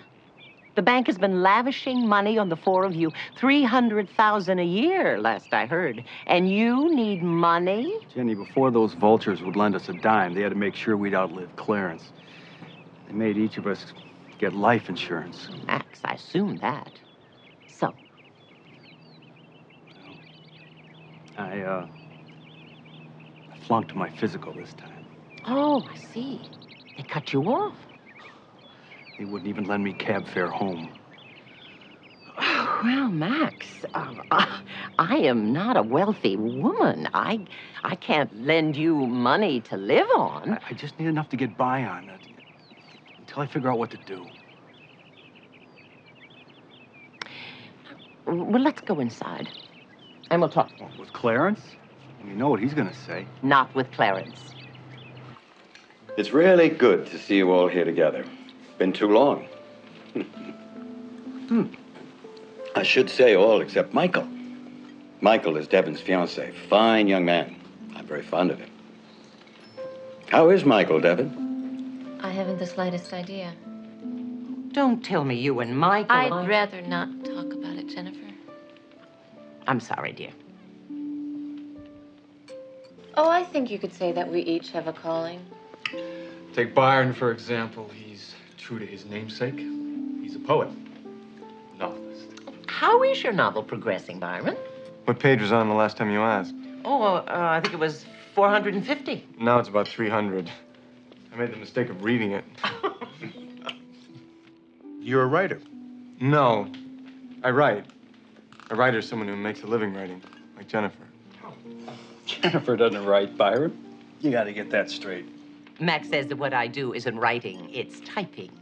No, Jennifer. Truman Capote said that. I merely stole it. Did he say it about me? Wonder who he stole it from. Have you known my Uncle Law? No, actually, not long at all. But, you know, I think he's one of the most charming men I've ever met. Yeah. How many men have you met? Not many. Max. Drunk. Oh. Hey, you know, you really ought to take the time to get to know this man. As you can see, he's brilliant. He's brilliant. Uncle Clarence tells me you're a stockbroker. Are you really?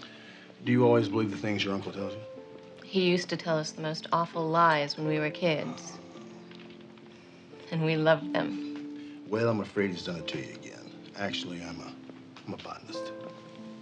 Oh, really? What do you do? Do you teach? Yes, at the university. Thank you. Do you believe in love at first sight? No. Do you? I do now. Aren't the others joining us? No, Jennifer hates my cigars. And the others, well, the others will do whatever suits them. Sergeant Hunter? No, thank you. I think I'll make myself a drink. Please do. I won't like this if you share Jennifer's low opinion of cigars. It's fine, really. Go ahead. Well, what did you think? I find it difficult to believe that any of them would want to kill you. I think they all genuinely like you. I always felt they did. I love them, actually. All of them. But you think one of them's trying to kill you? You see that stern-looking gentleman? Seamus Highland. Born in 1845 without money or prospects. He died in 1929 and left a fortune worth $30 million. Oil, of course. Oh, he didn't drill for it. He just found a way to monopolize the distribution of it. And over there, my father, Edward Highland. Grandfather hated him. Hated me, too, as a matter of fact. I was too young to notice it. I was only 6 when the old buzzard died. When Grandfather got ready to pass on, he set up an irrevocable trust. His son, Edward, would inherit nothing, and Edward's children, that's me, I'm the last grandchild left, would inherit nothing. You had to have inherited something, Mr. Highland. Oh, yes, the income from the estate. It went first to my father, and when he died, it passed on to my sister and me, and after her death, it all came to me. The income's considerable, of course, but the estate has remained untouched. It's valued at over $200 million today. Well, then your nephews are brothers, and Devon is their sister? No. My dear sister married 7 times. They all had different fathers. But to get back to your question, Sergeant, when I die, the trust will be dissolved and the assets distributed among the 4 young people you met tonight. In the meantime, they haven't a cent to their names. I used to give them a generous allowance, but I stopped doing that over a year ago. Why is that? Not one of them has ever done an honest day's work in his life. I thought it was time they did. Have they? Unfortunately, no. On the prospect of their eventual inheritance, every bank in town lined up to lend the money. Well, let me ask you a question, Mr. Highland. Have you ever done a day's work in your life? Of course not. Neither did my sister or my father. We didn't have to. But to get back to the problem I face, those 4 young people are paupers, living on borrowed money, and will till the day I die. And my grandfather lived to be 84. So you think one of the 4 is tired of waiting? Somebody tried to kill me yesterday. What else am I to think? Well, I believe the others are in the game room. Shall we join them?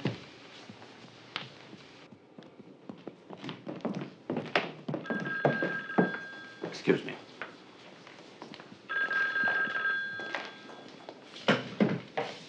Hello? I'll take this in my study. Will you hold, please? Terribly sorry. I won't be long.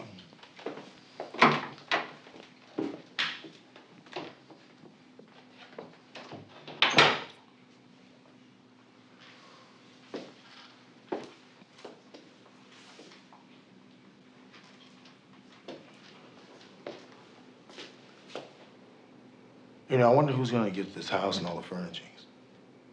I don't know. Let's ask him when he comes out.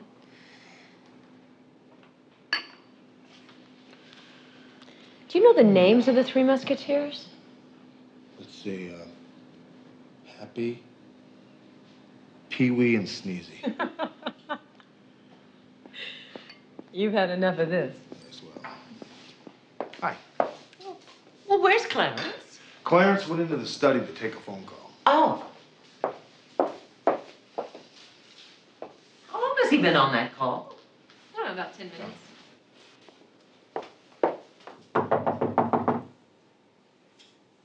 Clarence! That's odd. It's locked.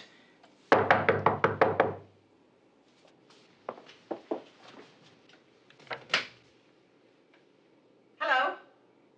Hello?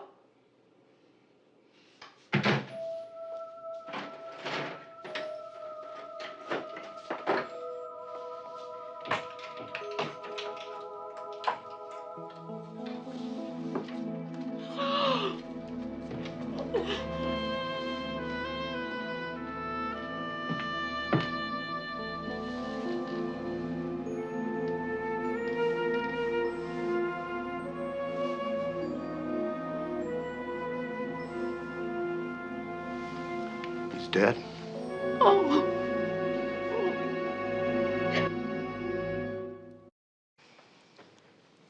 Hunter,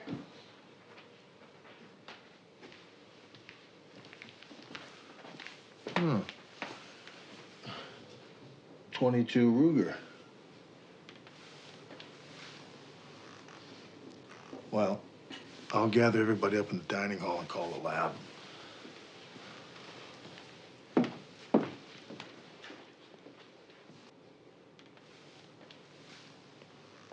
Behind this wall is the living room.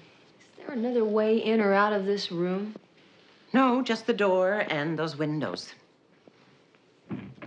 Well, this window's locked from the inside. Did you or Sergeant Hunter leave the foyer even for a moment after Clarence came into this room? No, Mrs. Brasher, we didn't. Then nobody could have left this room. Which means the murderer must have already been in here.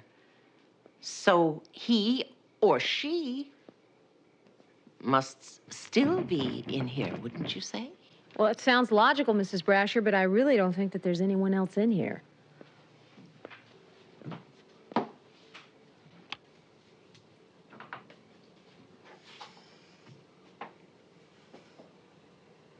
Just us two. Well, it would appear then, Sergeant McCall, that we have a locked room puzzle, wouldn't you say? No, I would say that there is another way into this room. No, if there were any such thing, Clarence would have told me about it. And I'm very surprised that that you haven't commented on another very significant clue. What's that? Well, the murderer left the gun behind. So he or she must have wanted it found, wouldn't you say? No, I wouldn't. The killer obviously knows that everyone in this house is going to be searched. I would doubt that there would be any prints left on that gun, and it's probably not traceable. Okay, lab's on its way. May I stay with you, Sergeant Hunter? I'd like that, yes. Oh, good. Perhaps I can help you look for clues. We'll actually see the technicians will look for the clues. Why don't you have a seat right here? Thank you. Tell me, Jennifer, it was about 10 or 15 minutes from the time everybody cleared out of the dining room to the time you came into the foyer. Where were you? Well, didn't you see me carrying fresh flowers in my hand when I came in? I picked them in the patio garden. Tell me, who stands to inherit Clarence's estate, this house, for instance? I haven't any idea. But I wouldn't be a bit surprised if I do. Do you know who killed him? Of course. One of those 4 idle, now very wealthy young people, or a combination of them. Maybe all 4 of them planned it together. And very cleverly, too. They're not stupid, they're not unimaginative, nor unmotivated. Could you tell me what's behind this wall here? Oh, guest study and stairs leading to the 2nd floor. You know, Sergeant Hunter, I'm a very serious student of crime, especially murder. And I do know a great deal about all those involved in this one. You are going to let me help you with this case, aren't you? No, ma'am, we're not. Oh.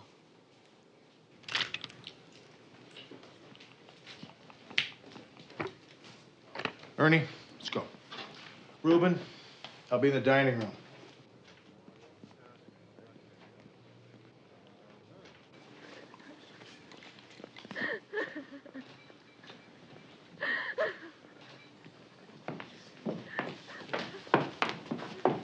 Jennifer, what's happening? We're getting a lot of questions and no answers. All I know is that Clarence is dead. Somebody shot him. What do you got? Mr. Majeska and Miss DeLoire went into the game room immediately following dinner. They say that they stayed there and played backgammon until you came to get them. Mr. Van Aanholt and Mr. Thornberry went into the bar. After a while, Mr. Van Aanholt went upstairs, left Mr. Thornberry in the bar alone. Mr. Fowler and the staff were in the kitchen. We were all in the kitchen eating from the time we cleared the table till you came down and told us Mr. Highland was dead. Eric, you went upstairs. How come? To see my old room. I always go there when I visit Uncle Clarence. It helps me to remember the good times we had here. Clarence was the only person in all our lives who ever gave a damn about us. Where's that room located? It's up the stairs, directly above the study. Huh. I'm gonna go check it out. Yeah. Mr. Fowler, would you and your staff wait in the kitchen, please? Certainly. Thank you.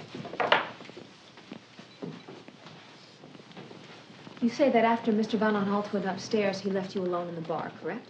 As my blood alcohol content will no doubt establish. Did you see anyone? The heavy question is, did anyone see me? The two of you were in the game room. Did one of you leave for a minute or so? No, we were together the whole time. How well do the four of you know this house? Very well. We grew up here. Byron's the youngest. He was 4 when our mother died, and Clarence brought us here.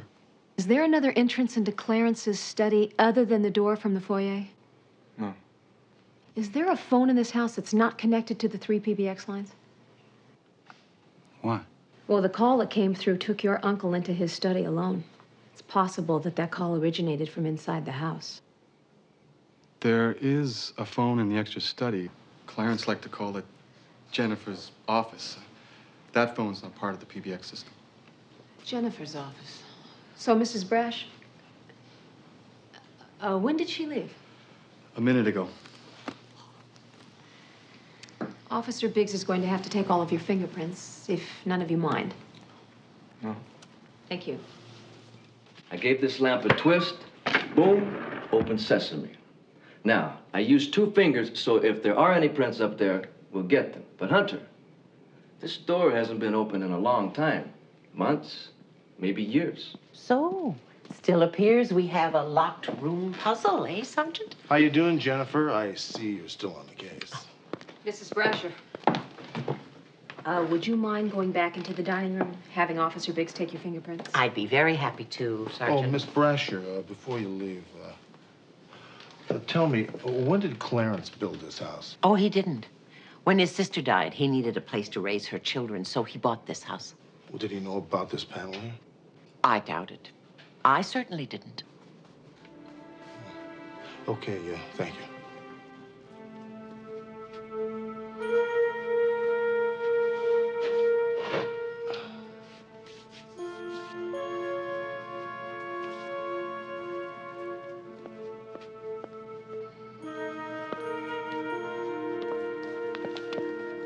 Jennifer, how good to see you again. Is that the door leading to the study you talked to me about? Oh, yes. Clarence used to call it Jennifer's office, but I seldom used it. You have a key for it? Yes, but I never locked the door. Anyone could have used the phone in there. I think you should dust it for prints. Well, speaking of prints, why don't you hop into the dining room and have yours taken? All right. Good. Thank you. When Sergeant Hunter comes out of there, no one touches anything, no one goes through that panel. Okay? Reuben? Yes. I need a complete set of blueprints and ownership history of this house. I want to find out who built this panel here.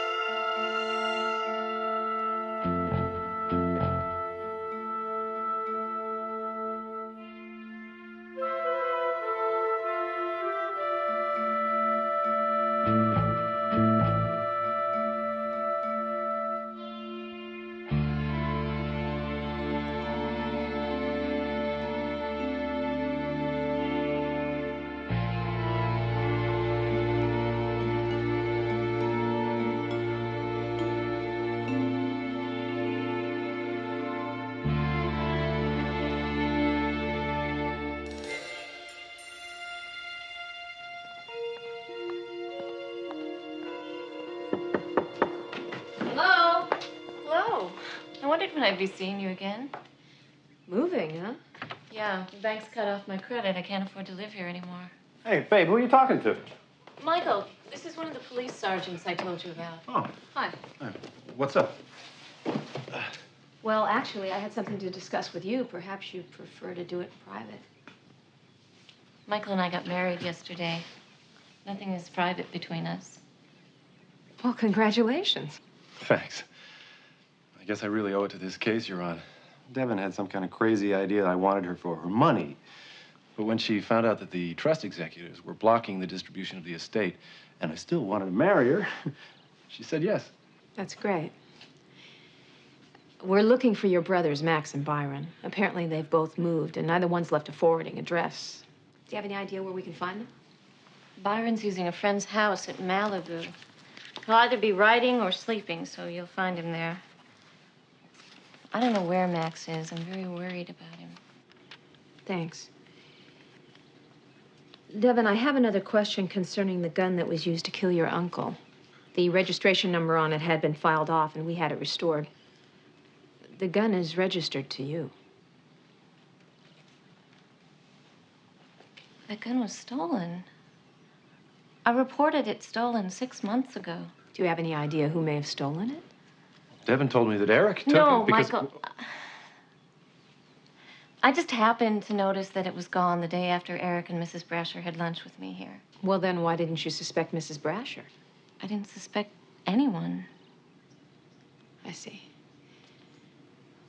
Is your brother Eric still at this address? Yes, but I'm sure he didn't take the gun.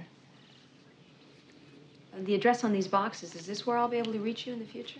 Yeah. Oh, can I write it down for you? Yeah, thank you. And may I use your phone? Sure, it's right there. Thanks.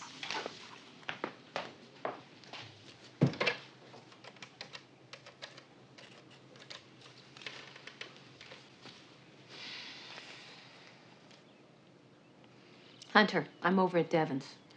She has no idea where Max is, but I do have Byron's address. I'm going to head on over there right now. And by the way, that address on Eric is current. 11490 Wilshire, Suite 1505. Are you crazy? That cost me $5,000. What about this? What did this cute little item set you back? Look, don't touch that.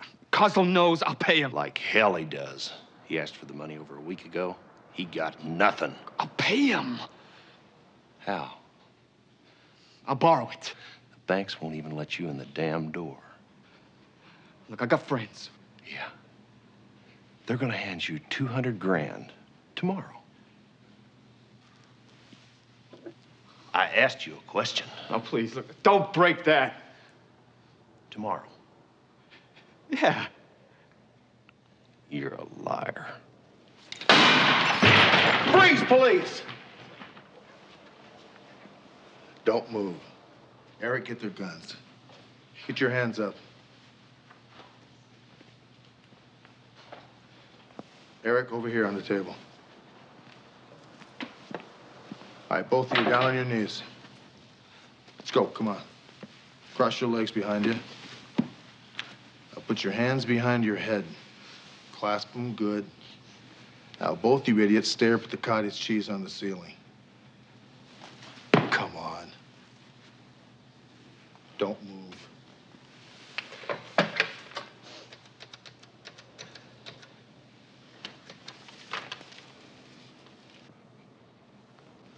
Jimmy, this is Hunter. I want you to send a black and white out to 11490 Wilshire Boulevard, apartment 1505. Make it quick, will you? Yeah, thanks. Eric, I suggest you pay Kozlov the money you owe him and get on with your life, huh? Yeah, I'm gonna do that. I passed the bar and I graduated from Stanford Law 6 years ago. The firm that's been representing me offered me a job. Start Monday. Good. Where's Max? I don't know. I've been trying to find him. He just vanished.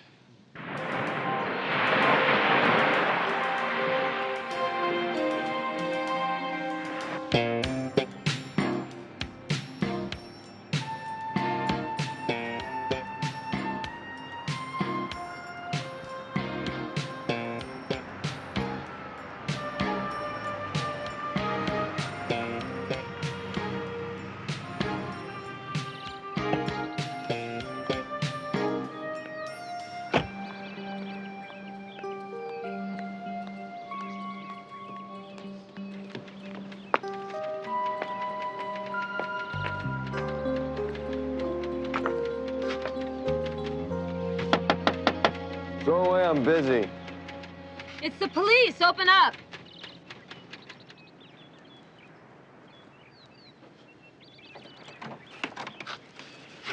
What can I do for you, Sergeant? Yeah, come in. For how long? That depends on you.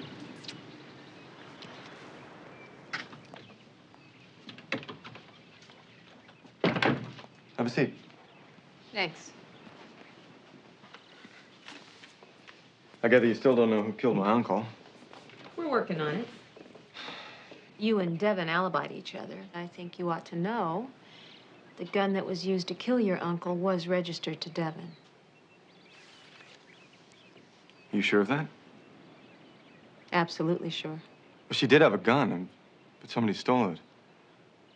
I told her to report the theft. I don't know if she did. Yeah, she did. But maybe that gun was stolen by one of her brothers. Like, maybe you? That's a lot of maybes. Look, can I save you some time? You can try. Neither Max, nor Eric, nor me, nor Devin is capable of killing anyone. But especially not Clarence. We loved him with all our hearts.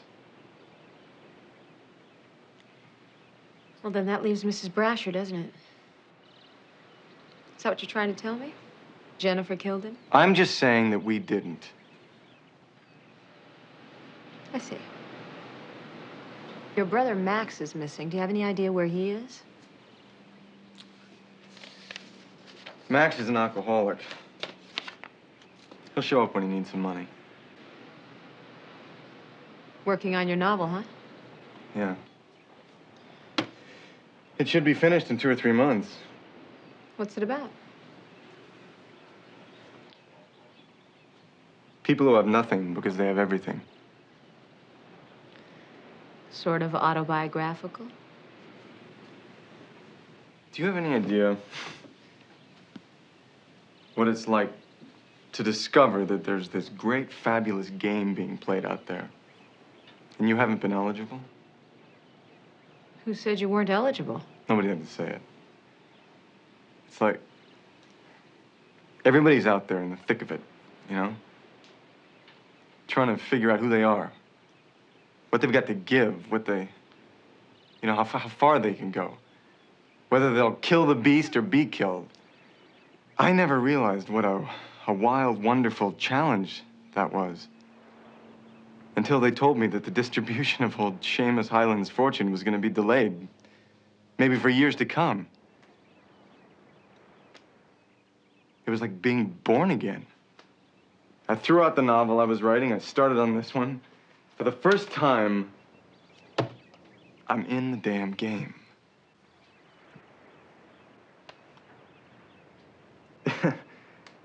It's a great feeling to know that either I finish this thing or I starve to death. Well, good luck.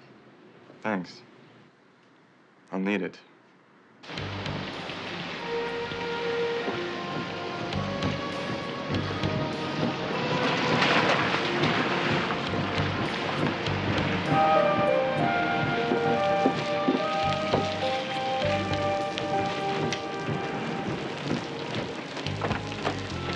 Sergeant Hunter, how nice to see you. Come on in. Oh, my goodness.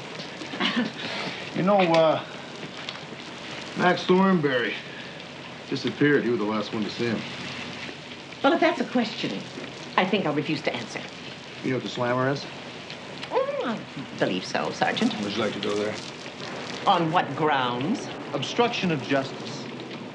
You know much more than you've been telling me. I drove Max to the Farnsworth Clinic in Palm Springs and signed him in for the full 12-week cure. That's a very expensive visit. Who paid for it? I did. What? Max would have been dead in a month if I hadn't taken him to the clinic. I did it for Clarence. You know, Max had a very good motive for killing Clarence. The bank stopped lending him money because he couldn't pass his insurance physical. Make up your mind, Sergeant. Am I the suspect or Max? Why not both of you? I wondered if you'd find out about Max's insurance difficulty. So you knew?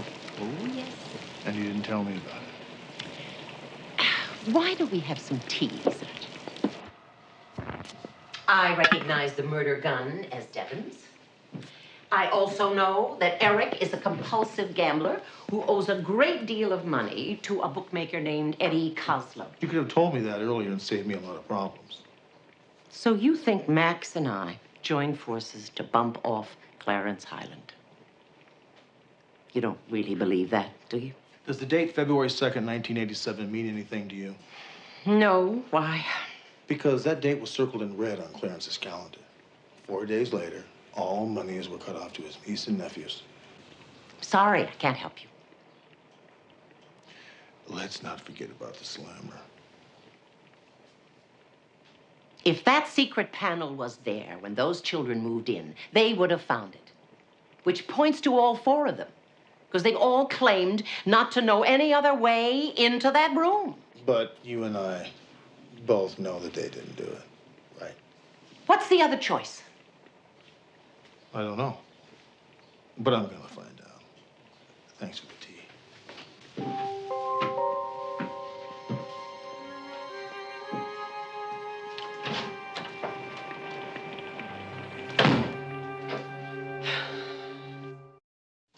McCall, Hunter, I'm at the morgue with Barney.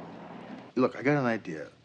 Take Exhibit A, load it with blanks, and meet me out at the Clarence Highland estate. That's right.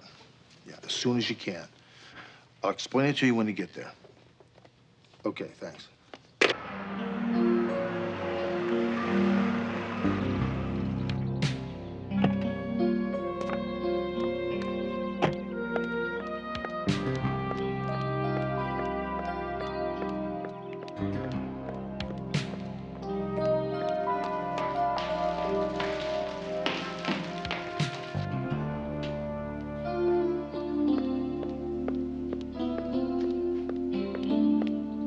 Great. Thanks for coming. The gun and it's loaded. Fantastic. Come on over here. Now, I found this string the other day while I was looking through Clarence's desk.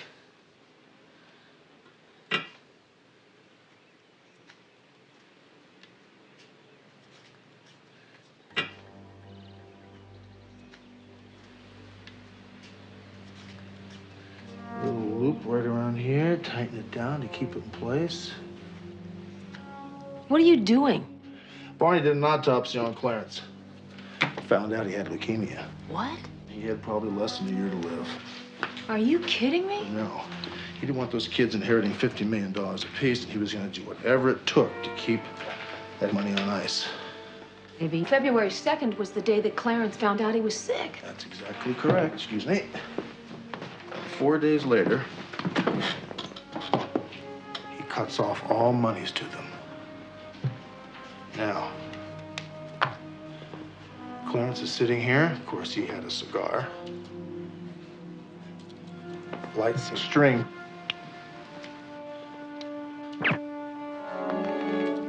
Pulls the trigger. As you can see, the string burns without a trace of ash.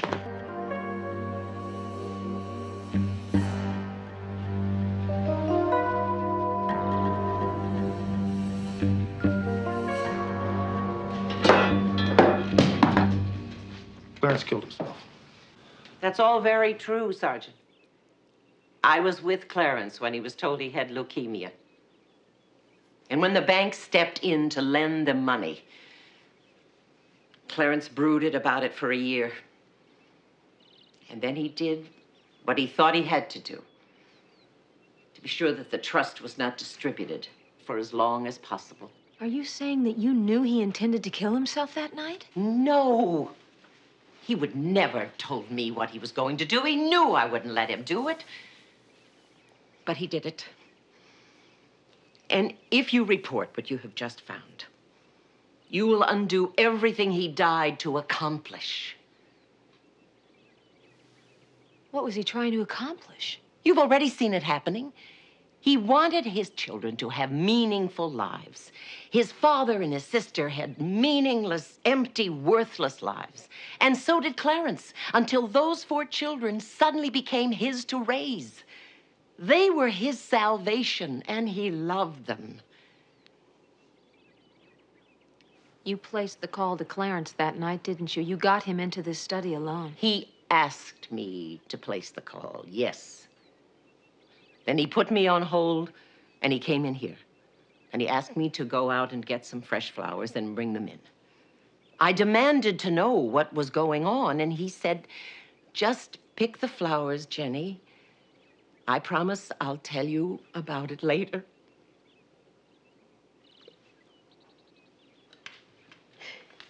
I should have guessed. I'll never forgive myself that I didn't.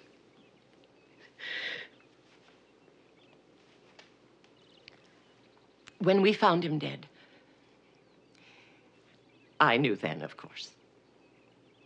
And I knew why. So I tried to make it as difficult as possible for you.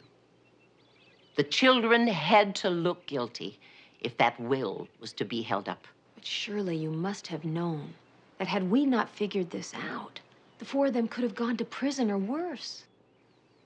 No. Clarence knew I would never let that happen. He knew that I would be able to figure it out just as you have. I wanted Clarence to achieve what he died for. And I still do. It would be a terrible, terrible thing if you reported what you have discovered here. No crime was committed. Suicide is not a crime. Jeannie, we can't do that. Are you really prepared to take away from Clarence what he did for those kids? It's not up to us to make that decision. But it's already working. I mean, Byron is writing, and Devin is finally able to accept a man's love. Eric is doing what he was trained to do, and Max, oh, well, I don't know, but there is hope that he can be cured. Please, forget what you found. Look, Jennifer. It's going to be very difficult for us to make this report, but we will be telling the truth.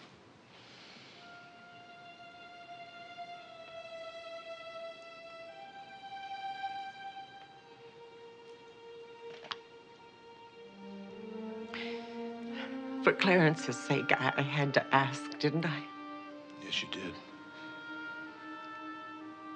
Thank you for understanding why.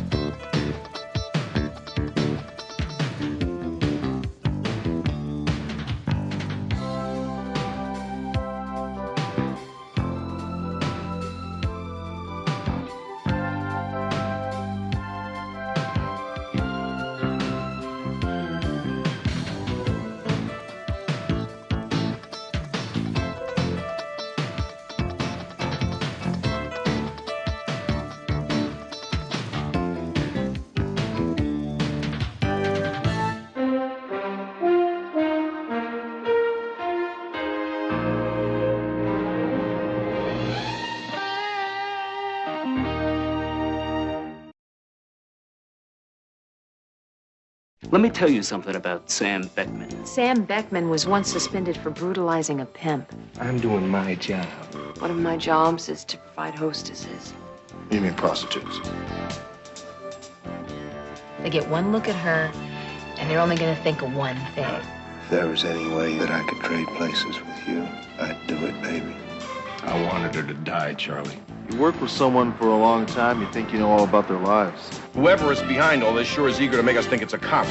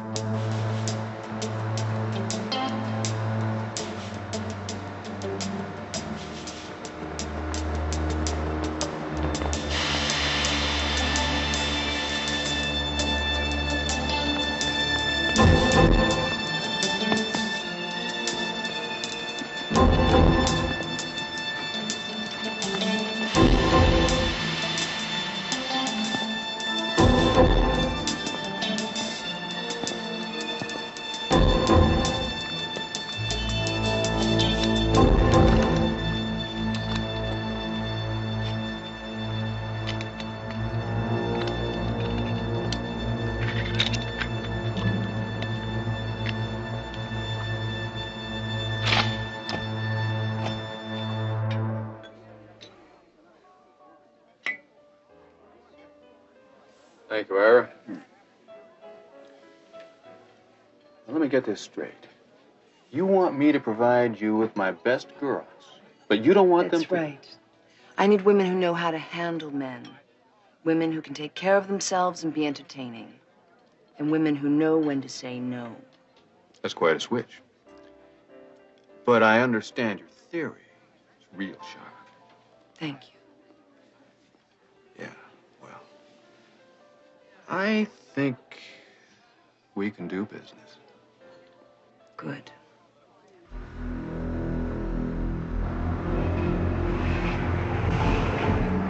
White Aston Martin. Step on it.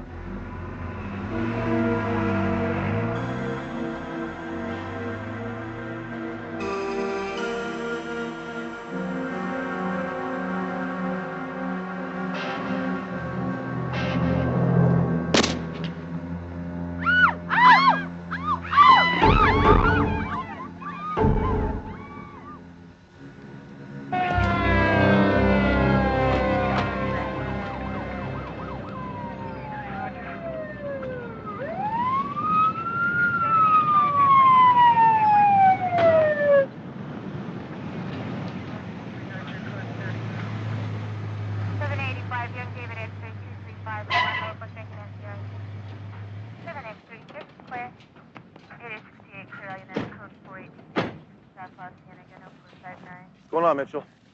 7 Adam 43 got the call, ambulance shooting. Looks like a drive-by, no robbery involved. Any witnesses? There was a blonde here when 43 got here, but she was in shock. They couldn't get anything out of her. Where might I find her? Well, I had her taken to the hospital. From there, she's going to the station. Right, thanks. Barney, what's happening? Well, male Caucasian, 45, 46. Single gunshot to the head, entered the right eye, downward track. I'd say in a vicinity of 45 degrees. Likely penetrated the cervical vertebra and exited the upper right rear shoulder. Clean in and out, I'd say high velocity. Shag Russell. You know him? Yeah, we know him. He's a suspect in the homicide we're working on right now. He runs one of the biggest prostitution houses in L.A. One of his girls was found dead about 10 days ago with her pantyhose stuffed down her throat. This wasn't a drive-by shooting either. It looks like about 45 degrees. Let's go up there.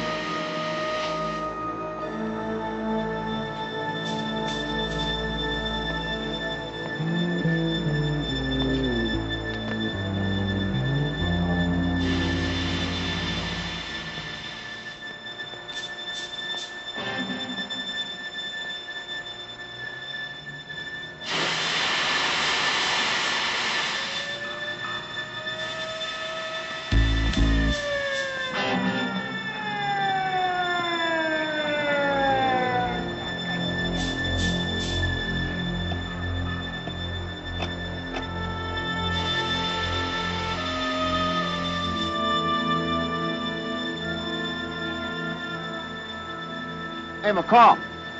Come here.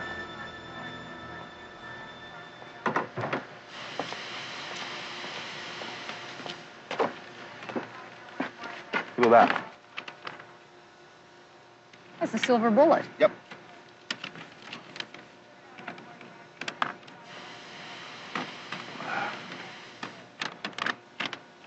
Hey, Mitchell!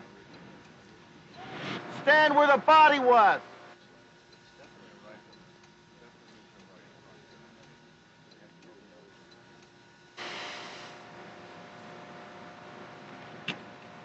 Looks like a 45-degree angle to me. Yep. I'm gonna take Mitchell and go on over to Russell's apartment. I don't know, maybe the guy that shot him might be over there looking for something. No, don't say anything to anybody about the silver bullet till we talk to Charlie. Reading my mind again. Yeah, I know. Yeah, I like it when you do that. I'll do it for you later. Come on. Miss Rogers, I'm Sergeant Hunter. I'll be investigating the Shag Russell homicide. I'm very sorry to keep you waiting, but as you can well imagine, we are very, very busy. Now, what were you doing this evening having dinner with a known pimp? Sergeant, I work for a multinational conglomerate, and we have our annual meeting this week. Executives from all over the world are going to be coming to Los Angeles. One of my jobs is to provide hostesses. You mean prostitutes? No. Hostesses. We hire professional women who know how to handle themselves. They're told not to engage in anything illegal. What company do you work for? Protochem Corporation. Protochem Corporation. You can call them if you want. I'm Vice President of Corporate Relations. I wasn't doing anything contrary to policy. You can talk to my boss. Uh-huh. Well, wouldn't you say having dinner with a known pimp like Shag Russell goes against company policy? Sergeant, where do you live? Sesame Street. We have to hire professional women that we can depend on. They're not hired for sex. We cannot afford to get amateurs for the job. How did you meet Shag Russell? His name was in our files, and I called him and we had dinner. And when we left the restaurant, he was shot. I didn't see or hear anything but the sound of the gun. Did you set him up? What?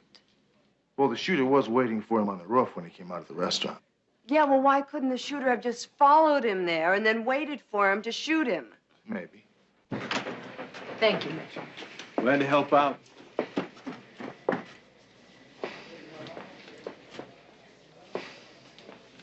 Hey, Ambrose. Call. How's Sheila doing? Oh, she's a fighter. She's hanging in. What's the doctor say? Stop listening. I'm sorry. Now, well, let's talk about something we got some control over. What'd you find out? Well, I stopped by Shag Russell's house on the way over. It looks like they had a 30-minute garage sale or something. The place is picked clean. Get SID over there? Yeah, they're there now. If you plan on leaving town, give me a call. I will. Here's my card in case you need to get a hold of me. And we can have a car take you any place you'd like to go. No, thanks. One ride in a police car a day is enough. I'll call a cab. I'll be in touch. I'm sure you will.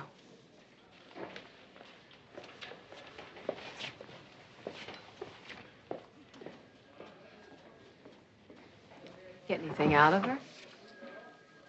No, she didn't even know where the bullet came from. Perhaps we should consider that she set him up. No, I don't think so. What do you got on this case? Anything? Yeah. We found this up on the roof across the street from the restaurant. I thought he was shot with a rifle. He was. Well, this looks like a 158 grain standard police issue. We think maybe the killer's trying to tell us something. Like what? Well, like maybe he's trying to mess with our heads, make us think he's a cop. How many people know about this? Just the four of us. And the killer. Well, I'm going to take responsibility for this. If the press finds out that they found a silver police-issue bullet... Right.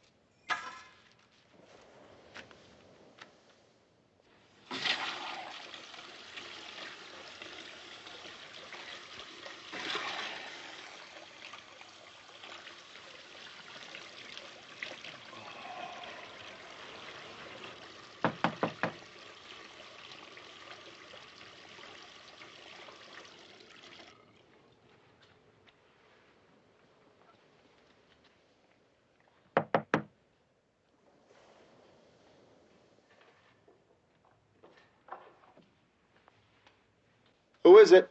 Joyce Rogers?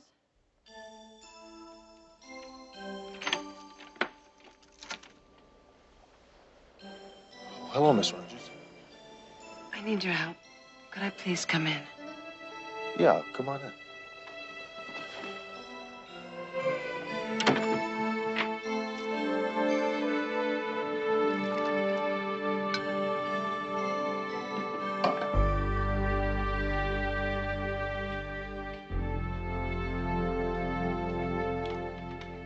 Okay, Joyce, talk to me. Well, these two women, they came to my door. And they accused me of setting up Russell. They tried to break the chain lock on my door, but I managed to close the door on them. Do you think the two women belong to Shag Russell? Oh, yeah, absolutely. I was so afraid, and so I packed a few things together, and I went downstairs to my car, but my tires were all slashed.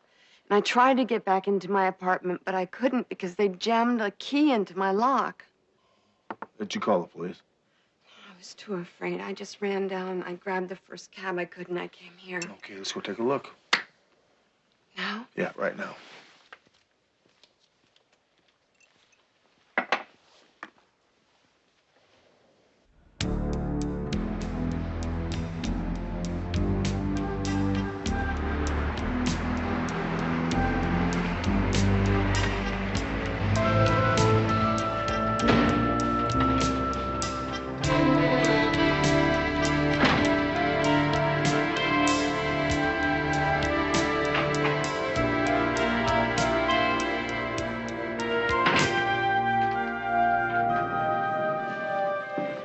Probably have to get a locksmith to open the door.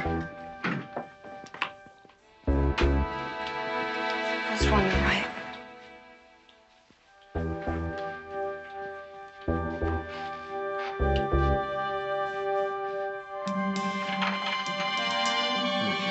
It's not gonna work. This one? Yeah. It's jammed. It was jammed before. I swear it was jammed.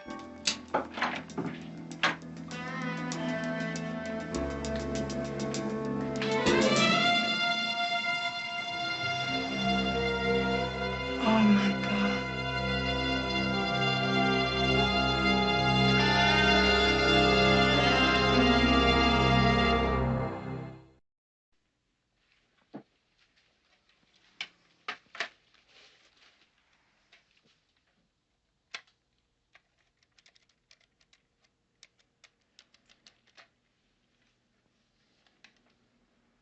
Yeah, Hunter, 13989 Metro Homicide. Why don't you send a lab crew to 4150 Stonegate Court. 4150 Stonegate Court, apartment 427. 427.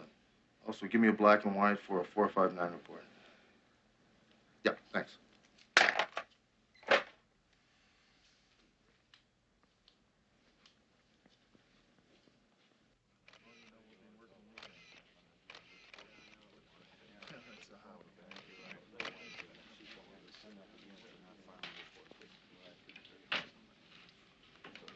Jack, make sure you dust everything. I want all these prints are priority.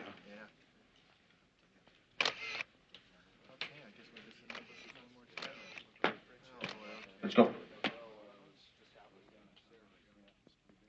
I'm not going to stay in a hotel.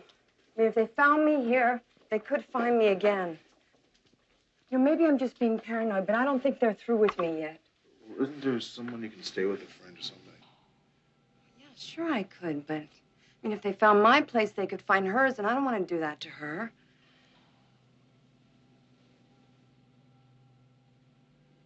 Can I stay with you? You're a witness in a homicide. I can't do that. Okay. You can't protect me, so lock me up then. I mean, at least I'd feel safe. Can you do that? Yeah, I can do that.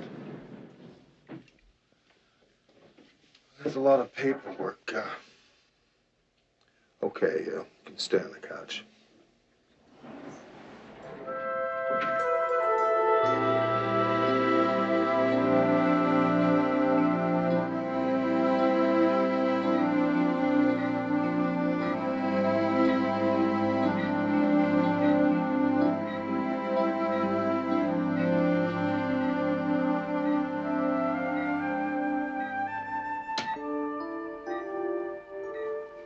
Lieutenant, the duty nurse told me to let you know when it was 3 a.m.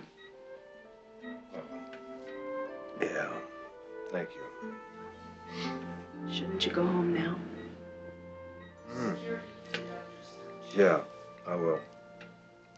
Yeah, I'll be going soon.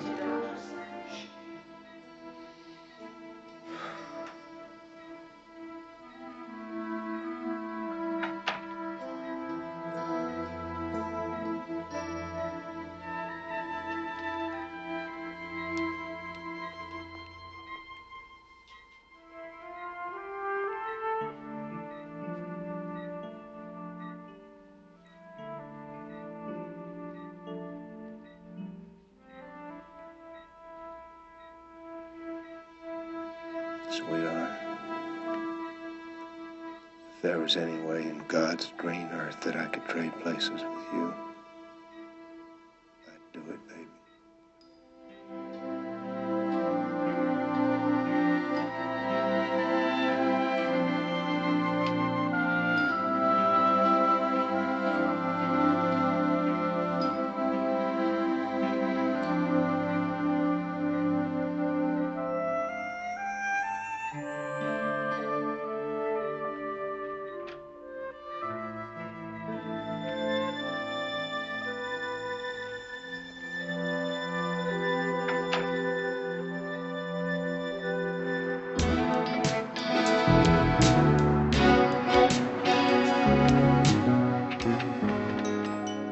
Look, I don't blame you at all. I think it's hard enough to get a witness into custody, let alone one that didn't see anything. But you know the boys at IA. They get one look at her, and they're only going to think of one thing. I'm glad you understand it because tonight she stays with you. Hello.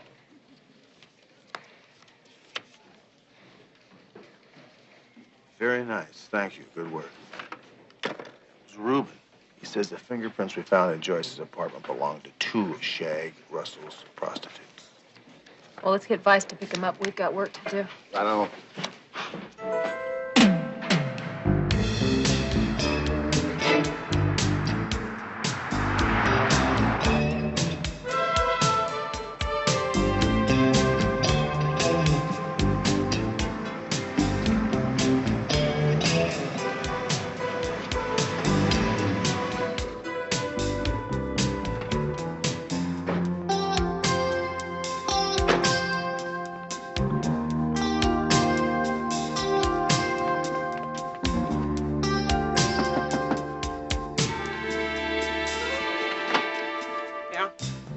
We're investigating the shooting that took place last night about midnight. Is that what all them damn sirens were about? Helicopters buzzing overhead. I thought you people kept the peace. You didn't happen to see anything last night, did you?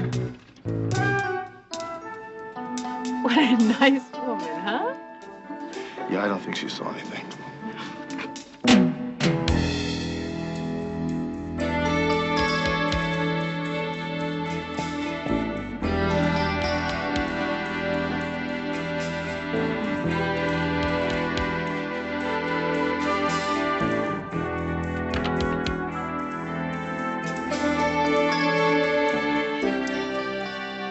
Saw you working the other side of the street. I figured you'd get to me eventually.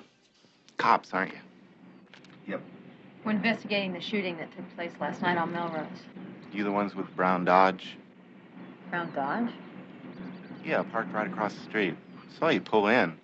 Brown Dodge, black tires, no chrome, little antenna. Real hard to spot, you know. About what time was that? It wasn't about, it was exactly 22:45. That's 11:15. The NVA shot me in the back, not my eyes. I got my watch and I got my window. Well, since you have such good eyes, who'd you see get out of the car? Nobody. I went in the kitchen. I was cooking a couple eggs when I heard the shot. By the time I got out here to my window, I saw the police car drive away. You sure it was a police car? There are ways to tell an unmarked police car, and I think I know all of them. Yeah, it was a police car.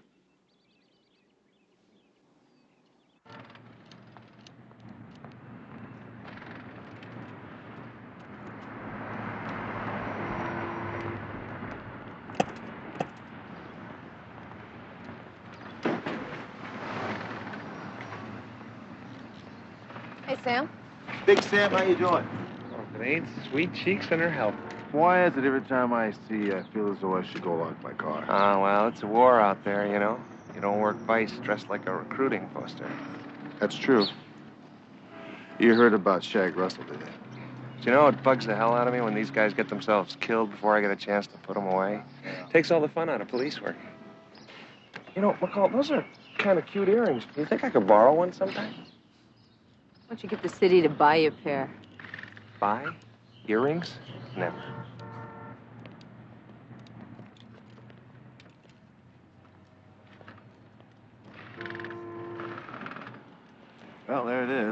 Brown Dodge, no chrome, black tires.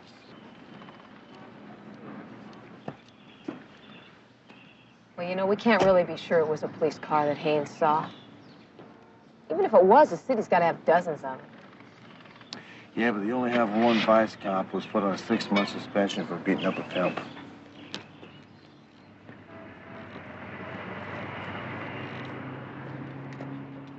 First, we got a police-issue bullet that someone altered to make it look silver. The proverbial symbol of justice. Now we got a witness who puts what may be an unmarked police car at the scene of the crime. Whoever is behind all this sure is eager to make us think it's a cop. Or it is a cop. I don't buy that. If a cop was responsible for this murder, why is he leaving clues around to his identity? Maybe he's crazy. Or he wants us to think he's crazy. I don't buy that either. Yeah. There are 18 brown police cars in this division. 3 in the department. Finn, Commander Stone, and Beckman. Tomorrow morning, I will check with Vice to see if Beckman was in his car last night. All right. Even if Beckman had his car out, it doesn't make him the shooter. Well, that's true. But Sam Beckman was once suspended for brutalizing a pimp. And Shag Russell was brought in last week for killing Sam's #1 snitch, and he got out on some phony alibi. We have a witness who saw a brown Dodge at the crime scene. Sleep on it. I still feel like it's someone who's trying to make us think it's a cop. Good night. Night.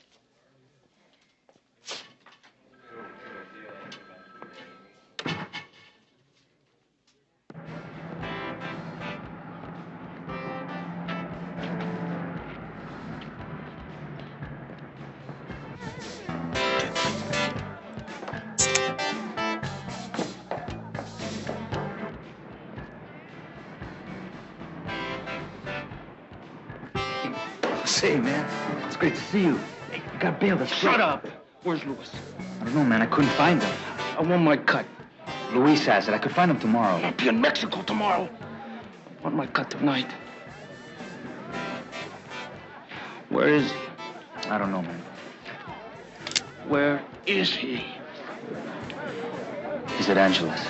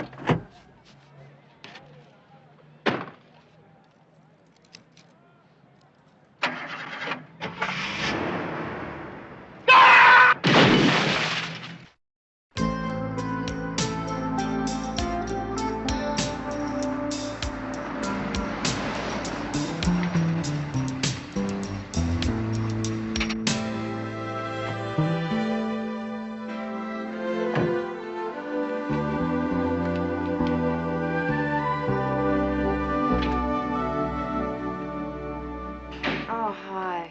Hi. Got some good news for you. Oh, yeah?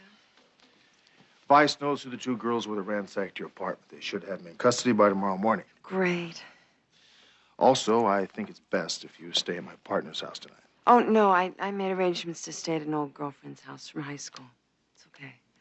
Here's the address. Oh, that's good, huh? Yeah. My taxi's outside. Well,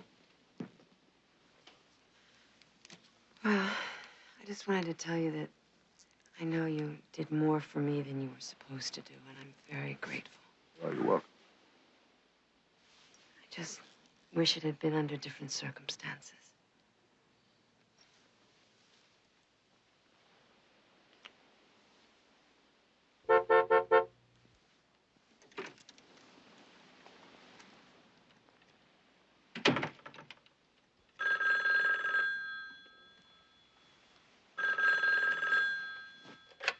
Hello. I thought you were coming over here with your witness. That won't be necessary right now, McCall. Yeah, well, you can tell me about it later, because you're out of there. Devane just called, and we've got a DB at 1047 Southfield Road. We're already working on a murder case. This is the same case. The first officer on the scene found a silver police-issue bullet. Right there.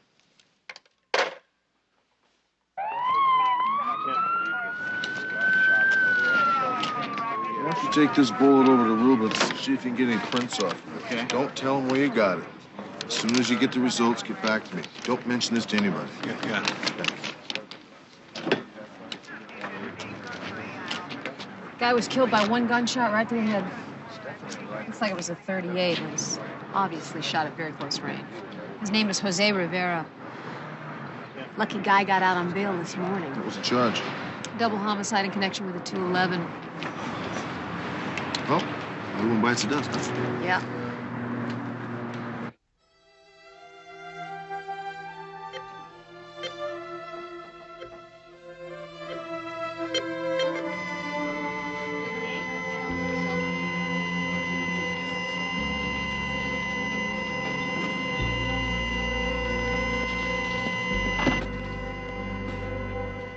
Something's wrong. I think she stopped breathing. Get the crash cart. Call the doctor.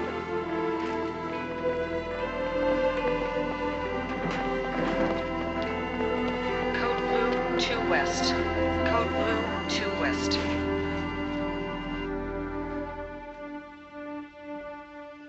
Where's Lieutenant Finn? Dr. Marler, please call the operator. Dr. Marler, please call the operator. Ambrose? She's gone.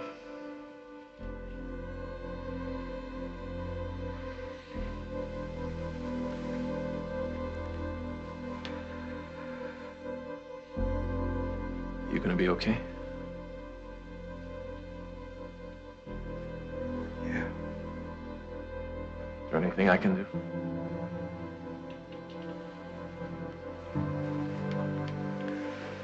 No, thank you.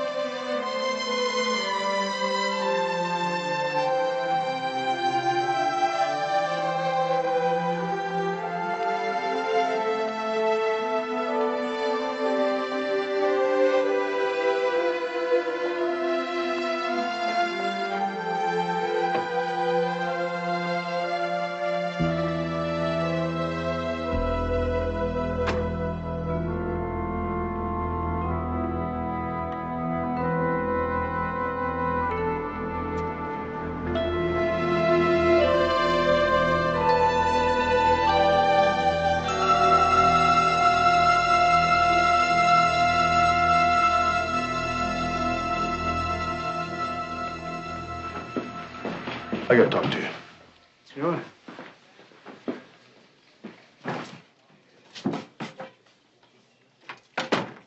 What's on your mind? I need to know where Sam Beckman's been the last couple of nights. We don't keep a log like the Blue Suits. We play it loose. Sam's been working streetwalkers and pimps. How's he been acting? Well, uptight since Ginger was killed. She was one of Sam's snitches. I think he felt responsible. Was Sam driving the Dodge night before last? Look, I don't want to know any details, but you sure you're on the right track? I've worked with Sam for 5 years. He's a good cop. Look, the best I know there all is. about that ski. All I need to know is, was Sam driving the brown Dodge the night before last? You mean the night Shag Russell was killed? Yeah. How about last night? Yeah.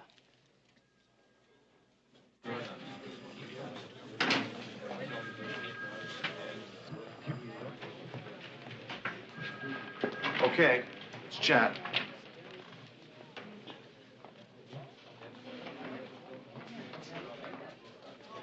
What do you got? Stokowski said Sam had the car out the last 2 nights. He also said if it was Sam we were looking for, we'd never catch him. I'm starting to agree with him. We don't have any witnesses, no prints, no leads. Right. So what I did was, I went through Sam's cases, all of them. Now, the judge in 103 threw out the big one this morning, the Judd Ross case. Sam's been after Judd Ross for the last 6 months. And the judge kicks it out of court. I say we start with that one. All right, I'll drop the bait. He'll take it better coming from me. I mean, he likes my earrings and everything, right? Right. What can I get you, Sergeant? Tuna sandwich and a nice tea, please. Mm-hmm.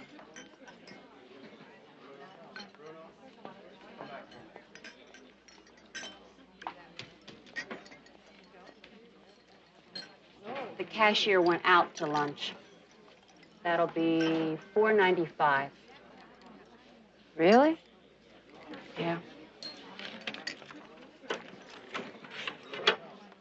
Have a good one. Thanks.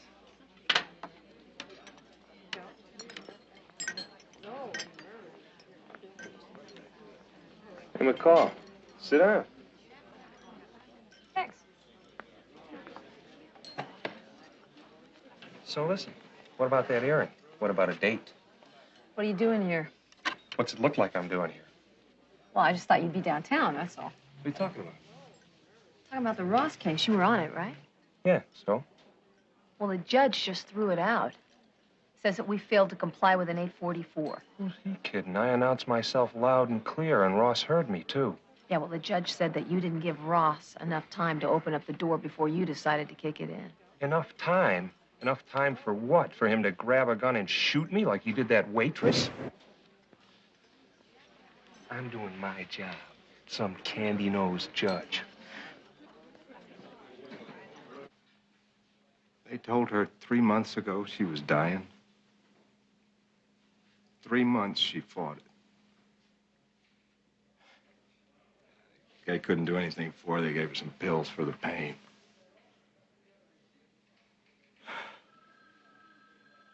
She was brave, Charlie. She was much braver than me.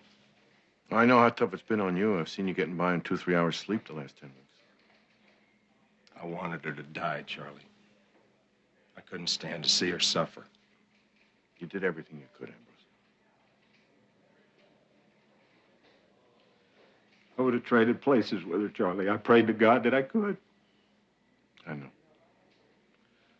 Look, why don't you go home? Get some sleep. Take some time off. No. I gotta work. They're gonna bury her day after tomorrow, and I can't stand just sitting around the house. Please, I gotta work.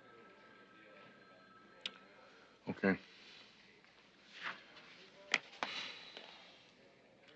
This is a summary follow-up on the Ross case. Judge in 103 kicked him loose this morning. They let him out? Yeah. Judge let him go on an 844. Okay.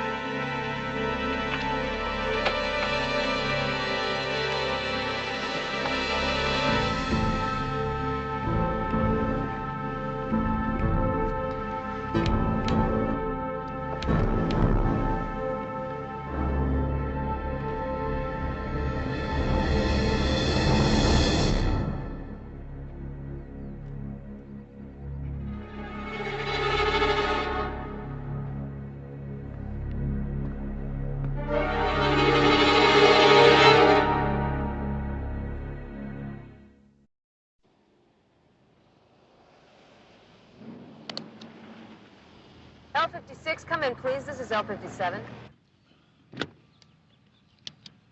Lincoln 5-6, go. I'm waiting on Sam outside a little market over here. Do you have any sign of Ross yet? No, nothing yet. Sam's just coming out. I'll keep in touch.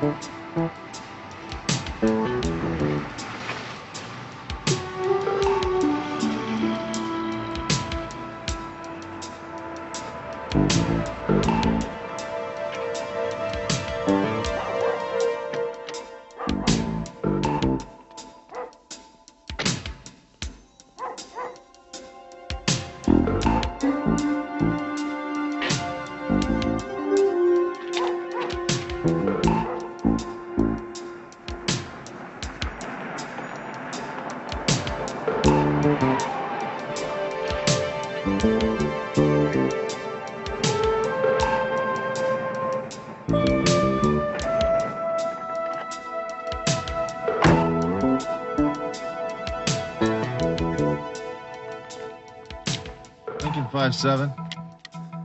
This is L57. What's up? Ross just showed up. Well, I followed Sam home with his groceries. It looks like he's going to be here for a while. Tell you what, I'm going to wait it out, see if he makes a move, all right?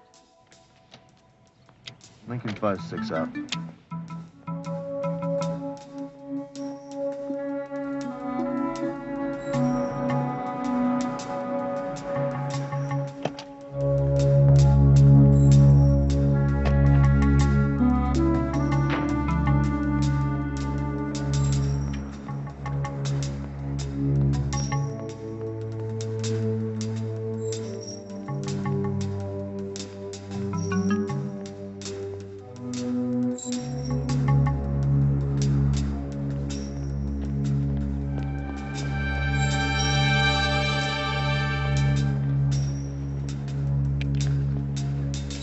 Lincoln 56. Go ahead, L56. Send it back up to 2242 Clifford Street at once. Lincoln 56 out. Roger, L56.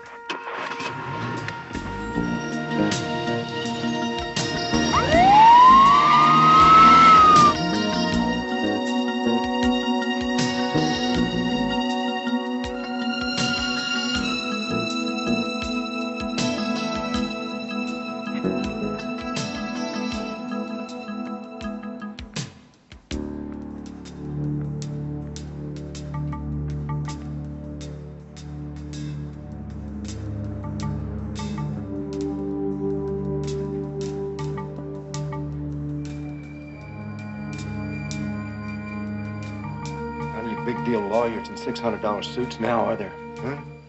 Nothing between you and me, is it? Freeze, police! Drop the guns! Ambrose. Stop where you are, Hunter. He's gonna kill me. Don't let him kill me. He's not gonna kill anybody. What the hell are you doing, Ambrose? Drop the gun. Don't interfere, Hunter. Just turn around, step outside, and close the door. I can't do that. Sorry, drop the gun. Rick, if you stay here, you're gonna have to kill me. If you step outside, I'll surrender as soon as I'm through with this scum. Please, don't let him do it.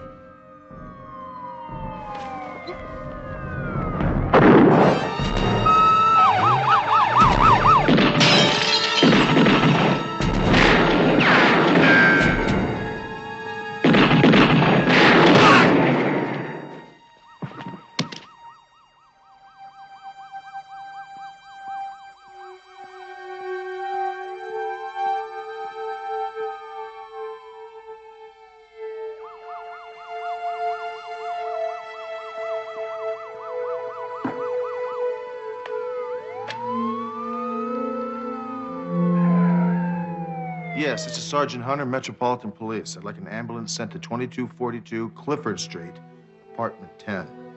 This is emergency police business.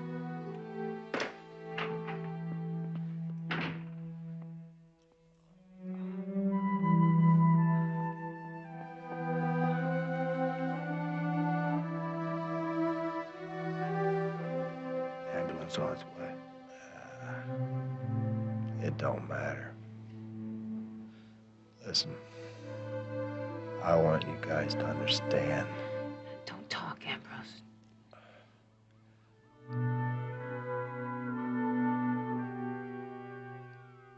Sheila thought the world of us. We were all heroes to her. She thought we stood for justice.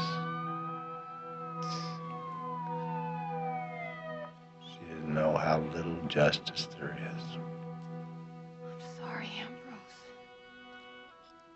All right. It's okay, McCall.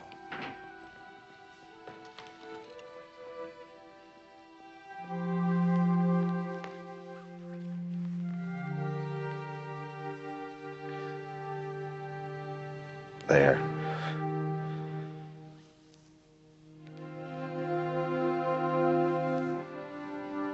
That's justice.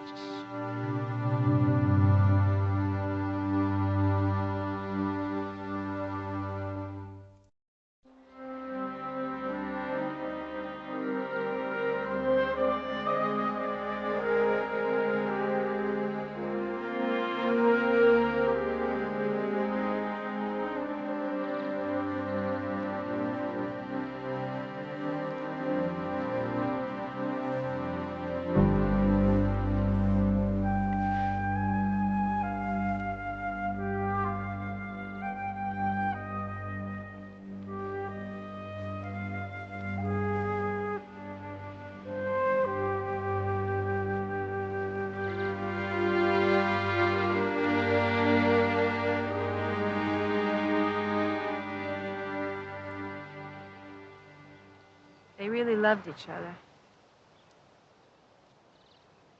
I can understand how Ambrose must have felt when Sheila started to go. He just lost her. He was a good man. He's a good police officer, too.